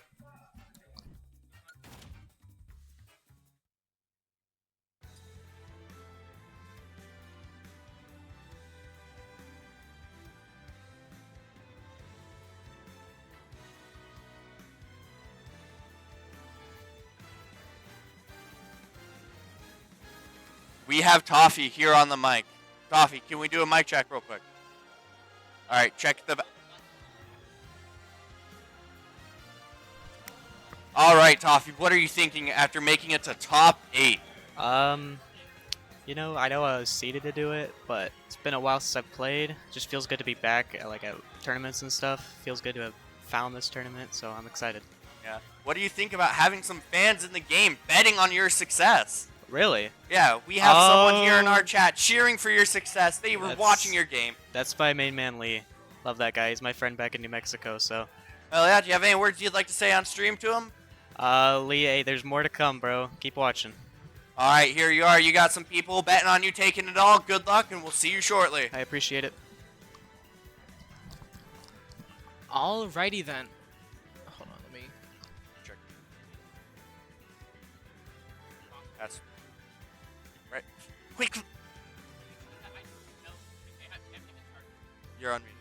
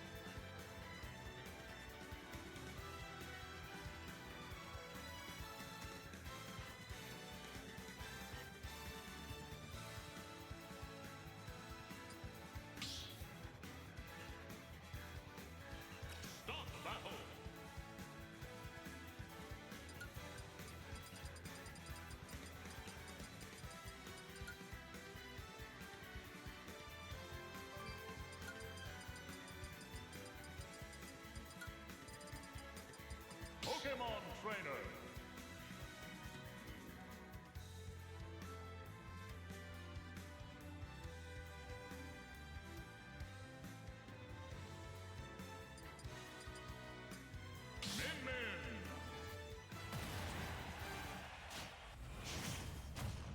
All right, we're getting right into it with Ocular and Chris, longtime rivals. Ocular said he came in here with the goal to take Chris down after losing at River City Rumble 4.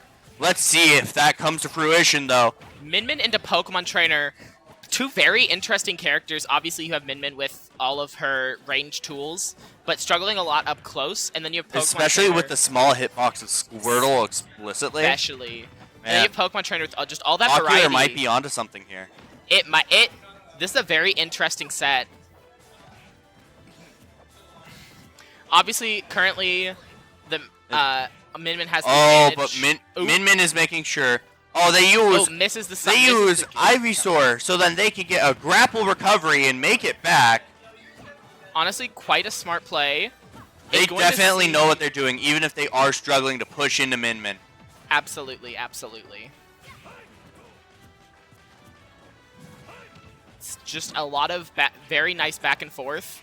Obviously, the Min Min has a percent advantage right now, but Min Min is one of those characters that doesn't have the best recovery, and Pokemon Trainer has some nice tools in place for edge guarding. Just like that. that. Like and that. there goes first stock. Chris is down. Ocular may be getting their revenge right here, right now. Absolutely. It's going to be very interesting to see how this turns out when it comes to just... Okay, but the dual tether. It's going to be very interesting because with Min Min's recovery, it might be beneficial to go for it, but also if they get caught off stage, they might be dumb themselves, especially at this high percent. It is looking obviously nice for Pokemon Trainer, but it's not a guarantee yet. Again, this is a matchup. Especially not with that Megaton arm. With one good hit, that could definitely do Ivysaur out. I think it could even do out Charizard if they were to switch into the heavyweight. Absolutely. This is some absolute technical gameplay we're seeing here. Both people who know their characters inside and out, they have been waiting for this for, I believe it's been a month since River City Rumble 4, right? About a month, yeah.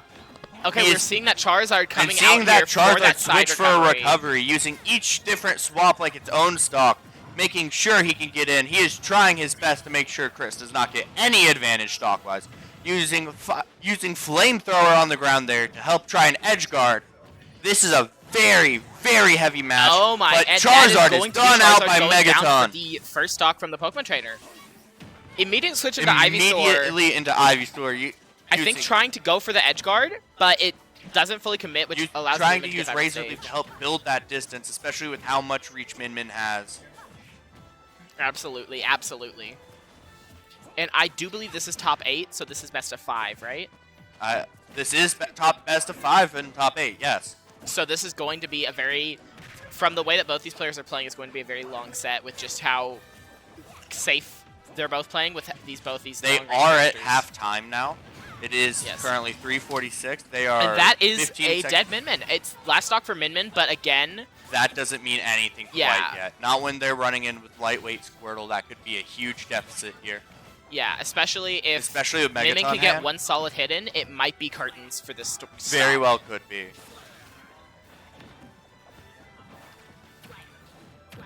Okay, Squirtle, obviously Squirtle with the up. Squirtle with the is nice definitely combos. getting that vertical combo, but sadly this is not one of the shorter stages, and that does mean the Min Min does get to survive. Not for long though, as they are sending in this Ivysaur using Razorland and trying to Vine Whip its way back up to a grapple. It is being edge guarded hard, but it is not enough to take it out. They are both at extremely high percents. The Pokemon trainer is up a stock. But again, anything could really happen with the Min Min because of just how hard it can I think hit. honestly, if they switch from Ivysaur into Charizard, they could definitely claim the stock. Absolutely, because Charizard has that heavy hit.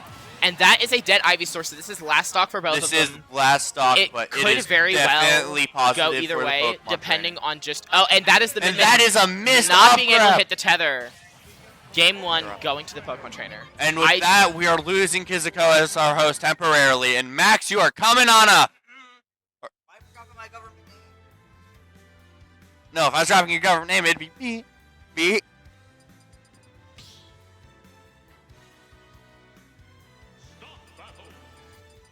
Really hope our sensors caught that.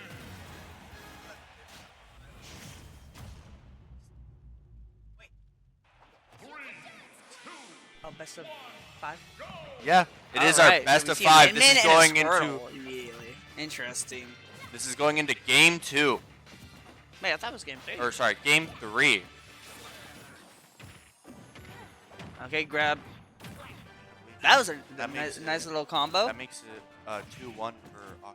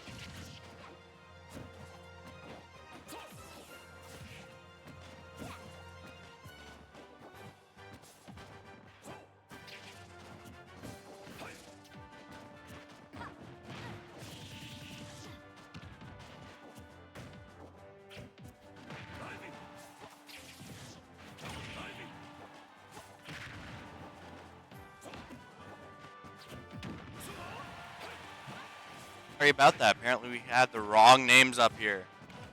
And we were using the wrong game. Talk about embarrassing. That was, in fact, a party foul. But you know what? We got it cleared up now. All right, other commentator, it's all right.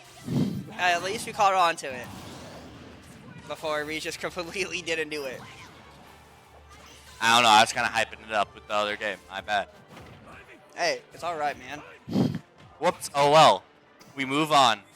Either Anyway, way. currently the Min-Min's at 1 stock, while the Yeah, Illusion is still hard battling, keeping Pokecard away. Is at 2 stocks.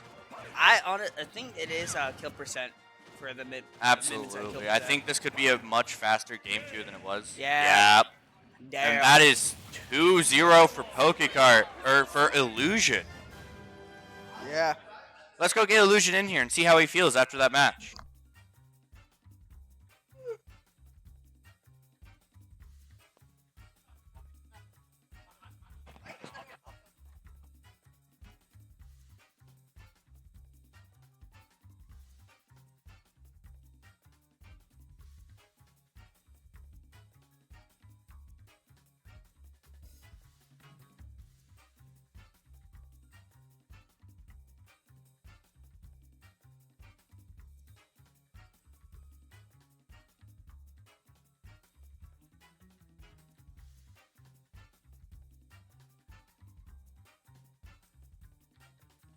Man, Pokekart walks off with nothing to say.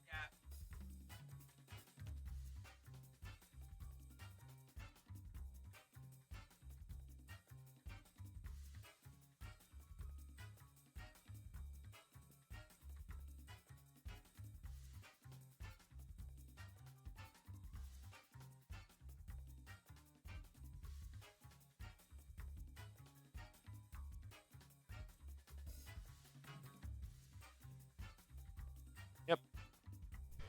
Yeah. Hello, hello. We have Illusion, the winner of our second streamed match for top 16. How are you feeling? Not too bad.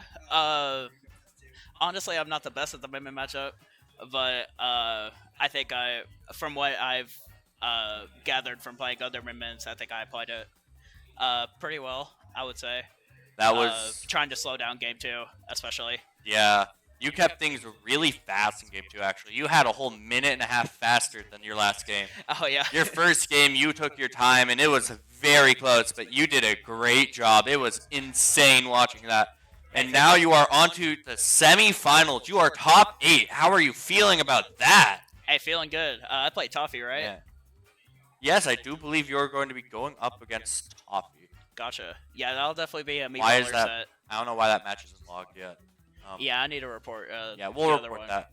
But you go up there, you report your match, and you have a good time. We'll see you. And just know, your buddy Ocular over there is going back up against Chris. We'll see if he can take the win. I can't wait to watch that set. It's going to be great. We're going to try to get them over here on stream and share it for everyone. Fire. All right, thank you. You have a wonderful time now. Alan. Yeah. Alright. Yeah, let's let Dylan. Yeah, that was like, I was asking if he wanted to, because he has barely done it. So I want him to at least have some. Can we get Chris and Ocular in the stream table?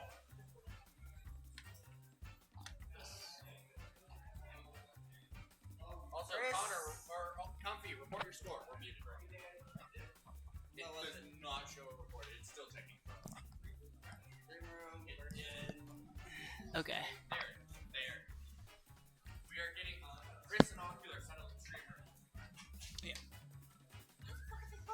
Once again, calling Chris and Ocular streamer. They're already in there. Righty. Let's see where this goes. This is truly the match of revenge. For some reason, close to go. They don't like the noise. That's okay. Doesn't matter if we're close. Okay.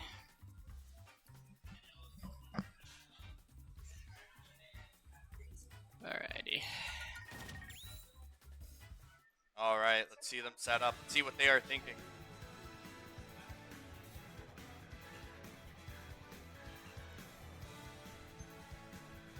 Promise I know how to spell, guys. I swear. Totally. It appears they're trying to go through their bands right now. What?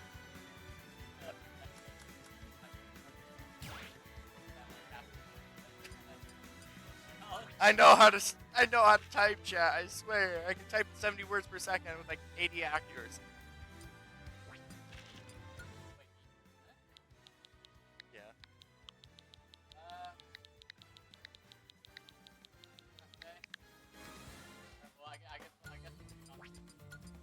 We'll leave it on the table. Okay.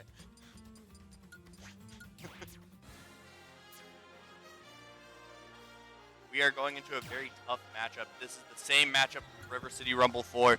This is where Ocular was defeated last time, and he told me he is out for blood here. He wants to make sure that he absolutely gets the take on Chris.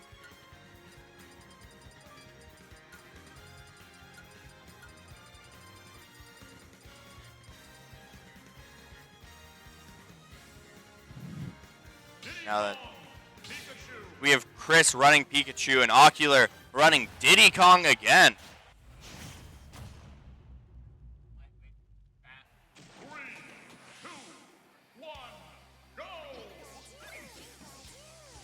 Now, Dilcole, as the commentator with the most insight into this game, how do you see this going, looking at how they move?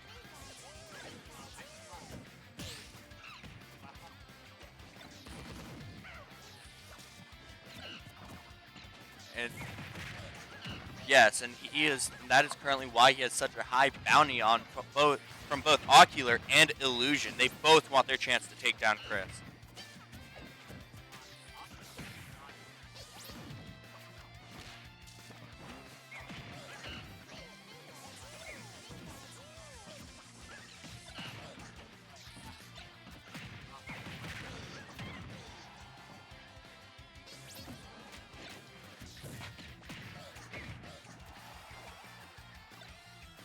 It is very, very impressive. But, oh, Chris is currently down first stock. Ocular is at 54%. This is a really good game state for that Diddy Kong. And if he can keep pulling off combos like that, he might be able to get the revenge in on Chris he has been searching for since River City Rumble 4. He has been waiting a month for this, practicing day in and day out just to take him down.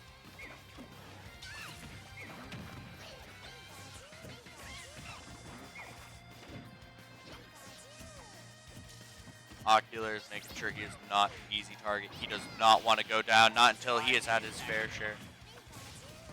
Ooh.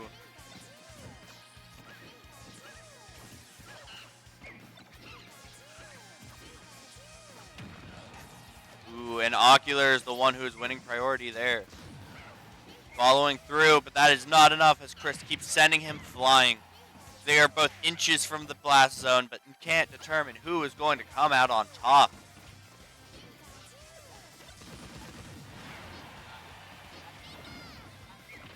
That is quite literally what it feels.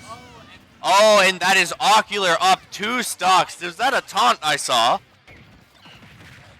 I believe I just saw a few frames of taunting there from Ocular. Okay, Chris is not taking kindly to that, doing his best to keep Ocular off stage at 162%. 168.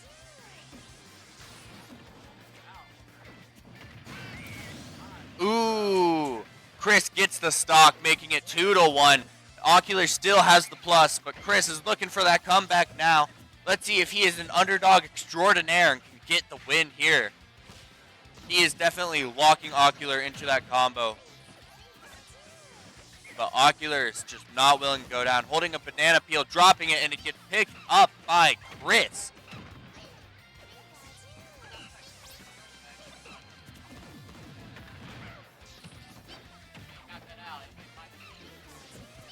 Exactly.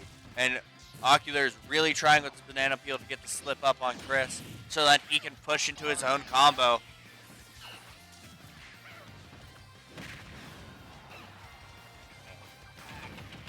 Ooh, almost going for that stage spike, but barely getting it wrong.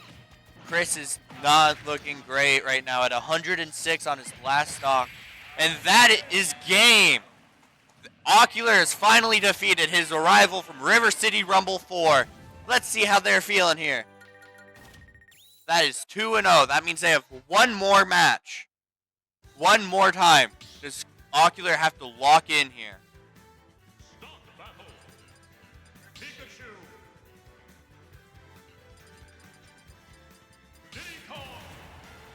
All right.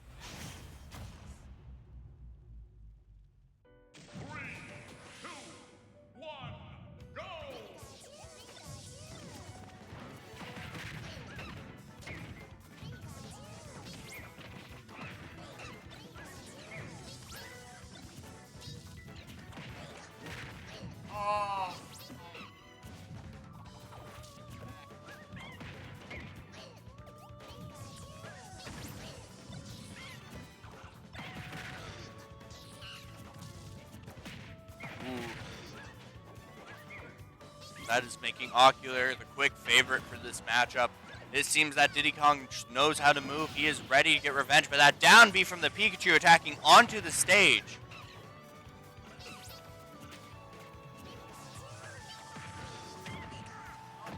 Oh, but it is not enough as Ocular sends him straight to the top blast zone.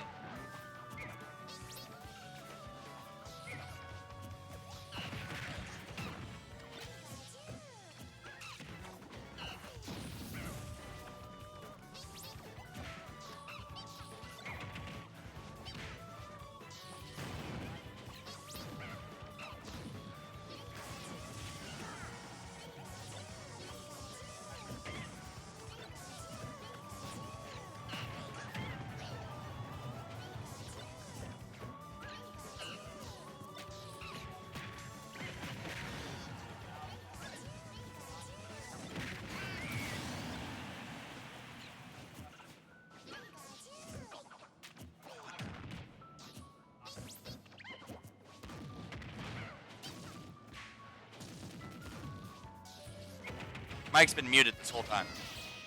Wow, we've been missing out some great commentary from our good friend Dilcole here. I did not realize my mic was muted. I was looking at the wrong mic you bar. You were looking at my mic, yes. This is just an intense I think I was just game. talking too loud and it was going to yours. Yep. So I thought, well, I must be talking. It was working. Well, I guess if y'all couldn't hear me well, you should hear me just fine now. It's still some My bad. expert level gameplay here. Ocular and Chris getting close, 1-1, low percent. This is not going to be as easy as a sweep as game 1 was. Both of them have their own little dance routine. Diddy Kong trying to get a banana. Pikachu just using neutral bees in the air to follow up with it. Both of them trying to look for combos with their own projectiles. They both have the same game plan, but they are different characters, so there are different areas of weakness that can be exploited by each other. Ooh, that midair thunder is not doing any favors for Diddy Kong there. If Chris is fast enough, Ocular is in kill percent for an up throw down B. Let's well, see. Actually, it might now be out of range. 120. Yep, it is definitely out of range. Chris is going to have to find another option to kill. Which with Pikachu, there is a lot of options. Okay. Ocular is doing his best to guard the edge, but at 149%, that is not easy, and he is down. That is 1-1. Ocular Chris. Missed the up B. This very well does Didn't have snap potential ledge, to go on right. to game 5 if this were to keep up. True.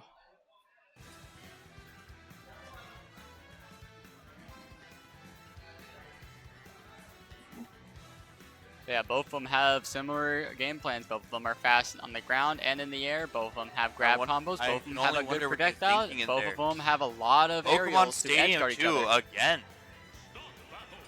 Running it back on first game. It's 1-1, correct? What? It's 1-1, correct? Alrighty. So we're going to be seeing at least 2 more games of some Diddy Kong Pikachu Chances goodness. are we're pushing all the way to 3.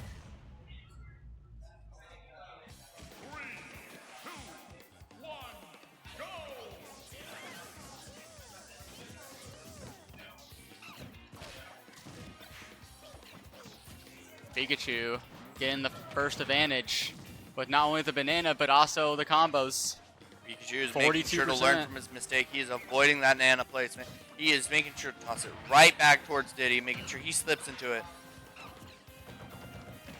Damaging that shield, going for the break, not getting it, but making sure to litter the ground with its volt. Ocular is able to get a couple of hits. Oh, here comes some combos. Ocular is going to have to work just a little harder to be able to catch up, because it looks like Chris is able to do better in this grind game of spamming projectiles and bait and punishing each other.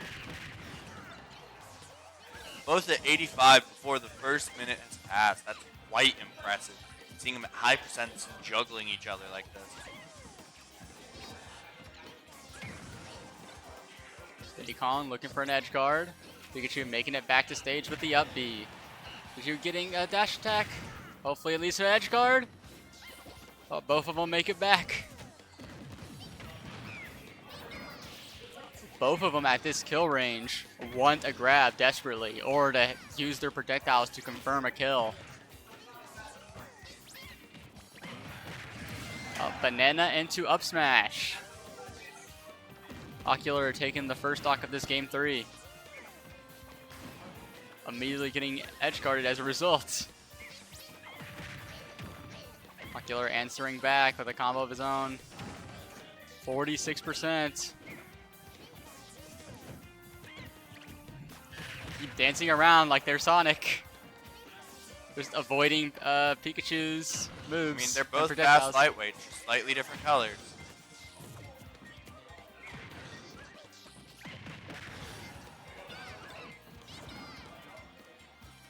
I mean, if you think of it, they're both Pikachus. One of them doesn't have electrical moves. Ooh. And that is taking another stock from Chris, keeping Ocular ahead, just like first game. Let's see if this time he'll get the 3 stock or if he's going to push it into a 2 stock. Already at 28%. And that is going towards 2 stocks. Ocular still has the positive lead here. We cannot wait to see how this unfolds. Chris has a lot of work to do to be able to catch up. Not only for an entire stock, but some percent as well. Make that even more percent. 60% already on Chris with barely any on Ocular on his second stock.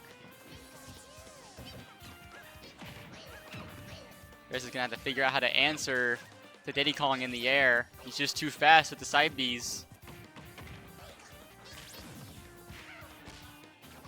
Like Chris is trying to get more aggressive, just get in with the up Bs, and hopefully swing things around. 111%. That just might kill. And that's and game. That makes it 2-1 Ocular to Chris. Dylan, now that we've reached about this halfway point, who are you favoring to win this matchup? I would say it would have to be Ocular. While Chris was strong at first, Ocular seems to be adapting to how Chris is playing and just able to just dance around Pikachu in the air. Both of them are very fast, but Diddy Kong is the faster one in the air. Absolutely. With the side B and the up B. So Chris is going to have to figure out something, and quick. Because not only Ocular has the advantage in this, being up 2-1, but also, I think, does Diddy Kong beat Pikachu? I believe this is a Pikachu positive match. So it's very impressive that Diddy Kong can keep the lead here. Oh wow, yeah. This means Very Ocular just impressive. knows what he's doing. Absolutely, To avoid, there is no doubt about it that Ocular knows his character inside and out. Chances are, like I said earlier, I'm willing to bet he's been practicing since the day he lost at River City Rumble 4 for this chance again. Absolutely. I mean, 3 weeks is a lot of time to improve your game. It absolutely Going from one is. tournament to another. But it seems like in this game, Chris actually has the lead in percent. Chris does have the very early lead, just like in round 2. Already has him at up throw, down B percent. And it's already out of that percent. So, gonna have to look for other ways to kill. Back air, forward air. Ooh. Up smash, or dash attack, actually. Dash attack kills there. That's such a high percentage is to be expected, but still. Chris, this time, being the first one to get a stock. That is definitely not something Chris is used to, but it doesn't seem like he is taking it for granted. He is very much trying to good use DI that from advantage Chris to avoid deep the distance spike. Attack. He's That kind of making combo sure is just like Mario. He's but working a little lot on trying to get little chip damage in on Diddy Kong, even whenever he can, even if it seems working to a standstill. He knows he's in danger right now, and he knows that it takes one good hit to kill him. Chris tried to end Ocular right then and there. Oh, and that might be it. Oh, and Ocular that's making not. it back. Oh, they make it back. They make it back. Let's see how Ocular holds up here. Chris Ocular's still trying to find a kill here. Trying to hold this advantage. Oh, and that's Ocular not good answering for Chris back getting with the thrown banana. up. They get the counter attack anyways. They're getting even more chip damage on Ocular, bringing them both up to the 100+% mark. It could really be anyone's game at this point. But the amount of work that Ocular is using to be able to come back to stage over and over against a character like Pikachu. It's This is a very impressive. risky setup, but it seems Ocular knows what he's doing. He's trying to use that peanut cannon and get that arc off stage to guard. Very interesting approach. Up tilt and of it all pays moves, off killing as off he the top. evens the stock count. Not for long. Something tells me Chris is going to be claiming that second stock very shortly. Yeah, Ocular can lose his stock any day now. Second ledge grab, 170%. Ooh, 170% of 0, and that killing is with a forward stock tilt. down for Ocular, leaving it Chris Chris positive being this an round. Higher stock ahead. It is quite impressive. But will it be enough to keep Chris this whole game? Because Ocular is doing a pretty damn good job at avoiding damage. Yeah, he is answering back hard. Absolutely. He did not like his second stock being taken so early in comparison to Chris's stocks. He's trying to change his stuff up real quick with the side B. He is. You can absolutely Immediately see the targeting edge difference guard. in his playstyle now that he is trying. Dash attack, got Chris in the air. Now that he is trying to push in a little more, he is making sure he keeps Chris on his toes. Changing up his playstyle mid-match strategy. That's really impressive. Oh, Chris immediately trying to end Ocular. He knows he needs this to end right here and now or he's going to lose his game. Just barely living, 130. Ooh, getting juggled there is not great. Almost Ocular killed near the with the top down for a B. second. I thought he Gotta was grab a it, goner. 80%, trying to kill again with the down B. Oh, Pikachu like makes Chris the recovery without using his up B. Impressive. Trying to do some maneuvers around with the side B with recovering. 160 for Chris. It is very impressive. And he goes the long way for recovery to avoid that peanut gun. That is what you call a Scrooge. Some characters like Pikachu can do it, and it can be very helpful in some matchups. That is a very some characters impressive. are just not really good fast enough to knowledge. catch But up to that it. is the second stock down on Chris. Ocular is still not favored for this round, but that is very open to change depending on how this plays out. I've got to say, Cole, this is one of the tightest matches we've seen yet from these two. We're really putting up the wonder of how Ocular managed to lose at River City Rumble 4 now that Chris is all warmed up and knows how to play against this Diddy Kong. I definitely want to see a game 5. Oh, that would have been crazy. I think we're going to get our That game could have 5 here potentially killed. Just barely dodged by Chris. I think we're Chris about trying to head play into it safe game with these 5 projectiles. here, looking at this. Trying to kill his Diddy Kong slowly. He does not want any of this monkey business. Absolutely not. 150%. That is max rage for the Diddy Kong. Most attacks could just outright kill here in the right situation. The game of cat and mouse is certainly an exhilarating one here. You cannot underestimate how close either of them are to being The platforms are now gone.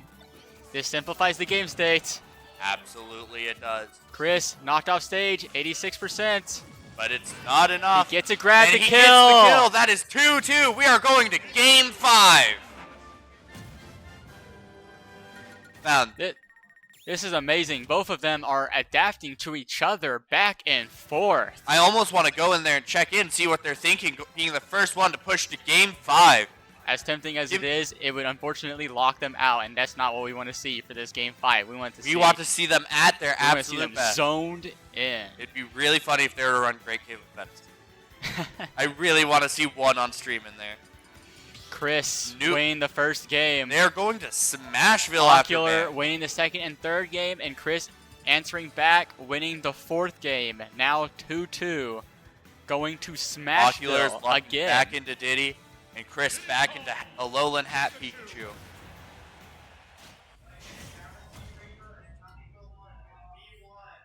Better see 3, 2, 1. Both of them use projectiles, and C-Ray goes from here. Oh, never mind. Ocular opted for a quick approach, but Chris was ready for it. They're already putting on 60% on the board. Adapting on the fly. Ocular answering back at 19%.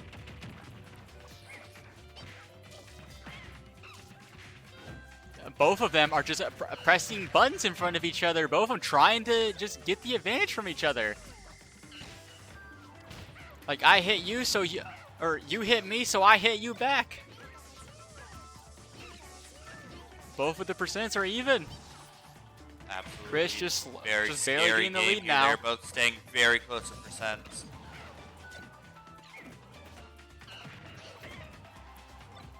When I think about it, I am surprised that Ocular did not ban Smashville. This is the best stage for Pikachu to Scrooge under. Absolutely.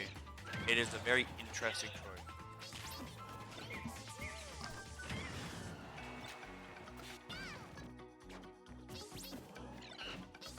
Alrighty. This is going to be one very intense game. Still Cole, again, thank you for coming to sit back here and talk through this game with us. It's very impressive knowing you're also competing in, I believe you're in the top 16 as well, are you not? Yes, exactly. on loser side at the moment. Exactly. With your match coming up here shortly, how are you feeling about watching all this? I'm scared. How do you feel about knowing these might be the people you're going against when it comes to grand finals? I'm scared. I'm in danger. But I will still try my best because I know my K-Roll can still cook. I absolutely have faith in you, almost for as much as I have faith in Ocular here to get revenge for River City Rumble. Chris at 165, just barely avoiding death. They are both playing a lot more cautiously, knowing that every percent means anything here. But that is not going to stop Chris from losing his second stock. That must have been a bit of an up-B mistake. Did not snap ledge like you wanted it to. That is such a shame. I know I personally have found myself in that same predicament, screwed over by just not being able to cling to ledge. It really hurts, but man, sometimes it's just your time to go. And Chris is loving these down Bs, trying to just end these stocks Absolutely. as fast as possible. You can see Chris doing his absolute best just to rack on that small chip damage for Ocular without going really for a kill until they're right off stage. Oh, just but Ocular barely making makes it back back with that up B. I swear, Diddy Kong's tail was in the blast zone. Absolutely. You could feel the pressure there. You know he was about 1 inch from death. Both of it very even. You're just going back and forth, baiting each other. Ocular getting Chris off stage. Looking for a kill. Chris answering back with an up smash. Both of them at even percent again. Ocular now taking the small lead. Looking for a kill again. But he's just not finding it. Let's see if Chris will be the one to find it first this time. They just keep going back and With forth. that perfect I don't know shield who's gonna too, kill gives who. Ocular time to get out of there, but it's not enough to spare him from getting hit a couple times. And Low he falls into mistake. the blast zone. A big blunder from Ocular with the side B, answering Oh, but it immediately doesn't back matter. with an And up 0% smash. gets the other kill on Chris, bring them both to 0% on the final stock of the final match.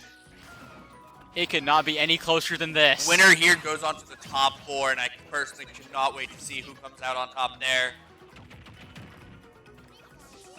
I know I personally have my rooting for Ocular, but Chris Ocular is a huge answering menace. back. You cannot deny this skill. Absolutely. It looks like Ocular is having the small advantage here. Just starting to understand Chris's game. Solving it like a Rubik's Cube. And saying, this is my domain. Has the advantage here. Off stage and in percent. His domain expand as he does his best to 108%. cover the entire stage. And that is it. Ocular gets his revenge for River City Rumble 4 and takes Chris down. He now makes top 4. Unfortunate SD. That is impressive. Very that close Ocular has games. made it all the way to top 4 now. That is some good game there. Hey, Ocular, how are you feeling after that? All right, we're going to make sure Ocular gets a second to calm down before we hop him on the mic. We need to make sure he doesn't have a medical emergency.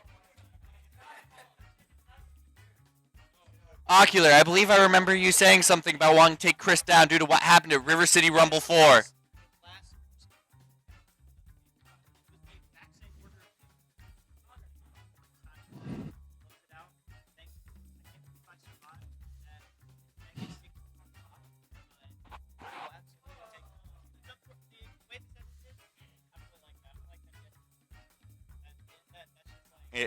It did seem to be an absolute misinput there, but it was still very impressive, the skill you both showed off. Honestly, watching you alternate, we couldn't tell who was going to win, and I knew you had it in you, man. Let's see if you can keep this lead for Shoes Up 3.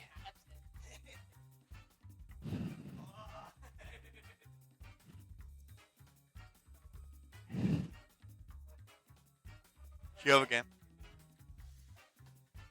Okay.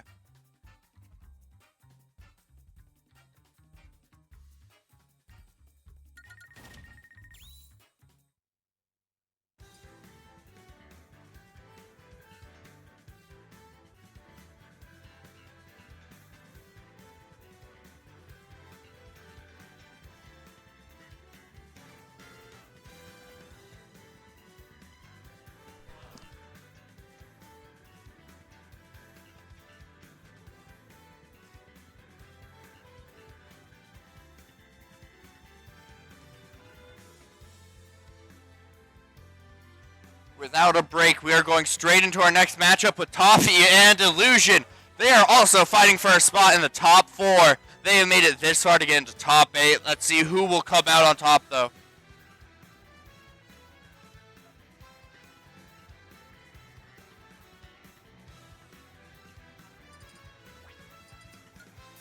Oh, they are going straight. They are going straight to Route 209 from Diamond and Pearl for their battle music. They know what they want. They know the vibes they're searching for.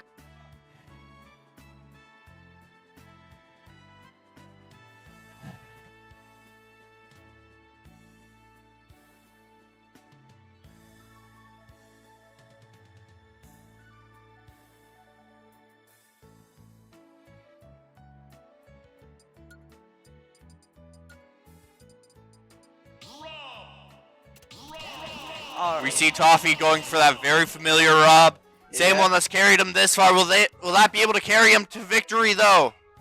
Let's see what Illusion shall play today. As a reminder, Illusion was also a heavy. Play that Mii Brawler. As a reminder, Illusion was a heavy contender at River City Rumble 4. I believe he was running the exact same Mii Brawler too, if memory serves. He was playing him in doubles. Exactly. This is gonna be an interesting matchup because as we can see, that up special is really good. It is very good for a vertical kill, but I believe he also has a very insane neutral special. Definitely, like Mii Brawlers are like a very interesting thing. They're to see, really because good. you don't know what you're gonna get because the customizability of said characters are just great. It is very hard to keep all their moves in mind, and they're really good at adding on small chunks of that big damage. Yeah. And if they can get one of their attacks to go fully through uninterrupted, that is some huge launch potential from almost their entire move pool. That was almost a hit for that. That was a whiff on the up B, but Rob is not taking it. Rob is trying to turn the tide, even if it's not really working out too well. I'm surprised we have yet to see any shot puts. Because I'm pretty sure he has a shot put in his skip. He might be saying, there's the shot put you're thinking of. Yeah, that is a really good edge guard. Just it is a because very of how nice good it tool for spikes. edge guarding, just like hey, that. hey, guess what? And First stock goes to the Mii Brawler. Pulled Let's go. up Toffee into the spike for the stop. All right, he's hitting that combo. Illusion knows his moveset. He is doing his best to juggle. Ooh, that was a nice perfect. Absolute perfect shield though. And it is not enough to hold Illusion. It is not enough to hold Illusion down. He grabs the thing. He grabbed the gyro, tosses Rob. Oh, ooh, that was a nice into his own gyro. They are both at high percents, but Toffee is still at the stock deficit. Definitely, I feel like this could be anyone's game, albeit I feel like it's more biased towards I feel like this is definitely Brawler. Illusion's game all the way, but we will only see going on from here. Yeah, I mean, Mii Brawler is one of those characters that it's really tricky to understand their how that person's gonna play, just because of how the versatility there is. That is absolutely something you cannot deny. Watching this Mii Ooh, Brawler that was a move, nice though, drop kick. Know exactly how to play their character. It's like they've been playing this Mii Brawler specifically for ages. Yeah. You can feel the power between each of Ooh, those that moves, was a nice and that brings up it special. 2 stocks up for Illusion. WDP at 156, but that could be very good. Yeah, no. This Rob is learning to keep its distance, knowing that's not a great idea to push on this. Oh, and that honestly, flying, I thought that was not a kill. enough. He dropped the shot, but Now it that's barely a kill. misses. All right. Finally losing his first stock Yeah, after this about is a really amazing after matchup. 2.5 minutes. He lost his first stock. Honestly, yeah. No, so far this match has been really good for the Mii Brawler. Because he's just able to go in there and that is game one.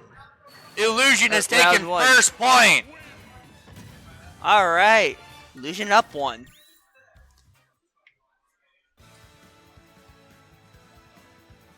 Now, what do we think they're gonna choose for the map? That is a very good question. It seems they're doing bans right now. Instead of going Gentleman's Agreement Battlefield, it seems they're picking bans. And it's going to be Smashville. That's an interesting choice, considering Rob using that gyro could definitely be a little tricky here. But honestly, I think it's the best. It's better for Mii Brawler. Absolutely what I'm trying to say here. That large platform in the center does not make it very fair for Rob. It definitely blocks projectiles from being center loaded if Illusion can keep his ground in the center. Honestly, yeah, no. Well, But Toffee seems to know what he's about, trying his best to stay under those platforms so an Illusion can't use them to his advantage. Throwing his gyro, getting caught by Illusion, thrown back and shielded, drops it onto Illusion. Illusion rolls through. Oh, interesting right there. Ooh, Ooh, that down attack. going for the grab, whiffing the grab. Those down jabs Oh, are and really that nasty. perfect shield on Illusion, allowing him to safe roll out. Dodges the lasers by some miracle. And he is juggling that Rob. I mean, honestly, Almost hit by that laser. down jabs for Rob is a really good poking tool. Oh, absolutely. To get that early It's a good damage way to in, get so a you lot can of set up damage in and perfect send someone a combos little to bit away kill. from you. Just like, it's just there. Oh, he was able to recover there. Absolutely. Into a kill. Impressive into the Ooh. kill for Illusion again. Illusion is still up. Honestly, Illusions is doing really well here. Honestly, if I had to bet, I think Illusion's Illusion fails to recover.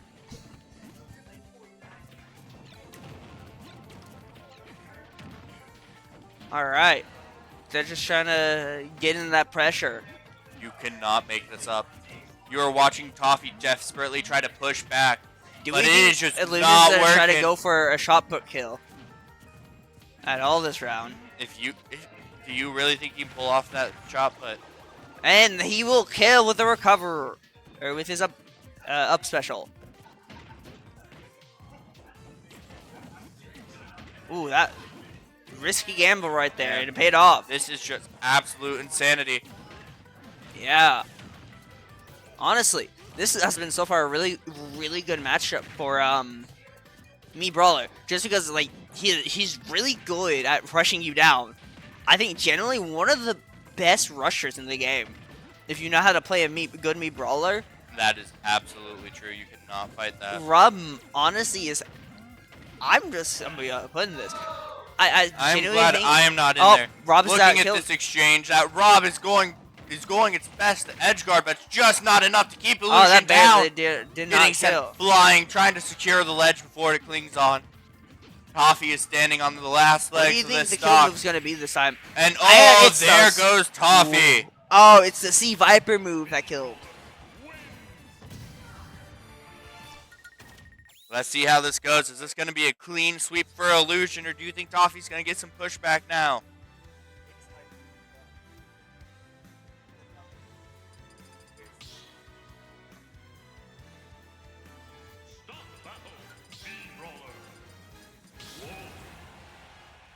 Whoa, me Brawler versus Wolf. Oh, a change from That's a change interesting. from Toffee into Wolf. Let's see how this goes. These Two are both rushdown very close characters, combat but one characters has with a better- little bit of range. Yeah, I mean honestly, Wolf. That's an interesting idea. I think to like counter the rushdown, because pretty sure Wolf has the better projectile here in terms of just being able to do stuff. Absolutely Oh, that killed! That's already 20 seconds in. Or no, impressive. yeah, 20 seconds in, immediately kills with the up recovery. That is. Oh, dear God. Me Brawler is really putting in the work here. Absolutely. Me Brawler knows what it can do, and that Wolf is very much struggling to counteract. Getting into that free combo there. Oh, going straight up. That was almost a kill off top. Missed again. Whiff after whiff here. This is. Oh, never. All right, he kills.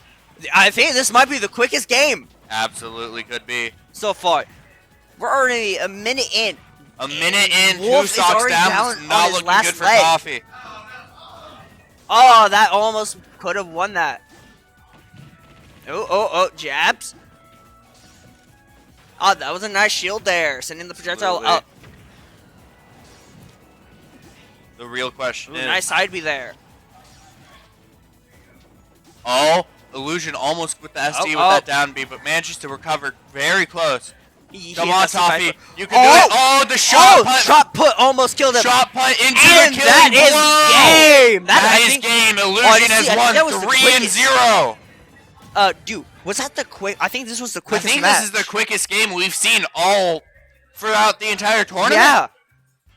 I think the DK That's Bonanza game. went on Illusion longer. goes on for the next. Oh, it's friend v friend too. Oh? For winners finals. Winners finals. It is Ocular versus Illusion. These two allies join together, but only one can leave. We will see who becomes the winner of our finals bracket.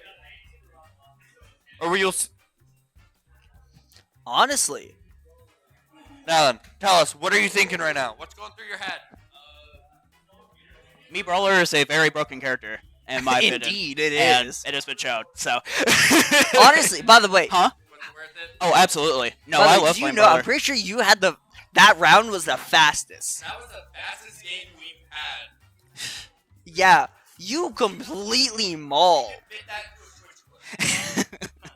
Well, I appreciate that, but no, I love playing Brawler. I've been playing Brawler for probably around like 8 or 9 months, I would say. I've played PT for a long, basically ever since Ultimate came out. Honestly, I didn't know how it would go. Honestly, because I've never heard of Toffee. I did look up their like Smashers app and stuff. They seem pretty good, so I was kind of scared a little bit, but I think it did pretty well.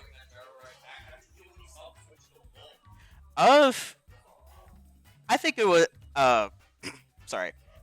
I think I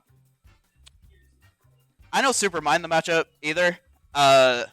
It kind of depends on the day if I would play Brawler or PT. It kind of just depends on what's more warm at the moment, I would say. So how do you feel about that shot put that almost killed? No, I love using shot put like that. Shot put is Shot such put's a crazy move. Like honestly, Yeah. I was hoping in that match.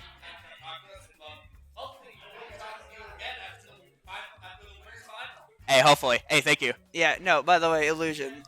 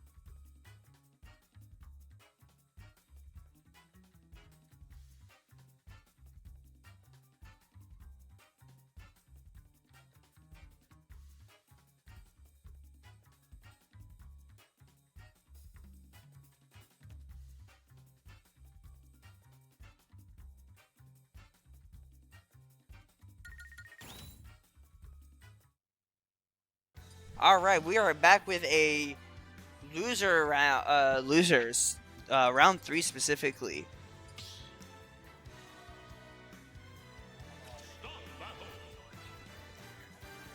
This time it is the match will be Comfy Couch and Iron Eyes. This is gonna be an interesting matchup.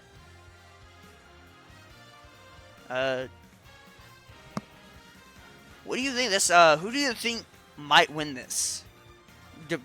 Of how we've seen them play.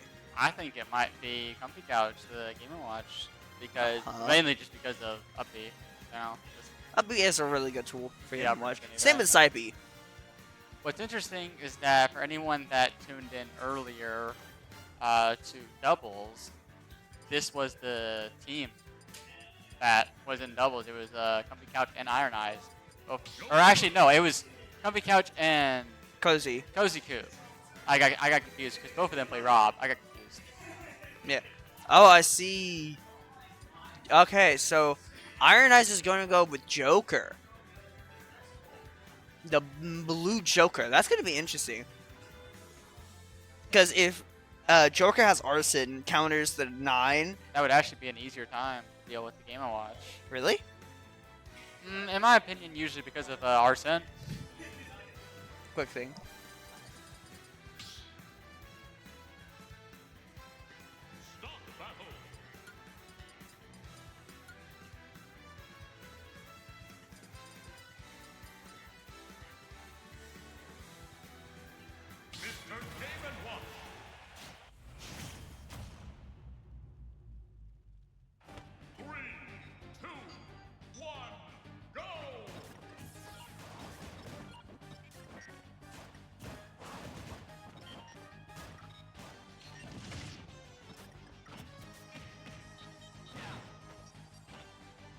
All right, we are C.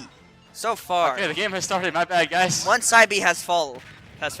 Oh, Arson. Arson already is out. Not even 20 seconds. That is very quick. Just because we know Arson basically makes Joker top tier. And all the Joker mates cannot deny that. If Joker had Perma Arson, best character in the game, even better than Steve. I'm so happy he doesn't. Yeah, that would be dumb. Yeah. I mean, let's hope just a random tangent. Dead by Daylight learns their mistake of infinite tier 3, the insta kill. If anyone knows what I'm talking about. we are not playing Dead by Daylight. This is Smash Bros. So let's not let us not have small tangent. But I understand where you're coming from with my Tombstone Myers. Down smash, lingering. All right, Joker. Up the edge guard. Dies. It has his first stock stolen from. Oh, Bucket. Bucket the Iha. We love Bucket. Chad, how much percent do you think that would do if it fills up? A lot, probably. Oh, and Joker will kill. With his 80%. A taunt from Iron Eyes with the forward Oh, smash. that is diabolical. Why are we taunting in this day and age? Yeah. The counter does not work? Yeah, that's the Game & Watch privilege.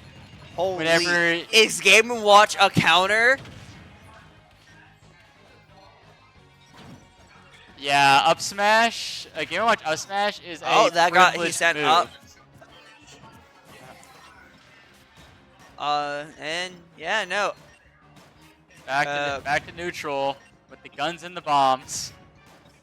Fish, guns, bombs, turtle. This is So just a lot of really neutral here. This is Now just it's straight really up the neutral Walmart. exchange. Walmart moment. Looking for an edge guard. Iron Eyes just making it back and killing with Couch. another F smash at 80 once more. Couch is Living at on his last 130. leg. Do we think he can win? Honestly, I want to see him hit This gun one of his usage is side getting him beats. a lot of percent. Doing a lot, even without Arson. Oh, and that kills. Couch getting the bomb kill on the ledge. Down throw. Looking for a 9. 2. Trying, I think I know what he's trying to cheese him do. I with think he's Judge trying to hit interferes. 6 and 7 right after each other. No, we do not need to see a 6 and a 7 back to back. If it happens. Oh, and that kills! At 80%. Humpty Couch takes round 1. Iron Eyes. Iron Eyes killing Couch both times at 80% with forward it is smash. showing Couch just had to that. retaliate with a forward smash of his own, also at 80%. Honestly, Couch, showing that old taking school game games one. are apparently better than new school games.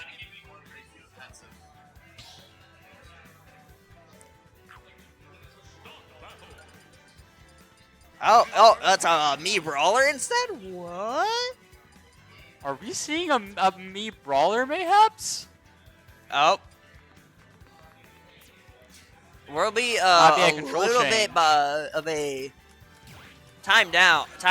Oh no, they're making They're speedrunning a a me new brawler. set. It appears. Nah, they should have done Jesus, honestly. I do not know who made They should have done like the painter guy flashing Mach Punch. What in the world is this? This is the moveset. Are we getting the hats as well? Please tell me you know what hat you want. We don't need to stay here for 5 minutes.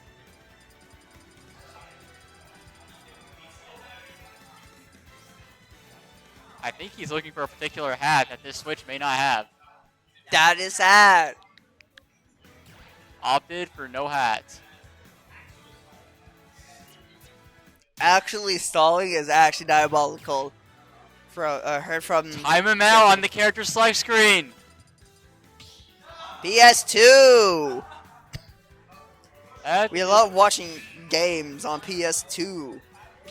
Game & Watch and Me Brawler. Who do you think has the better matchup? Has to be Game & Watch. Game & Watch is Game & Watch, but Me Brawler's got some stuff of his own to fight against this But that little is an 2D interesting monster. moveset he chose. Oh. Game & Watch hitting them with the fish attack. I wasn't able to look fast enough. Did got he get aired. suplex as a side B? Huh? Oh yeah, he did. Yeah, suplex to side B. That might be specifically for Game & Watch, because Game & Watch likes to do out of shield up B. But how Oh, can you do out of shield that's if you're D. hit in the shield? Oh, and he taunted Another again. Taunt.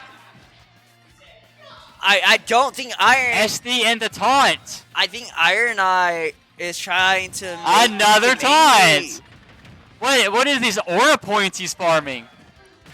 Oh, here's a suplex. 22%. Honestly, I'm starting to think it's a bad idea to start taunting this early in the game.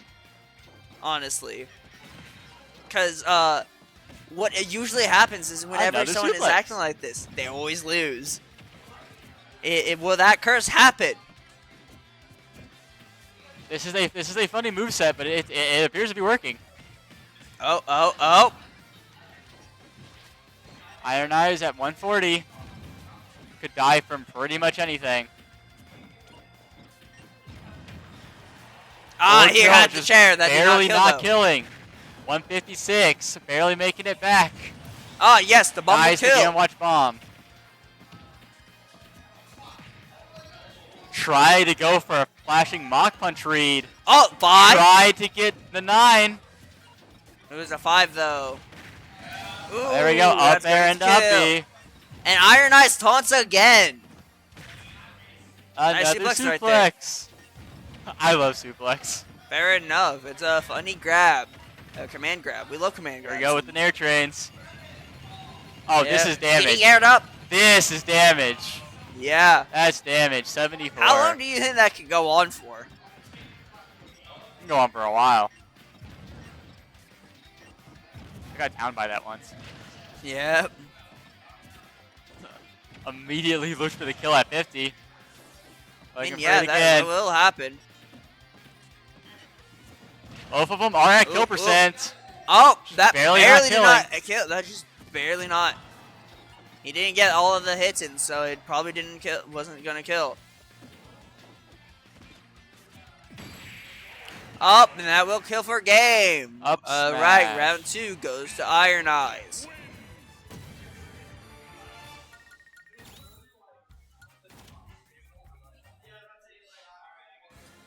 Looks like the Me Brawler switch is working out.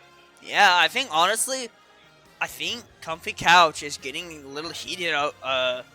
Or trying to punish him for taunting him, and I think that played into why he lost. Yeah, we see compilations all the time with taunts to get body, but that's usually when the taunts fail. You never see compilations when the taunts succeed.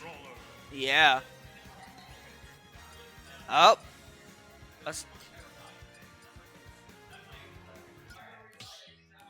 I see. We are going town and city. You're selecting listening Animal to Crossing Tom song Nook. for this? I'm watching Me Brawler again.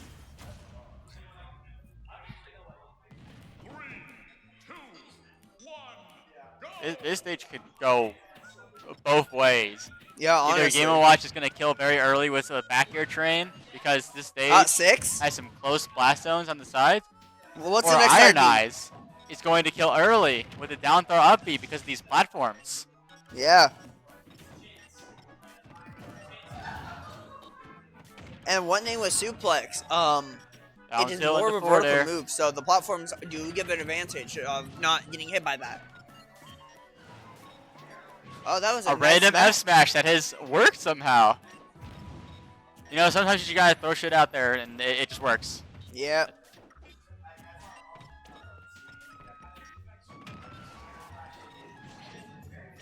Ah, yes, Tom Nook. Tom Nook's We are shot. back into W neutral song. with these bombs and Oh, that was nairs. a nice air. Nice jabs there. Oh, and first stock goes to Comfy. Game & Watch down tilt. Ooh, nice recovery right there. Oh, that was Down a tilt. grab Down for tilt, Me down throw. Brawler. Ah, yes, the We're going back into some neutral. Bro was Yeah, taunting taunt right there. into just SD 'cause, question mark? He wasn't wanting that food. The taunt in the SD would have been hilarious. Yeah. Game & Watch is barely chipping Ooh, with the bomb. up B, getting the forward Ooh, air, getting the yeah, neutral no, B, honestly. trying to get this advantage, back air landing. I think Comfy's realizing how the Speed Brawlers He was looking for that down throw, but Game & Watch just a little too fast. Flashing Mach Punch. He's not gonna kill. But anything can kill right now. I think Suplex can also kill. Suplex doesn't kill until like 250. Really? Yeah. That was a long berry. All right. That barely The reached Me it. Brawler has one stock, and Comfy Couch is at 3, but could die at any moment. Down throw into back air. Interesting combo, and it's working Oh! out! He hit the 9! He gets 9. the jab All lock right, into 9. it's 2-1. He hit the 9. What a jab lock. Yeah. That was such a amazing. That was so amazing. He hit the 9. It didn't look like that 9 would have hit. The hammer's up at top, but it just barely grazed him. Yeah.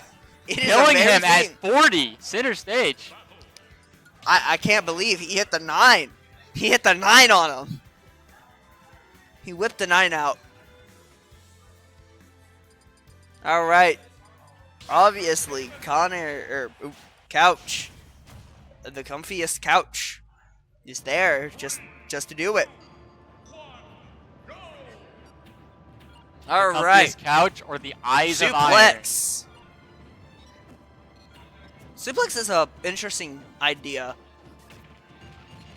I presume because it's a considered to be a command grab, it goes to shield, right? Yes, it goes through shields.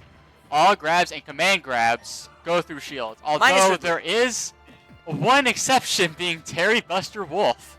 Yeah, I don't know why this game hates my character. Oh, Oh, nice! the berry into up Immediate- smash. I think that was the fastest one, first stock. Yeah, in just 30 seconds. Yeah, no. It was either that one or the previous one that had the fastest stock, first stock. Because last match, Bomb was- into down smash, following up with a back air, already 45%, just like that. Yeah. Trying to capitalize on the second stock already. Iron Eyes looking for an edge guard. Couch saying, no, I'm a stall in the air with these down Bs.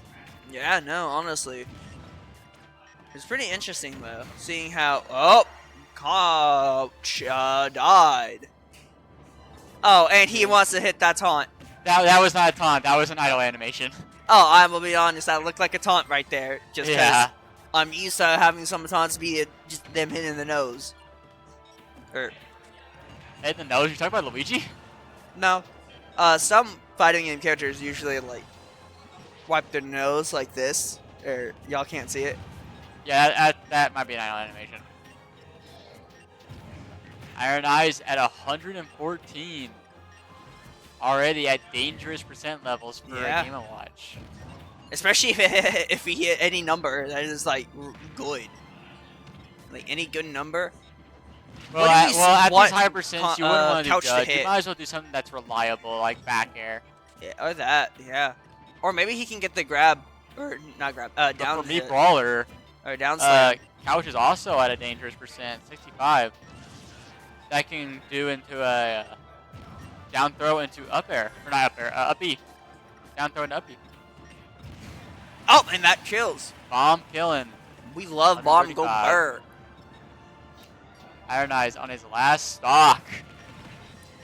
Yeah, it looks like the if Iron Eyes can't make it, This could be his last stock of this tournament. yeah. He's got to bring this back somehow. Just barely dodging the Oh, thrust that almost uppercut. killed.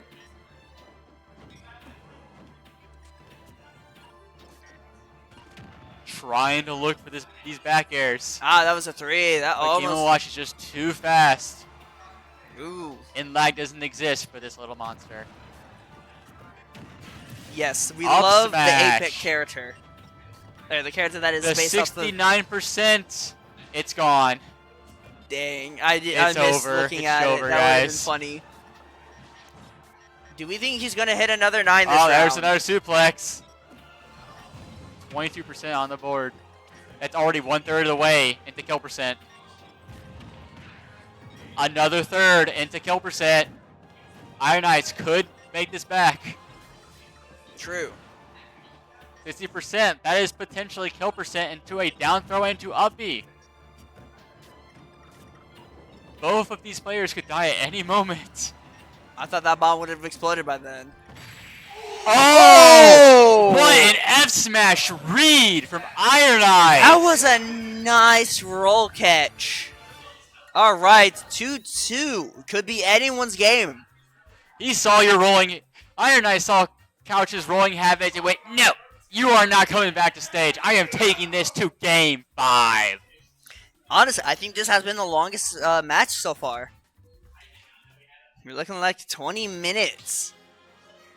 A pure fight. It says on start to the GG, the match has gone for 20 minutes now. Exactly. Man, that was interesting. Could this be 25 minutes?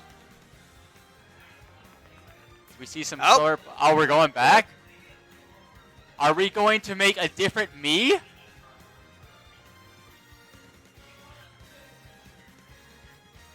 What's going on through these players' heads? What do you think is about to happen? It might be another me creation, honestly. Oh, okay, Smashville. No, they were just Oh no, changing they're stage. accidentally meant to do challenge. They're City. just changing stage. And they are going to bubblegum KK music. A good song. A good Goated song. Pretty sure it's top tier for the Animal Crossing stages. Oh, Joker and Game & Watch for the final round. Alrighty. Going back to his roots. Immediately getting 9% with these guns. So this is Melee Fox. These lasers are doing a lot. Oh, now it's those answering back with neutrals. these snares. Yeah. Already bringing him to 33%. Iron Eyes already evening this out. Oh, that was a This is perfect quiet. parry, This is but quiet. got The back and punished forth for from these two perfect parry. players. Both of them chipping at each other, but nothing big is happening quite yet. Oh, no, never mind. But Arsene Arsene to is come not out. Should pop right. Yep, there's Arson. And Watch trying to edge guard this, trying to stop Iron Eyes from making use of this. That F smash could have been deadly. Ooh. Down smash is barely not burying. Both of them at dangerous percents, but Couch trying to wait this out. Mainly due to Arsene the counter is really good. And first stock goes to Connor. First or stock Couch. of this game 5 with a back air edge guard. Yeah, no, honestly. Oh. Immediately trying to fish for the 9s again. Bro, the 9s this are really man broken. is a gambling addict. Yes, we love gambling in this. Joker up smash, barely not killing.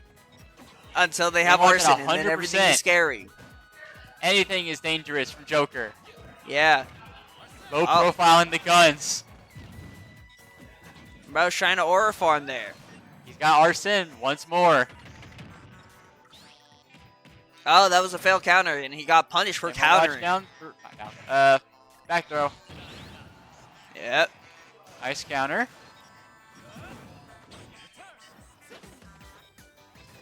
They are going back to the neutral for the 15th time. I mean, that is what they do. They go into neutral. Oh, that was a failed grab. Got punished for these that. characters. They both thrive in neutral. Yeah.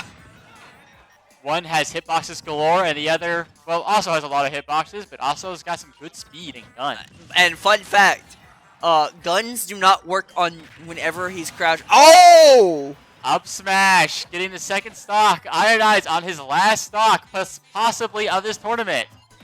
It literally could be anyone's game, but it looks like it is heavily Couch's favor at the moment. 6. But I failed 6.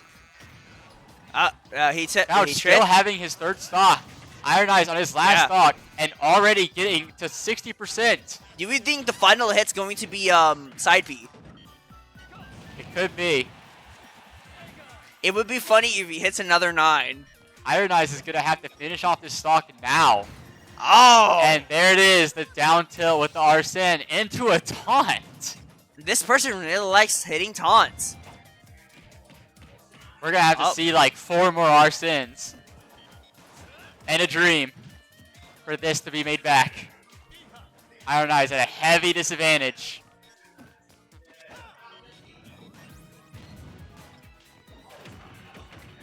All right. Iron Eyes retaliating with a crouching Game & Watch into a grab. The turtle barely hit him. That last frame of Well, nice down gun into Nair. Ensuring you're landing safely. Honestly, this stroke has to play really cautious, just in case. Iron Eyes is playing this really good. He might make this back.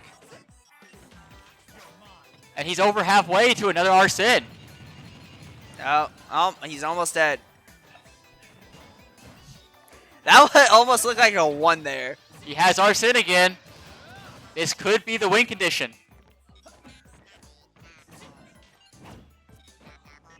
Just barely missing with the forward smash. Game & Watch staying back, knowing how dangerous this is. Both of them are at dangerous percents, but one has a stock lead. And Iron Eyes needs to get rid of the stock as soon as possible. Game & Watch stalling the Arsene out. Arsene is now gone. Joker is now more likely to die! And Joker loses! The Game & Watch down air, taking game 5. Alright, Comfy Couch's Game & Watch wins. That was almost could have been anyone's game. He is now That was in honestly top really 5. funny. He hit the 9 on him. To be honest, I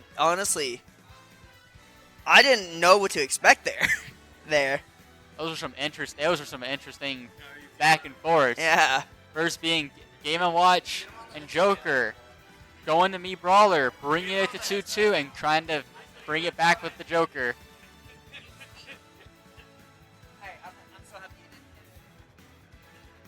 What do you think? What did you think of the jab lock into 9?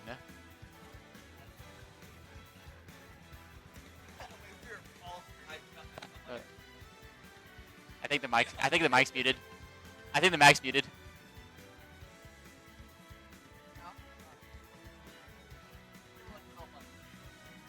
Yeah, because yeah. Hello. Okay. What do you think of the jab block into 9? I feel like I watched a murder happen. Like I literally audibly gasped for air and like covered my mouth. I cannot. It's crazy. Yeah, that was disgusting. Alrighty, well, I think I'm gonna be on stream next.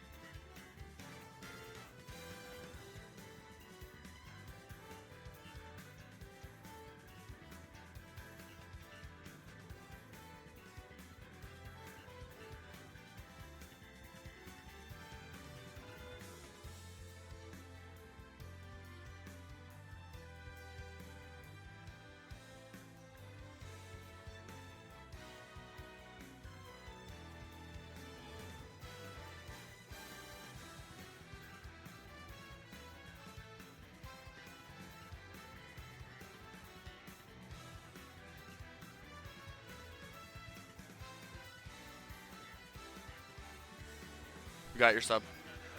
Here, if you two aren't commentating, can you head to the couch?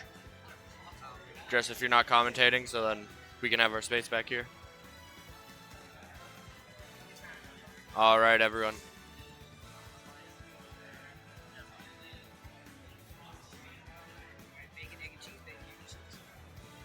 Your mic's muted. Your mic muted. Testing. All right. This has been a rough one. I'm trying to see who we're going against. That is not. We're streaming this. It looks like it is going to be Chris versus Comfy. Or is it Dilkol versus Diablo? Who's in the stream setup right now? I don't see anyone in there.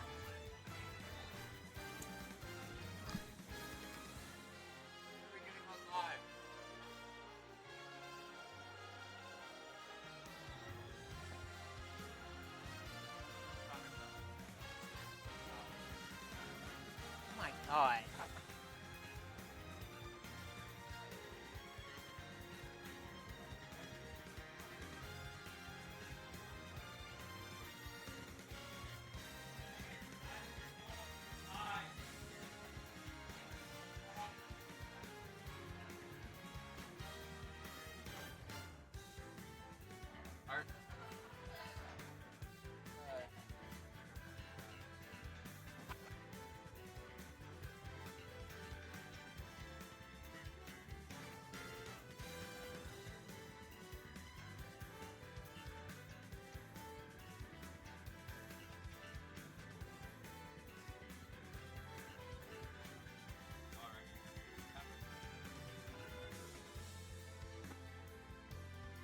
Alrighty, we have our two new contenders in this ring.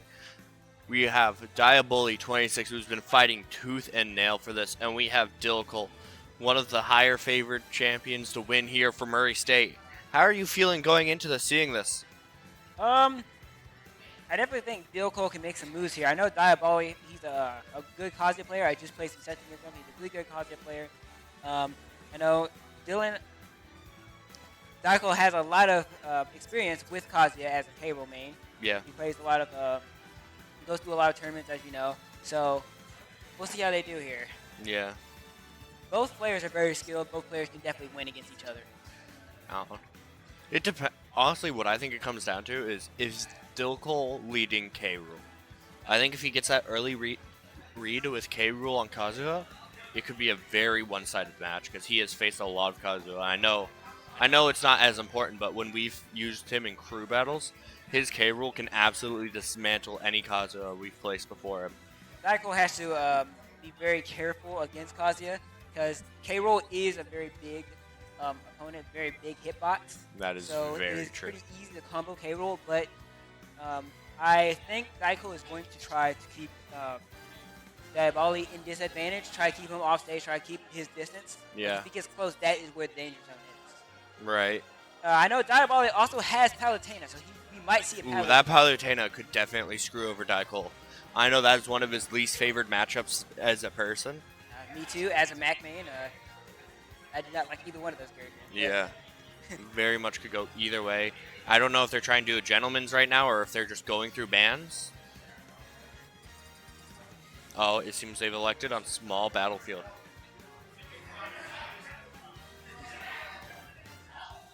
And just as a reminder, this is round 3 of the losers bracket for top 16. After this, we're going to losers quarterfinal.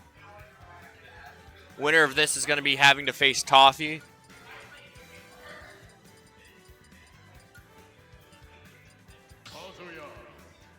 Oh, it is that Kazuya lead-in.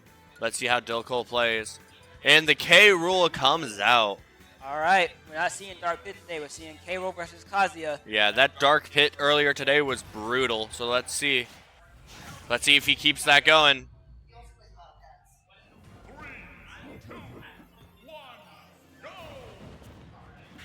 None of them go for a starter swing. He throws his crown, gets into his boots, and then he tries to go for his usual combo. Gets a good, strong starting 46. He's not playing the same costume. He tosses his cannonball, empties his cannon. And you see here, Daiko trying to keep it, keeping his distance with that crown. And these forward airs, walling him out with forward airs. Keeping Kazuya off stage, keeping him in disadvantage, making sure he has stage control. Once Kazuya gets a combo like this, a lot of damage can happen. Especially once Kazuya reaches 100%, then like he gets boosted like that. That's a comeback mechanic, and that can absolutely ruin Dilcole's day. For sure. And just like that, Dilcole's also at 109 from like 2 moves. Yeah. Luckily, he knows how to time that shield with Kazuya's And a moves, wonderful edge but guard. that is the edge guard in first stock. I know I got my biases in this match, but I genuinely think Dilcole is going to be one taking this game home, or at least this round. Seeing his right technique. now, we're seeing beautiful conversions from Dilcole right now. Yeah. These dash Seeing attacks, his taking technique, advantage he of knows the how belly to armor. protect and avoid. He is definitely one of the better players we have here at Murray State. And while he may still be in the losers bracket, I think he's going to make it to the grand finale.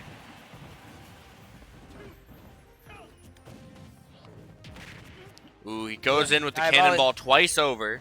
Diaboli's on his last stock. He goes for... Trying to find a way in on this K-Roll. But he... Dylan walling him out with back air. Dilcole is making sure that there is no opening for this Kazuya. He That is back air is making also sure. very He is strong. going for the 3 stock.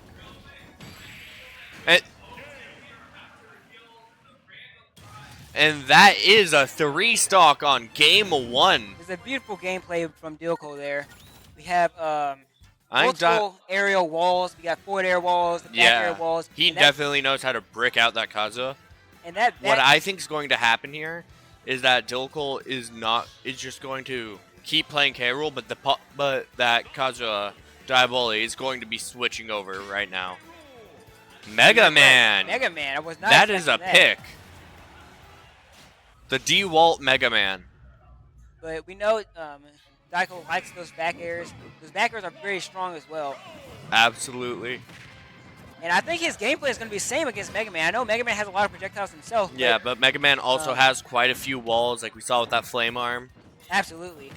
But Daiko using But Daiko knows his what he's belly armor as doing. his advantage, and a Uses that wonderful bomb spike. to get a spike.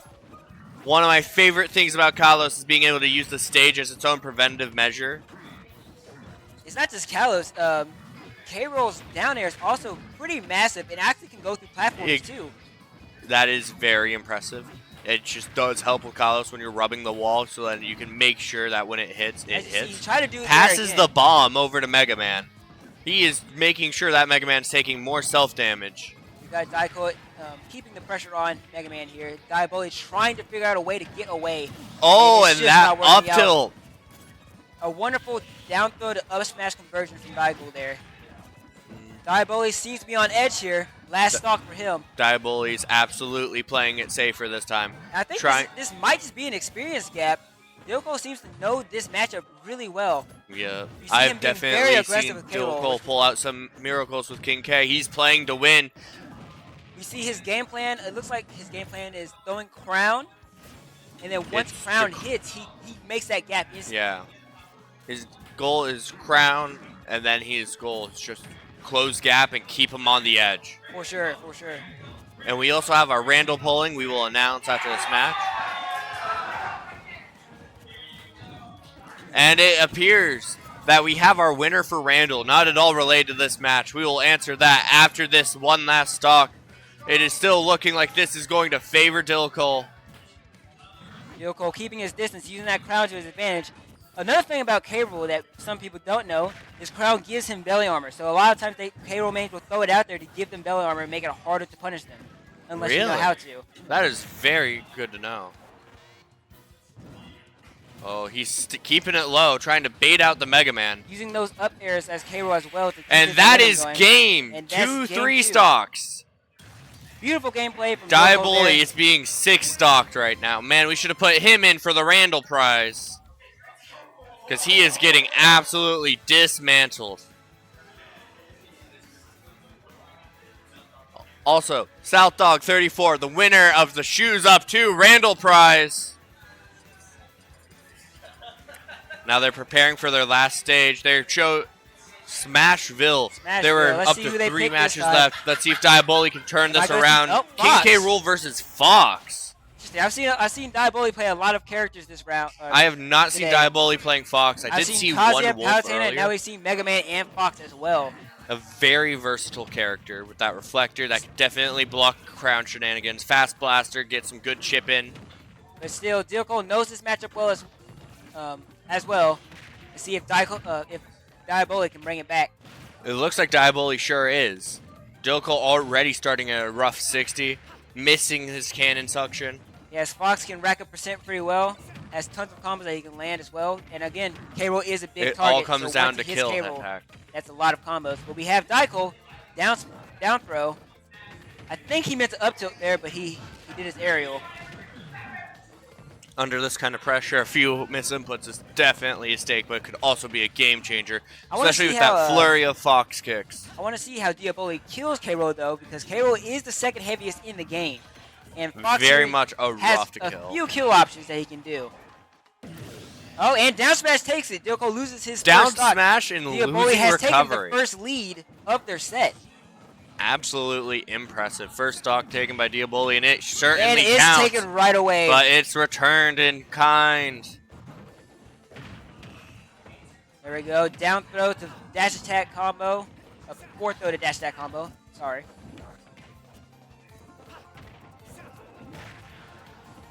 Uh-oh. Dilko looks like he's gaining a little bit of momentum here. He's starting to figure out Diaboli's game plan, which seemed to be aggression, and it's working well for Dilko.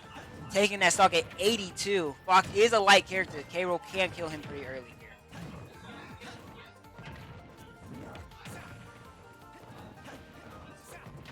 Diaboli looks like he's fishing for a way to get Daiko back off stage, back into disadvantage to where he can kill him easily with Fox.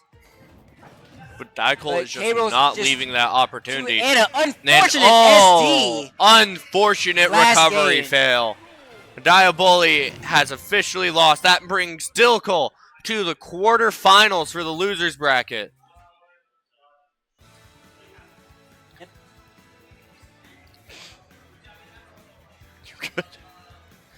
That is very much a close game. Dilko, tell us, what are you thinking coming out of that with your K-Rool? Well, on winner's side, previously this tournament, he did 2-0 me. I will say the first game, I SD'd not even 10 seconds into the match. So I made sure I did not do it for this set. And I downloaded his Kazuya, and I could see the desperate. I could see him getting desperate with going Mega Man and then Fox. But I've played those characters before plenty of times. I play in other like crew battle server, and I see those characters all the time. So I know what to do. Fear the Croc. You heard it here first, folks. Fear the Croc.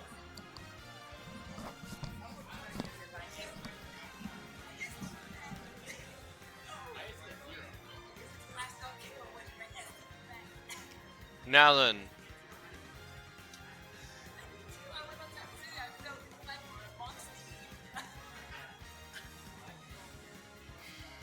Can we get Chris and Comfy into the stream room? Chris and Comfy.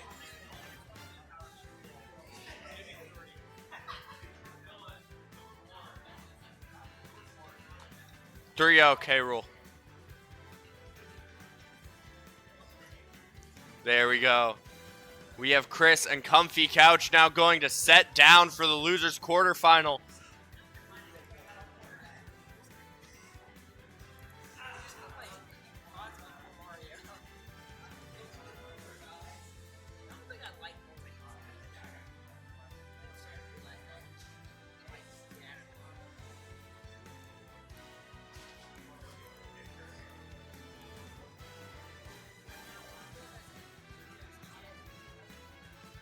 This is very much going to be a rough matchup with Chris and Comfy going at it.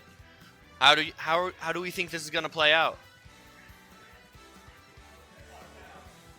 Well, I know for sure Chris uses Pikachu. He's a really good Pikachu as well. He did have that very dangerous Pikachu. It was a miracle that it managed to get knocked out. But Comfy Couch has Game & Watch, and we know Game & Watch does like this matchup a little bit. Thunder Drill can be bucketed. Absolutely. And it's kind of hard to edge guard Game & Watch as well. I believe Chris played something other than Pikachu at River City Rumble, didn't he? I cannot remember. I don't remember. I thought I saw him playing Ike, but I'm not sure. I could be mistaken. I think that was someone else. It very well could be. But point being, he might have a secret ace here that could definitely outdo Game & Watch. Comfy here is a very talented player. And, I mean, after all, he did make it to our quarterfinals.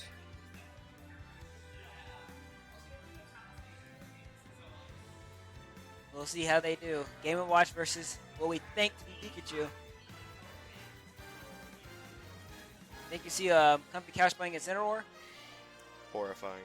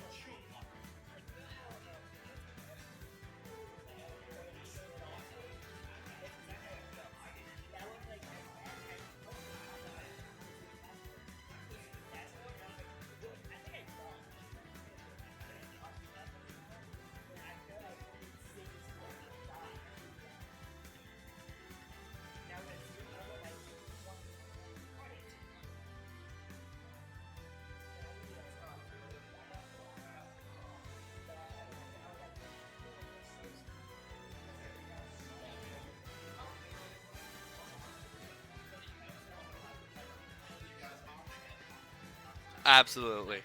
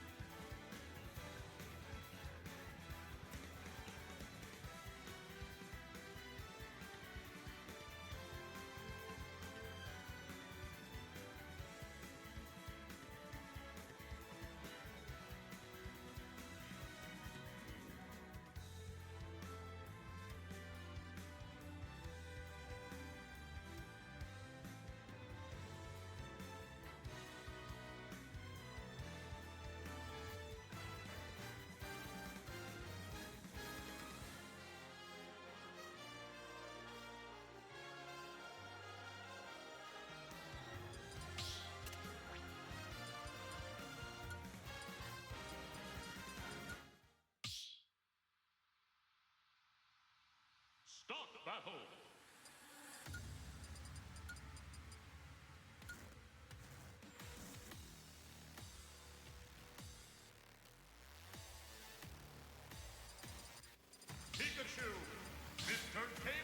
All right, we have Pikachu versus Game & Watch here, just like we thought.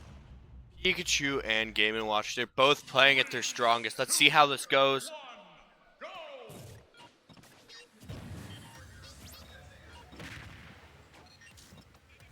Starting off aggressive, Pikachu using Quick Attack. Notice how he's not using Thunder Jolt a lot because Game & Watch can just bucket that and use that as fuel for his own. Absolutely, that oil bucket is surely a one lethal hit. So making sure not to fuel it is the best move that this Pikachu can make. It looks like Chris is well aware of that, only using it to approach or to get close to the Game & Watch. They're trying to bait out his bucket. We see a nice wall jump there. We don't see a lot of that on stages like Battlefield, but a nice wall jump from Chris.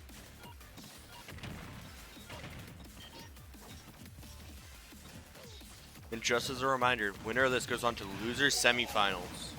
Looks like Comfy Couch is trying to find a way to get Pikachu in the air and combo him that way.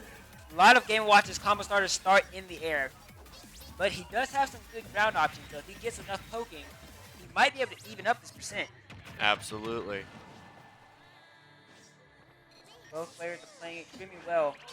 Good neutral from both sides here. It's really hard to tell who you think is going to come out on top in a situation like this. They are both equally competent. They both have the same strategy. They're both lightweights. There's very little factor depicting what wins. It's really funny. We're both seeing them go in and out of disadvantage. Both Pikachu and Game & Watch can go out of there instantly. Game & Watch's up B allows him to float across pretty much the entire stage. Ooh, and that looks like it's a SD for for stock 1. Ooh, Comfy Couch sure is feeling the burn after that one. And we see an immediate shift in playstyle. Chris is playing more defensive now as time is on his side. He does not have to constantly approach Game & Watch unless Game & Watch makes a mistake. Absolutely true. But now you can even see Comfy Couch pushing harder, trying his best to edge guard. Oh, and that is the Scrooge, right?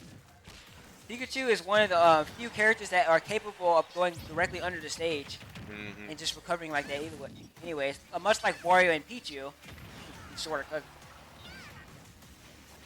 Is he going to do it again? Nope, it looks like he's going to do another wall jump recovery.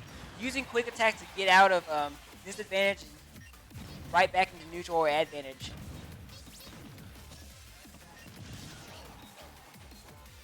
Looks like Comfy Couch is trying to hold stage control, trying to keep Pikachu off stage, trying to keep him away, make sure Chris is uncomfortable at all times. But Chris is doing a great job of using Quick Attack to get back and forth between where he wants to go. Comfy Couch looking like he's having a hard time tracking Quick Attack, but he hits him with the bomb. Use it enough times to hit eventually, right?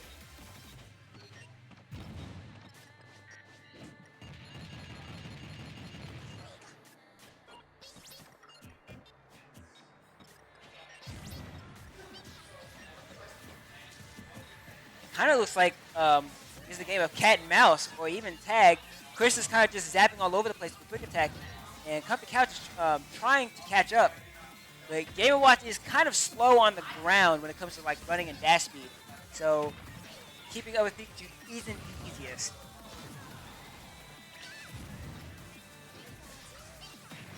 There we see the bucket coming out. My question is, do we think after this, are we going to get a Comfy Couch versus Toffee rematch? Because they both have great potential here. Possibly, but Game 1 isn't even finished with this. Exactly. As you see the timer going down, it's just 3 minutes. Up throw not killing here.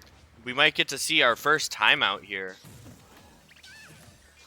I hope not. Ooh, and that is one stock down on Comfy Couch. Chris is the hard lead now. Beautiful there from Chris there.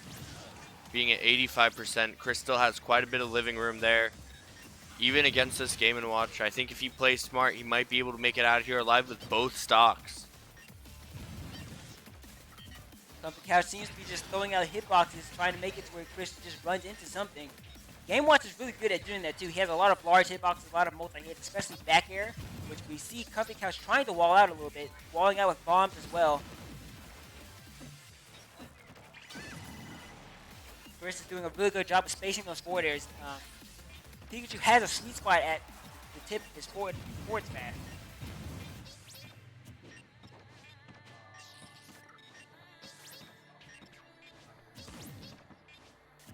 Here's the Quick Attacks again, zapping in and out, a disadvantage to neutral and advantage.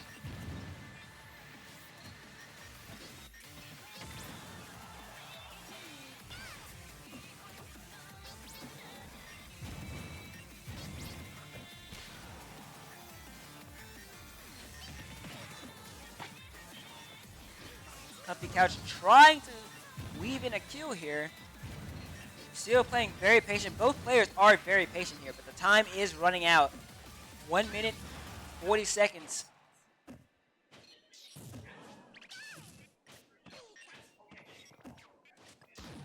Both players throwing out moves, fishing out for a kill. They're playing a lot of footsies here. A huge nerf Game & Watch. Can Comfy Couch capitalize off of it? And it looks like no. Chris has made a really good recovery using side B and up B. You see that bucket slowly charging up. Ooh. But Chris hit the sweet spot. But in the end, it doesn't matter with that sweet spot.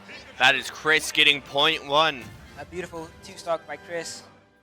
That game could have went either way, though. They were both beating off each other's Absolutely. mistakes. They just kept knocking off each other. Honestly, I think if the platforms weren't there, if we were playing on something like FD, definitely could have went more to Comfy, I believe. I believe platforms did make a bit of difference there.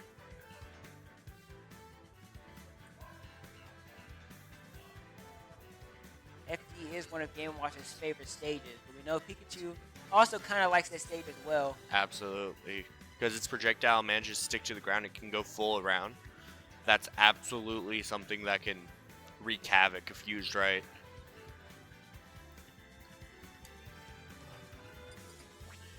Oh, they are going FD. Let's see, what song are they picking? Street Fighter. Ooh, Guile. All right. Very nice song. Oh, the Teal Game & Watch. I've never seen him pick that skin before, but Oh, he's locking in. He's going Super Saiyan Teal. He's going like Super Saiyan 2, I guess.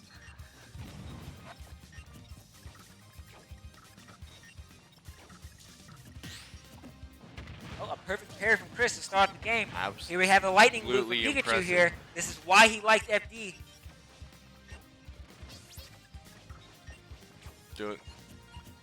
Oh, I think I see why he went with Teal now. If you look into the background, it can make Game & Watch pretty hard to spot at certain points.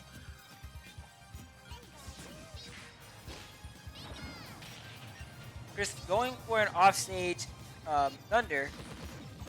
Not a bad edge guard there. It can also spike Game & Watch, possibly killing him on the bottom blasting or hitting Pikachu and making a fourth attack.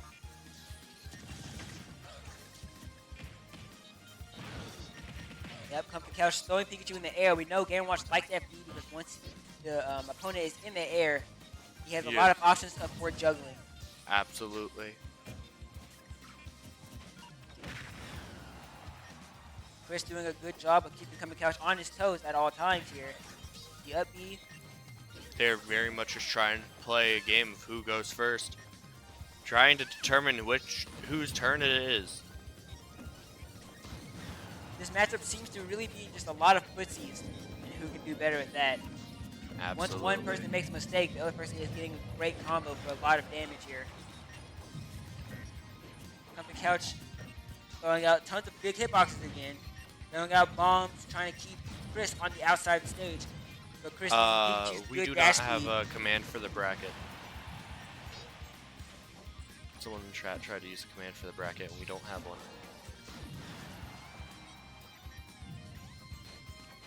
We can tell you this is the final match, or this is the first match of losers quarterfinals for top 16.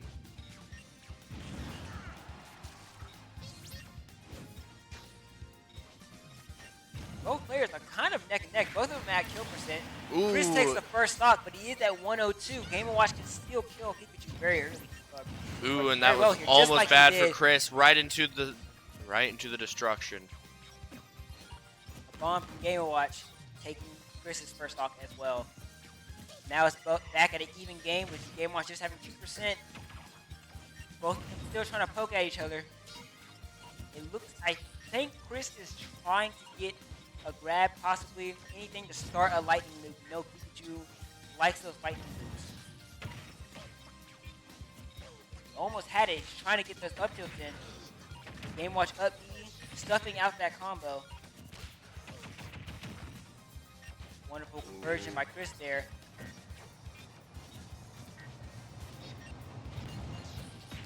This is a very heavy neutral game here in FD. We don't see a lot of Thunder Jolt as again Bucket exists. And a wonderful Absolutely. And a down B Thunder from Chris Spike. there. That's what I was talking about earlier, that Thunder can spike Game Watch to the bottom blast zone.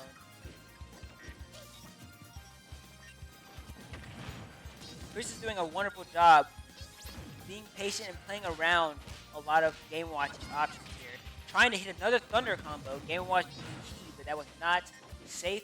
Ended up being grabbed and back.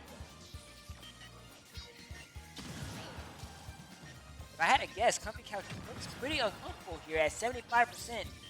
Absolutely. Which Game Watch is definitely threatened there. That's a kill percent for him. He is one of the lightest characters in the game. Possibly second lightest or third, I can't remember, but I know he's one of top 5 lightest characters in the entire game. Using that bucket early. And a nice up smash from Chris, taking That is 2-1, or sorry, 0-2 Comfy. That means Chris is currently looking like he's going to be the one going on to the losers semifinals. We'll see how this next match plays out. It is very close. It's a little too hard to tell either way. They're now going to the Tekken soundtracks. Minecraft series. No. Moonstrider's first from Tekken on small battlefield. Let's see how this plays out. Chris seems very happy about the sound choice. Comfy Couch still going Game Watch. He's back Chris to his still going blue. Pikachu. Back to the original blue costume, it looks like. He's back to MSU blue. Let's see how Comfy Couch adapts to Chris here. Chris has been playing really beautiful Pikachu gameplay here.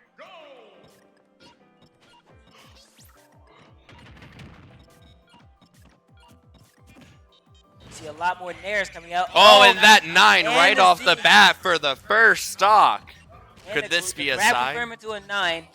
If you don't DI that correctly, you can die very early, as we just saw there. And that looks like the type of momentum that Connor needed. We see a down B. Yeah, Try to exactly. be attempted by Chris. Could this be a sign that things are about to change? Maybe, but we know Chris is very talented as well. His Pikachu can very well come back. Absolutely. Knowing Comfy Couch, he's going to try to play very patient. Oh, He's and got that was another 9 that missed. Knowing Comfy Couch is going to try to be very patient here. He loves the timer, and he's going to try to play that out. But that does almost not didn't work out seem for to him. be That working sweet spot for F him. smash can kill Game & Watch Chris here. wants to And make a sure wonderful that. spike by Chris. Ooh. Just like I was saying earlier, Chris can't come back here. His Pikachu gameplay is very exquisite. Yeah. A 1 stock deficit really doesn't mean much when you're going this high up in the leaderboards. Can Comfy Couch keep this lead? Ooh, He that has was to a keep close stage control here. Scrooge. And an unfortunate SD by Chris. Comfy Couch still in this lead. It's a very big lead now. Game Watch at low percent. This is exactly where Comfy Couch wants to be. Exactly. All he has to do now is keep. All he has to do now is keep stage control.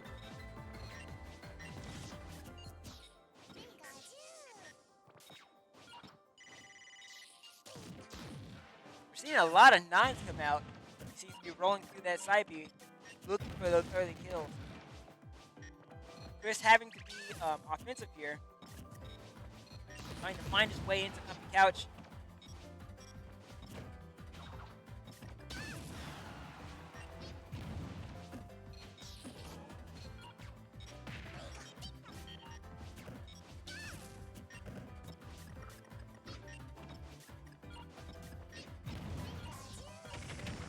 Very tight gameplay here. Clock is still winding down, but both fighters have 4 minutes left. Chris trying to kill Game & Watch.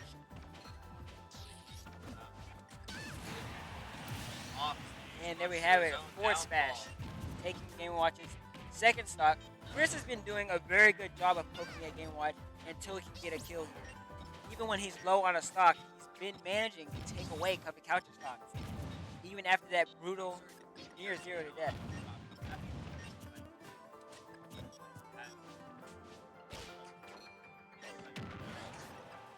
Comfy Couch is trying to take advantage of Game & Watch several privileged moves, but he's doing a lot of unsafe options here, and Chris is taking advantage of that. Pikachu has a lot of burst range, a lot of burst options that he can do. He's taking good advantage of that. That being said, he's at 105. If Comfy Couch gets one good smash attack in, it might be over for Chris here, and it might go into a 2-1 situation. But Game Watch being at 75, he's also at kill percent from a good sweet spot S smash from Pikachu. And we know Chris is very good at doing that as well. This could actually go either way. Chris trying to set up a kill situation here. Both going in and out of disadvantage constantly again. Ooh, a great dodge on that bomb. That could have killed Pikachu. Chris has to be careful with his stock. He's at 130. But Comfy Couch can't slack off either. 94% at Game Watch is very dangerous for him to be at, especially against Pikachu here. Oh, almost a drag down there. That might have been a setup for something. And a good back air.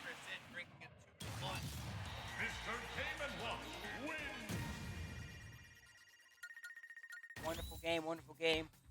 Let's see if Comfy Couch can keep up this comeback here. Chris is still up 2-1.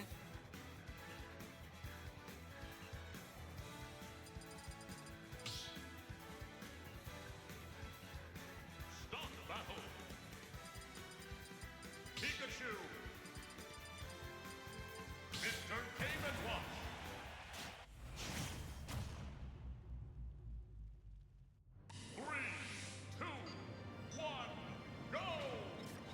We're back at it again. This is game 4. Let's see if Comfy Couch can make it out with another win and possibly bring it back to game 5. See him starting off with constant airs. This is what Game Watch likes to do. He likes to kick you in the air, keep his advantage while you're in the air and juggle you.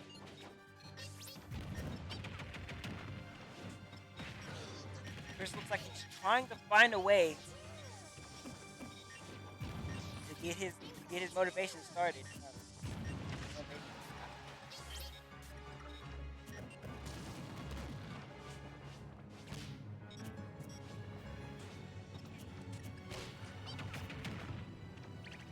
There goes some conversions from Chris here. Now Comfy Couch is in disadvantage, but he's still in the lead. Chris on the offensive, keeping Comfy Couch out. He's doing a good job of edge guarding Game & Watch. Not a lot of things some characters can do here.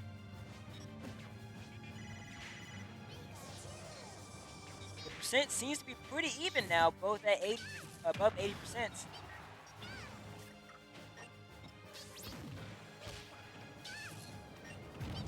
Here we have it. They're both at kill percent. Another tight situation here. Chris has to avoid those bombs. And Comfy Couch takes the first stock with the forward tilt. Strong chair to the back. We have it, a nair to back air conversion here. Comfy Couch has a pretty good lead, but Chris takes that away in a few seconds with that up smash. This is actually more even than people probably think it is. 44% for Pikachu isn't that high. That immediately goes to 60 here. Let's see if Comfy Couch can keep this lead. We know Chris can come back here.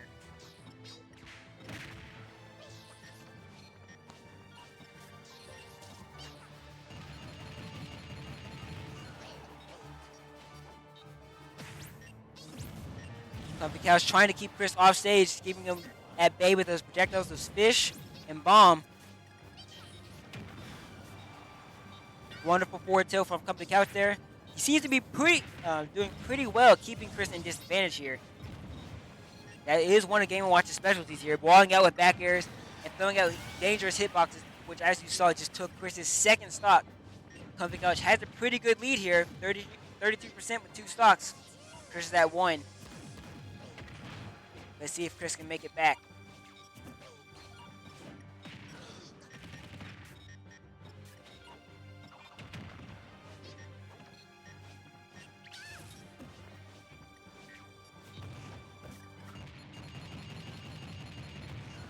Ooh, that jab does a lot of damage.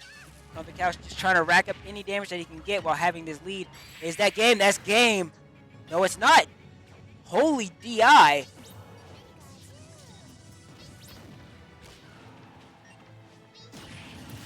And Chris reverse stalking that. Wonderful gameplay from Chris there. First DIing the forward smash, which normally would have killed most players there. And then ending Connor's second stock with a down air.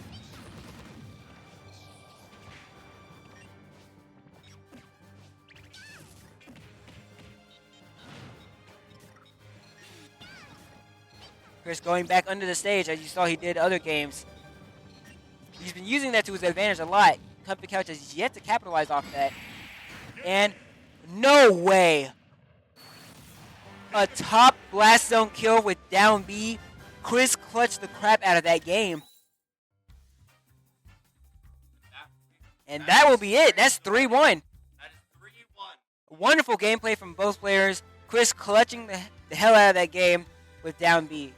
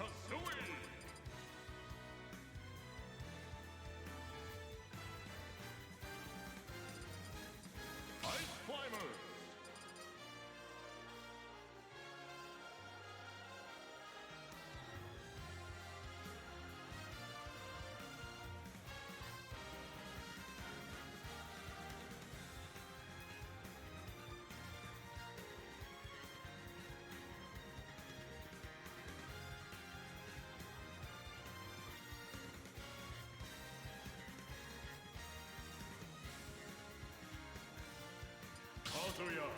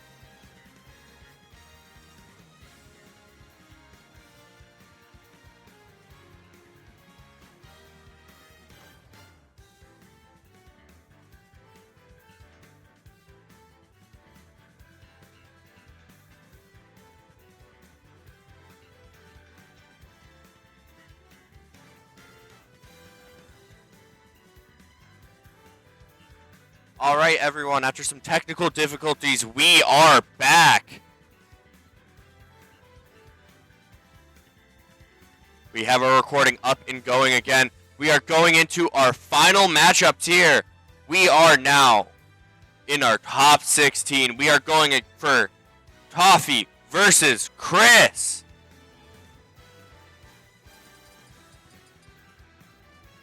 Just as a reminder,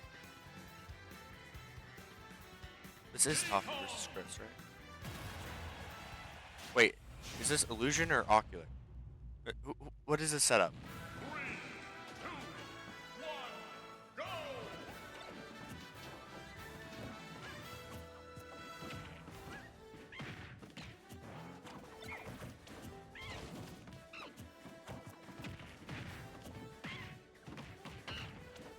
Sorry about that. We are back to the winners final. Here is who will go on to our grand finals. We have Illusion and Ocular, the same duo that were leading hard with our doubles tournament earlier today.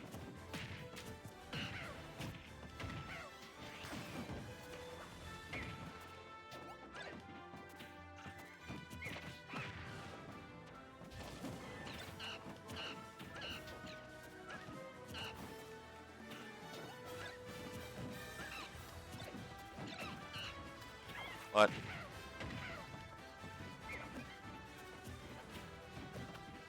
Times. Try now.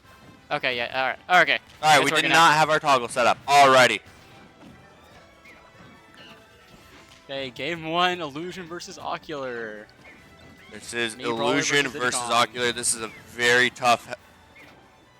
very tough setup. We are taking our duo that won our doubles championship today, and now they are being forced to fight for their lives. They work together as a team, but let's see if how well they know each other inside and out. Once friends, now enemies. Oh, and that is a KO on the Diddy Kong. Oh, is that a kill already? Oh, just almost.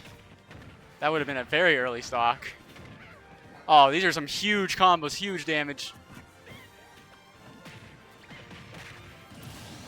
Nice up smash from Ocular. Trying to even things up.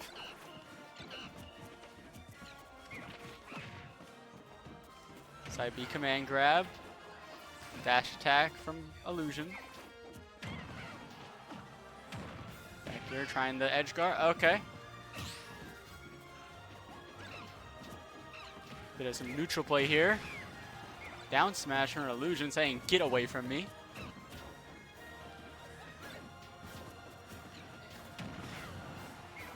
Another back air.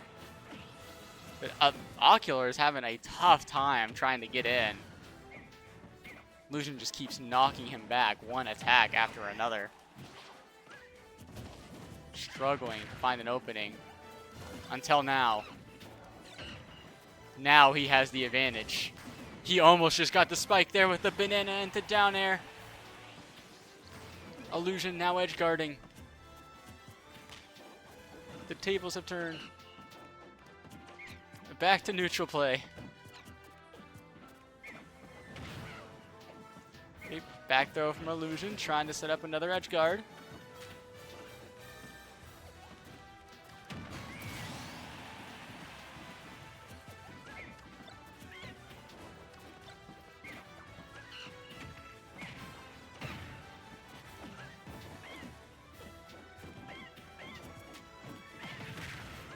Man, this Mii fighter is just not going down.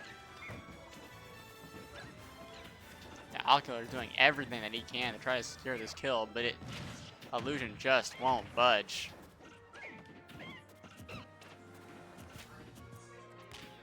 They are dancing back and forth. It's almost like it's fencing. Oh, banana into up smash. That will get the second stock. They're both on their final stocks, both at relatively low percents. This game could go either way. Yeah, just missing the down throw into back air just to attack on the platform.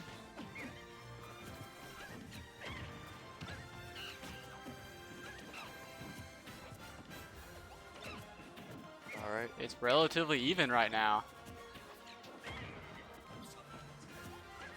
Okay. It can be anyone's game here. Either Diddy Kong gets a good banana that can set him into edge guard, or Me Brawler gets that down throw into up B. Or just a raw up smash. Illusion taking game 1.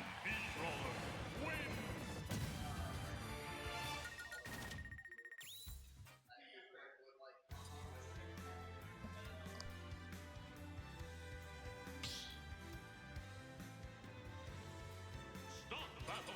V-Brawler. Diddy Kong.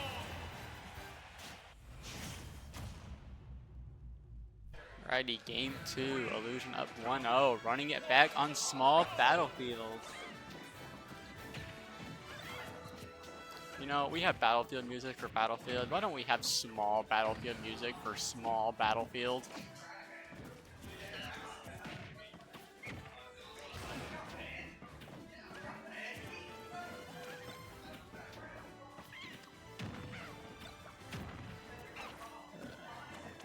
This is currently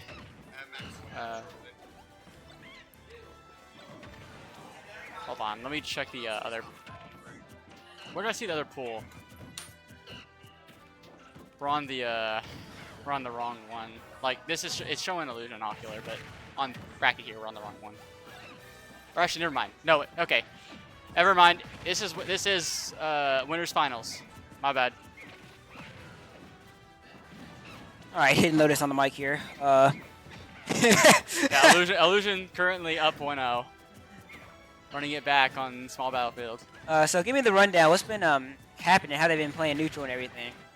It's just a lot of back and forth, like they're both dancers, just trying to just poke each other here and there. And whenever they get that poke, they try to do the most they can with it. Any kind of combo that they can find. I see. I mean, that's what most characters in this game, but these characters can do it quite well. I remember seeing Illusion playing Pokemon Trainer, but it seems like he's playing Brawler here. I guess a more burst option-like character, a little bit more combo bursty based. and probably needs that speed as well. Yeah. Just a little Currently, it seems to work. He is in the lead. A little bit easier to compete with Diddy Kong on that front. Oh, Diddy Ocular Kong doing down tilt a into up smash. down tilt up smash conversion there. He has that banana too. That can be a very important tool. Loses the banana. Is this the down throw? Up B, getting the second stock from Ocular. That now really on his killed? last. I didn't think he killed that early, but that is a very good confirm from Me Brawler there. Both by on the Illusion. platforms. Oh, that's true. It is on platforms. So that's probably why he killed there. I feel like with platforms, almost a lot of characters in this game have a version of a ding dong. Just a 1-2 from the platform that'll just kill anyone at a certain percentage range. Except Sephiroth. Okay. Oh, unfortunate recovery SD. mistake. Yeah, unfortunate SD by Ocular. Illusion taking game 2 as well. They are just frame 1 running it back on small battlefield. No bans.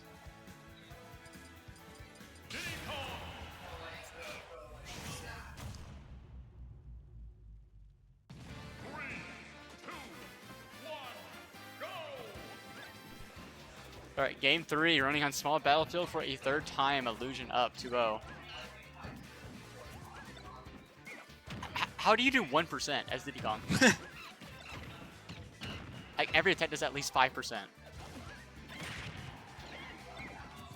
That's some nice advantage that Ocular has here. Yep, wonderful conversion for Ocular as well. They look actually pretty clean for the most part. We see Illusion, I think, try to go for a spike on stage. A lot of down airs can do that. Ooh, looking for another spike. The movement is high quality here by Ocular. Diddy Kong, that is one of his strong suits, being able to move around the stage like that in such a confusing manner. A smash kill by Ocular here, taking the first stock from Illusion. Diddy Kong can just basically fly in the air with a side B into a B reverse of any kind, really. Makes it very hard to catch him. It's like Snake, but even faster. when he does those grenade B reverses. So true, and it looks like Illusion is just trying to find a way to poke at him and trying to find a way to get some combos, get something started here. Really trying to kill with this up B, just missing both times, just barely. Tried to get the up smash read and then immediately do an up B, probably as a buffer, but might have been a mistake. I think that's number 3 for me, Brawler, up B on the moveset list anyway. It is pretty fast and does have a pretty low amount of flag depending on where he lands. Yeah, and it true combos with the down smash at low to almost high percents. Pretty and it can be a reliable kill confirm.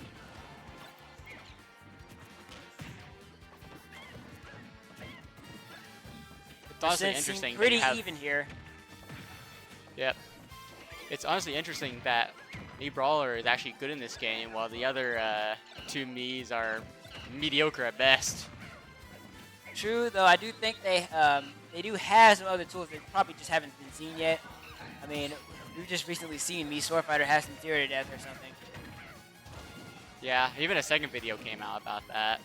We'll just have to see with the 4th official tier list how it shapes up. But as we have it right now, Illusion taking a slight lead over Ocular here, trying to lead up with another up B conversion and kill with it. A nice down B recovery, but Ocular punishes it with a good grab from Diddy Kong here. Throwing that banana around, keeping it on stage, gives him a little bit of stage control. But Illusion, nice usage of it. And the edge Using that shot put. Gets a grab, just barely not killing. 150%. Pretty much anything from Mii Brawler will kill here. True. Diddy Kong could also get a lot of advantage though if he gets a good hit in. Yeah, both of them are playing very safe. They know how explosive each character is. In this, not only the matchup, but just the character in general. I'm pretty sure both of them are at smash attack kill percent, with Diddy Kong especially. They're at tail kill percent, honestly. Illusion taking the second stock with a Nair. Mii Brawler Nair. Ocular trying to poke at him with forward tilts and jabs, using that banana to his advantage here. He looks like he wants that platform. Banana to up smash conversion there. Back to being even. Beautiful gameplay by Ocular. And just like Dilko said, back to being even. Both of these players are like equal in skill. They're just going back and forth. I'm not sure of this, but if it stays that way, then Illusion's going to end up winning because Illusion is currently up 2-0. And I'm not sure of this, but based off their interaction in the outside of the game, they look like they seem to be rivals. Yeah, absolutely. Well, I mean, they must be rivals because they know each other, and they were partners for duos. For sure. Once friends, now enemies, fighting for the crown at Shoes Up 2. We see Ocular using that banana to his advantage, throwing it everywhere, constantly having projectiles out, making sure Illusion is not comfortable on the stage, which Mii Brawler looks for all the time.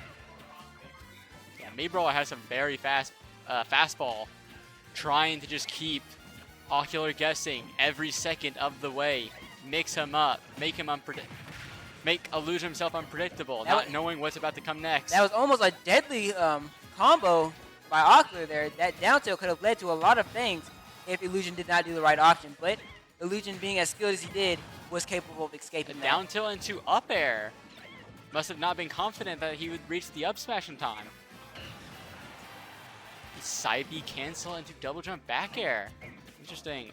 169%. It's a pretty tight game. But the thing is that this gives him full rage. And full rage Mii Brawler is very scary. Very explosive. 100% being on at Ocular. kill percent. Both of them at kill percent. Rage Rage can go Mii Brawler. either way for either player.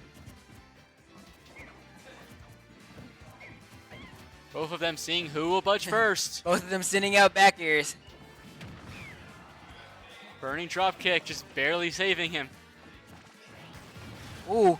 Oh, almost killing with that. Almost killing with barely the trip missed. to B. Because he's actually too high percent for that to combo. 190%. Is Nair going to take it? No. Good DI by Ocular there. Trying to use that banana to back confirm and a forth kill. Is insane. And a and game back air. taken by Illusion. 58 seconds left on the clock. What a game. Illusion moving on to grand finals, winning 3-0 over Ocular.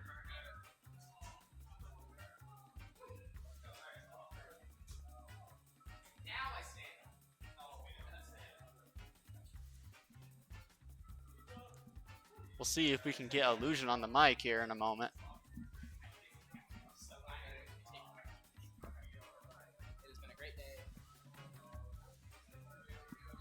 That was an insane back and forth at the very It end. went down to 58 seconds.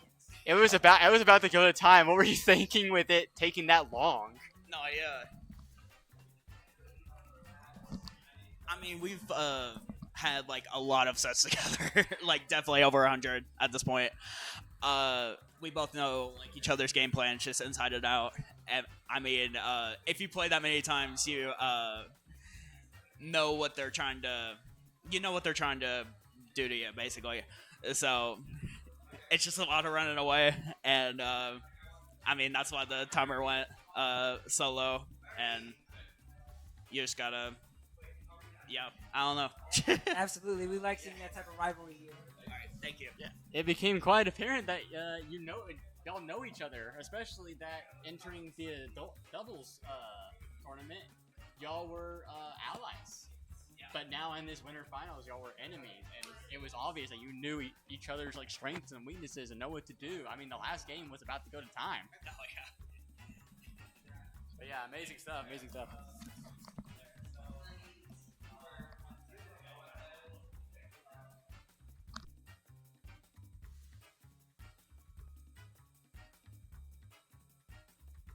We'll see what we are about to get on stream next.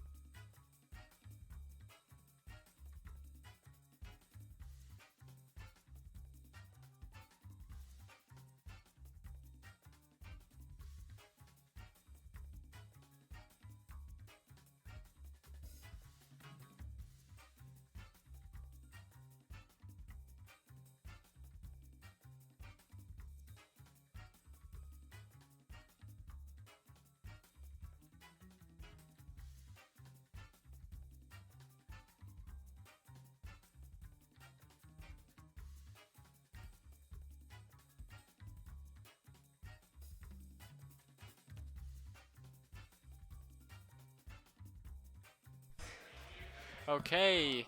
Momentarily, we will get Toffee and Ocular for Losers Finals.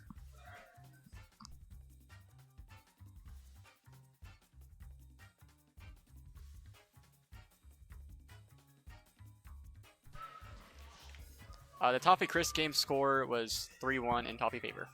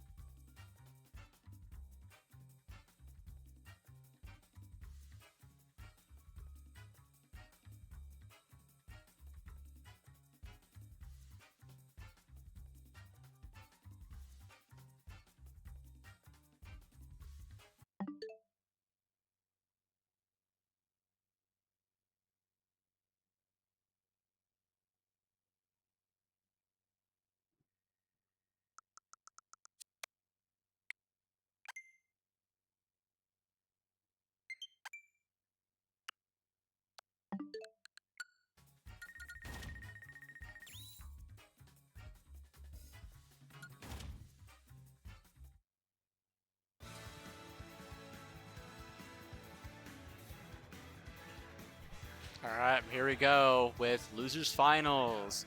Toffee versus Ocular.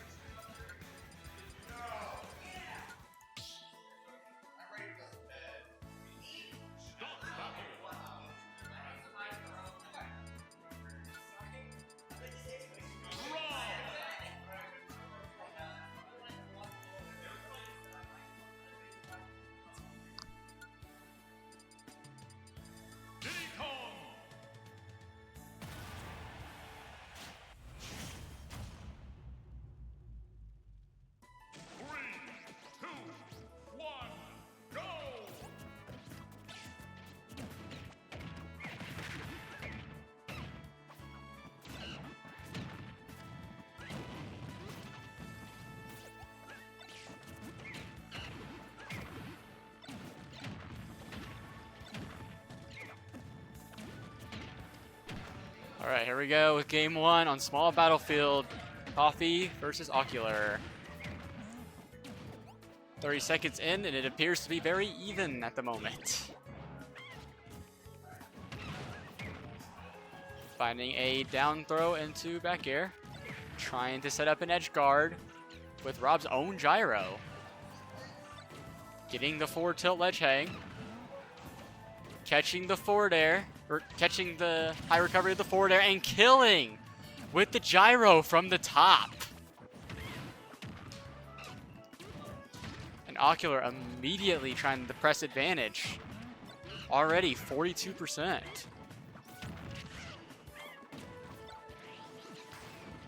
Toffee trying to answer back. But Ocular saying, nuh-uh, I am going to the other side of the stage. And Toffee said, nuh-uh again, I will back air you to death.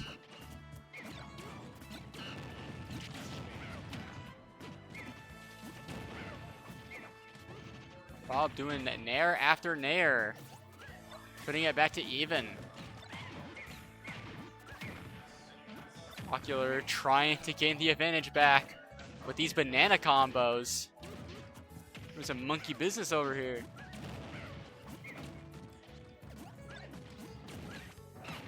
There's a lot of jumping around. Trying to hit each other with the aerials. Ocular trying to hard call out with the down smash, getting the side B. Get him off stage and getting the second stock with the back air, getting the recovery of going high. Toffee immediately answering back with the back air at 80%. And they are still playing like nothing has happened. Ocular getting a lot of damage with these up air ladders. Already 80%. 95%.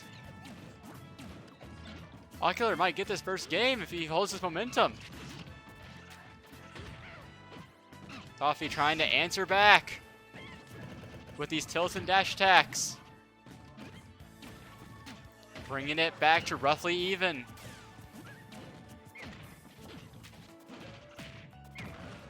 Both of them can die at any moment here. Rob is at kill percent, and Diddy Kong is close to kill percent. This can go either way. Not going for the down tilt up smash. Rob at 157.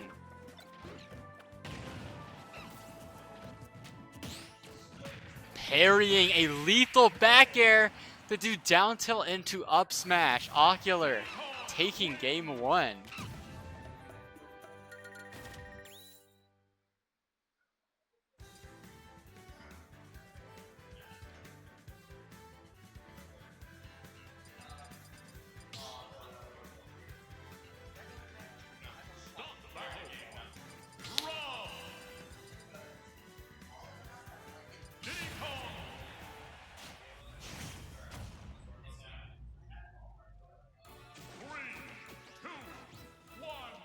Here we go, game 2 on Town and City. A longer stage. Toffee probably trying to look for longer stage means more projectiles for himself. And more projectiles means easier win. We'll have to see if that holds up.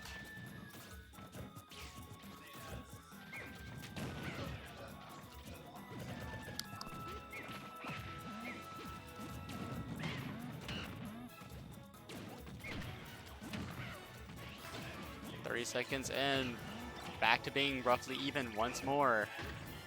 These have been some close games. Barely avoiding the up air with the side B recovery. Both of them doing down tilts, trying to find an opening. Ocular going back to edge guarding. And Toffee with the back air, sealing stock number 1. But both of them just down tilting each other, and Ocular getting the first stock right back with his forward tilt.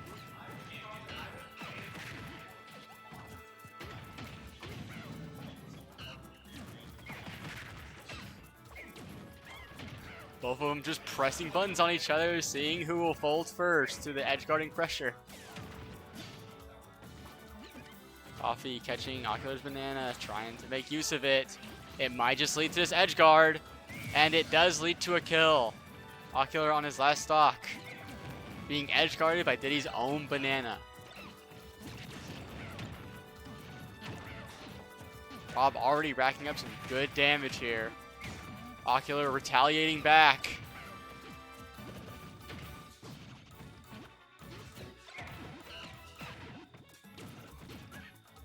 And both of them just trying to dance around each other. Kind of hard to telegraph what's going on.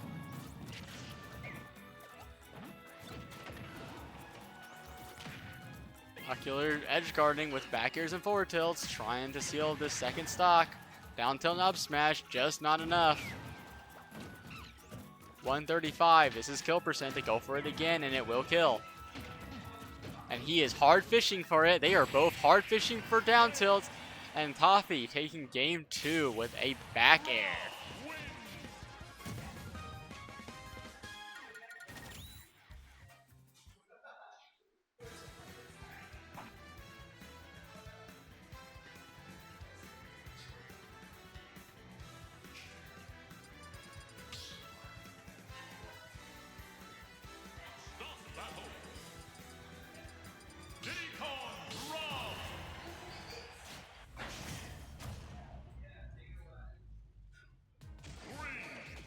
At game number 3, we're going to Hollow Bastion. Ocular immediately tried to open up with the signature up B, but it just did not work out for him. But even though he still has the advantage, immediately just dodging Rob's baloney. Already 120%. Already kill percent for a down tilt into up smash. 150%. Anything could kill here. Banana into down smash, taking the first stock of game 3.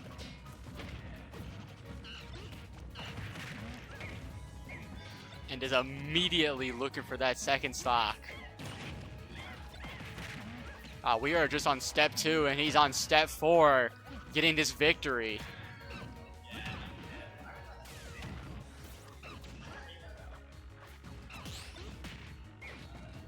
Nice parry, but it can only do so much. Diddy Kong is just too fast, holding this momentum. Unfortunate SD there with the buffered air dodge.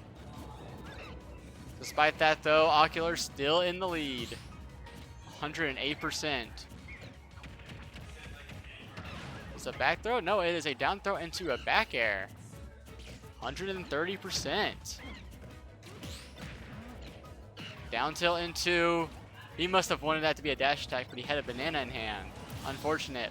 But that's okay because he got the second stock with the forward tilt by Ledge. Immediately looking to close out this third stock. 76%. He is going crazy. One may say bananas. 98%. 108%. You might just close this stock already in the next 10 seconds. 133%. 139. It just keeps going up. Down tilt, up smash is barely missing. Forward tilt to start another edge guard. Rob getting saved by his own gyro. Looking to answer back with a forward smash, taking the second stock of Ocular. And gets scooped up by the back hits of up smash. Ocular taking game 3.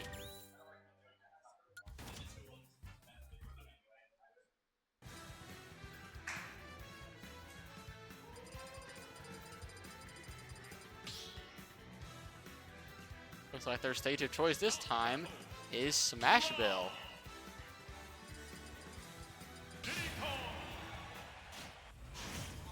This Diddy Kong must have realized that this Rob does not like to be off stage that much. So I'm going to put you off stage as much as I can.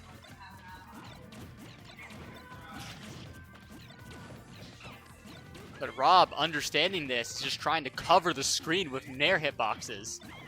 Not letting Ocular breathe. But Ocular is just better. 50% already. Coffee answering back. With also having Ocular at 50%. But then Ocular answering back again. 87%, 92%. Looking for an edge guard here.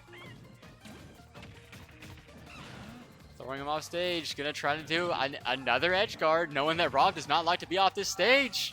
123. Banana down tilt into up smash. Gonna take the first stock of this third game. Or this fourth game, my bad. Down there. Or down throw, up air into up air strings. This is Mario with the banana.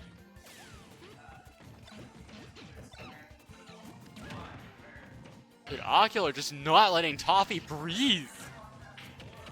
This is crazy. The tomahawk grab. The banana edge guards.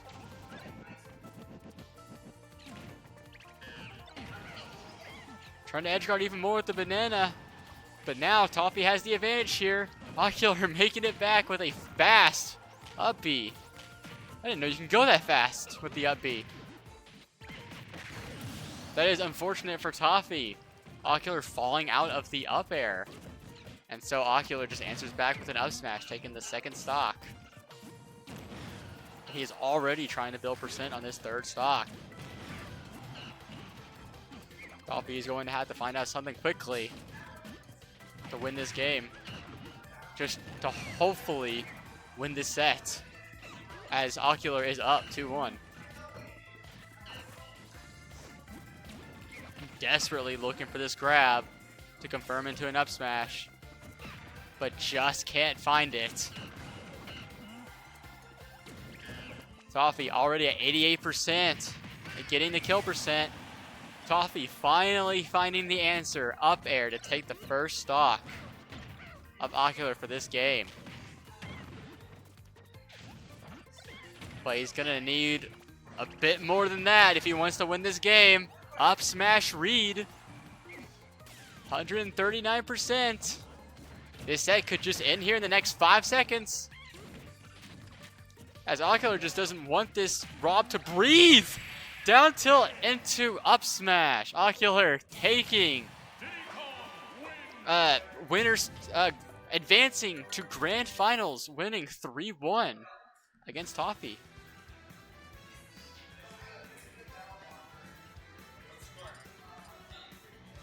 At 3-1.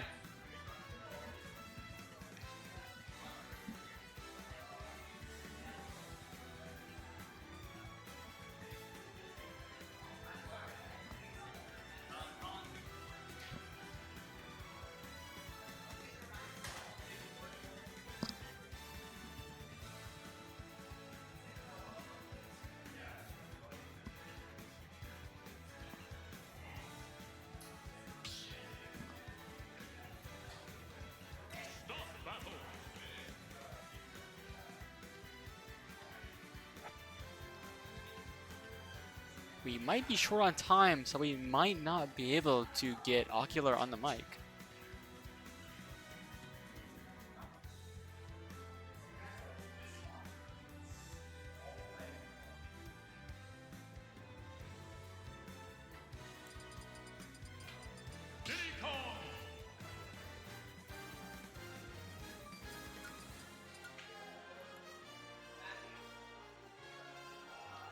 Yep, it looks like Grand Finals is just going to get started right away.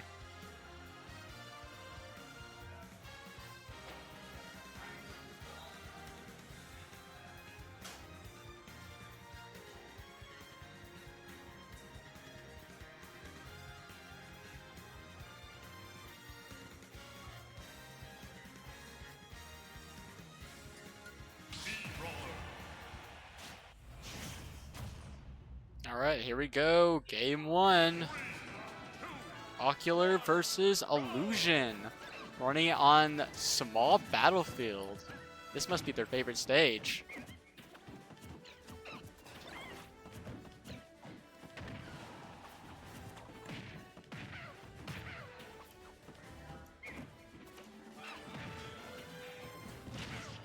Oh, there's the down throw. Just barely missing with the up B conversion. Illusion already just pressing this advantage. Saying, like, Ocular, you thought you had a good advantage? Check out mine. Already 123% just now finally answered with a what would you call, like, a misfire barrel? 133% answered with a back air. First stock taken by Illusion. And Ocular trying to answer right back with a spike. But it was on stage. But Illusion getting the second stock already within 20 seconds of the last one. With a down throw into up B. This is crazy. Me Brawler in grand finals. This is insane. Both of them just playing neutral there for a moment, seeing who budges first. Playing the reaction game. But these characters are so fast. Is reaction enough? He's already looking for this third stock. Just barely missed it. Ocular at 100% and counting.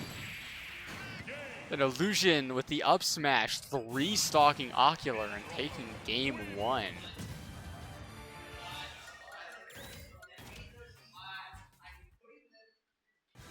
Ocular is going to have to pull it together and fast if he wants a chance at having a grand final reset.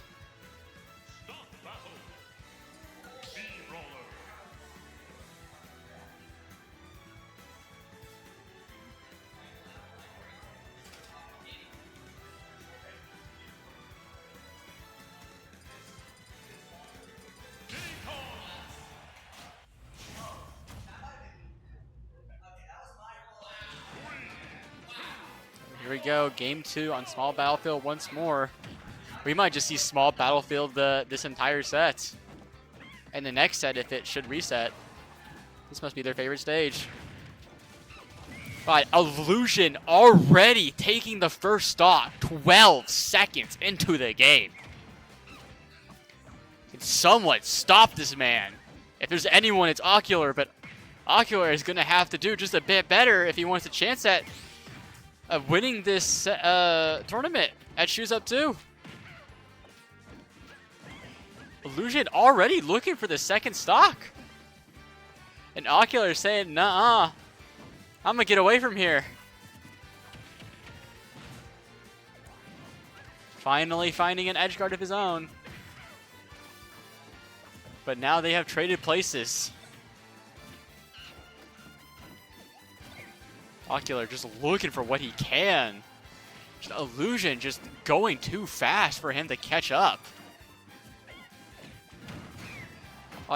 Diddy's own banana into Mii Brawler up smash. Taking the second stock. And have already, within 5 seconds of respawning, added 25%. And is looking to add much more. Getting tripped by his own banana once more. Preventing a possible kill. Illusion just barely missing the up B. Ocular doing what he can to fight his up smash. Finally got the first kill. But he's going to have to work just a little bit harder if he wants to stay in this. Illusion just not letting him breathe.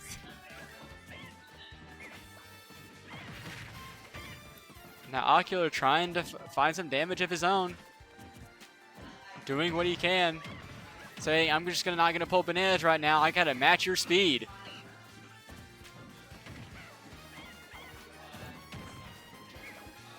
Some aerial exchanges going on back and forth. Possible edge guard here. Nope, Diddy's just too fast. Another possible edge guard here. Nope. Once again, Diddy is just a bit too fast. But this Mii Brawler might be just a bit faster when it comes to other exchanges, like reacting to the banana throw in the wrong direction.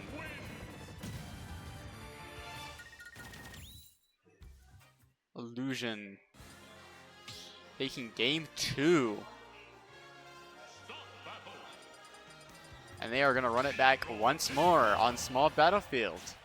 Illusion is up 2-0. Ocular is going to have to figure out something and quick for a chance to have a grand final reset. But from what we've seen so far, it is looking very unlikely.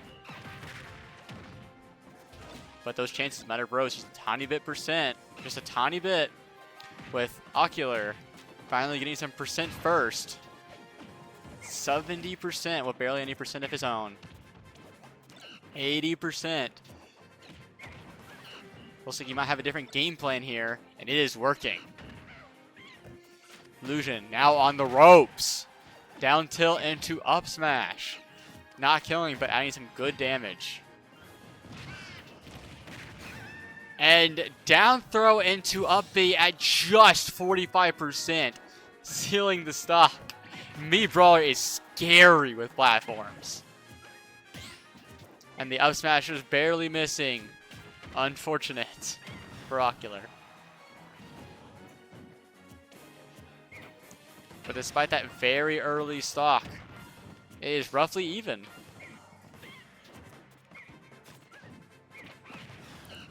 Getting the side B command grab to hopefully do an edge guard. But Mii Brawler is both these characters are too fast. I keep saying over and over, both these characters are just too fast. You can't edge guard each other unless you're just already there and already ready. Finally getting the first stock here with the back air.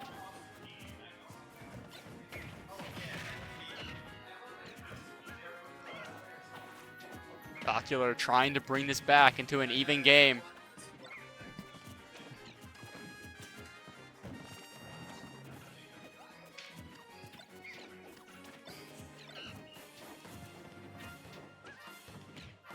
Both of them just dancing around each other, seeing who will budge first. Is this another up B? Oh, just barely missing. Just not fast enough. And if that was true, me Brawler would be top tier.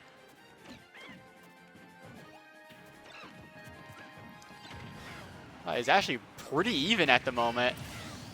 And the moment I say that, it is no longer even, with Illusion taking the second stock of this third game. Ocular now on his last stock of this game and possibly the whole tournament. Illusion already looking for some good damage. Down tilt into Nair, 43%, up tilt on the platform. Very scary for me, Brawler. Or very scary for Ocular. And Ocular is already at kill percent, and Illusion still has an entire stock that needs to be worked through. This might be wraps for Ocular. Just not able to keep up with this Brawler. The up B is just too strong. Just the down tilt into forward air just barely not killing. 160%. He needs to find an answer very soon.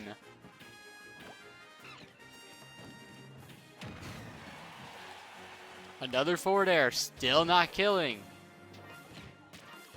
About 178, can he find a kill? This Mii Brawler is just too fast. What can Diddy Kong do? And that's what he can do. He has found a back air with Illusion trying to overextend with a dash attack. It is now even in stocks, but it is definitely not even in percent. Ocular has a huge mountain to climb. 150%. Anything can kill here. Back air, forward air, nair, maybe even forward tilt. And down smash is what it was to end his last stock of the tournament. Illusion winning 3-0 in grand finals and winning Shoes Up 2.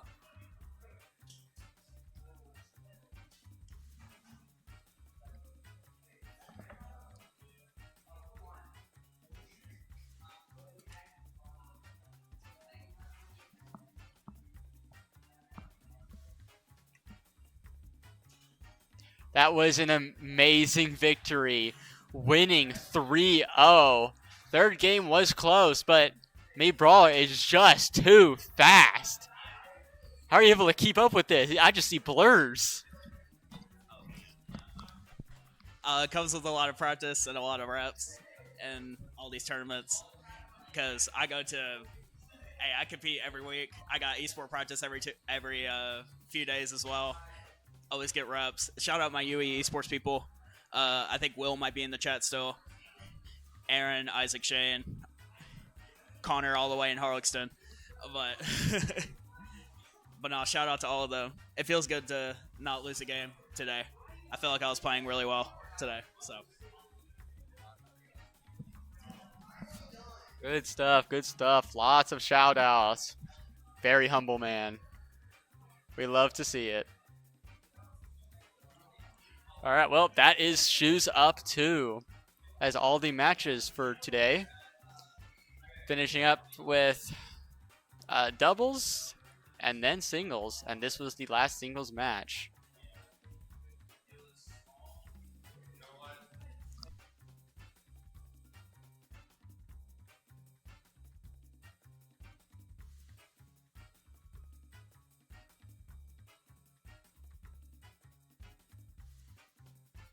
UE represent, yeah. All right. Thank you to everyone that is tuned in to this stream. All the Shoes Up 2 games have finished, so unfortunately, y'all can't stay here. All the games have finished, and the stream is ending very shortly. But for everyone that has come to watch while it was happening, thank you for showing up.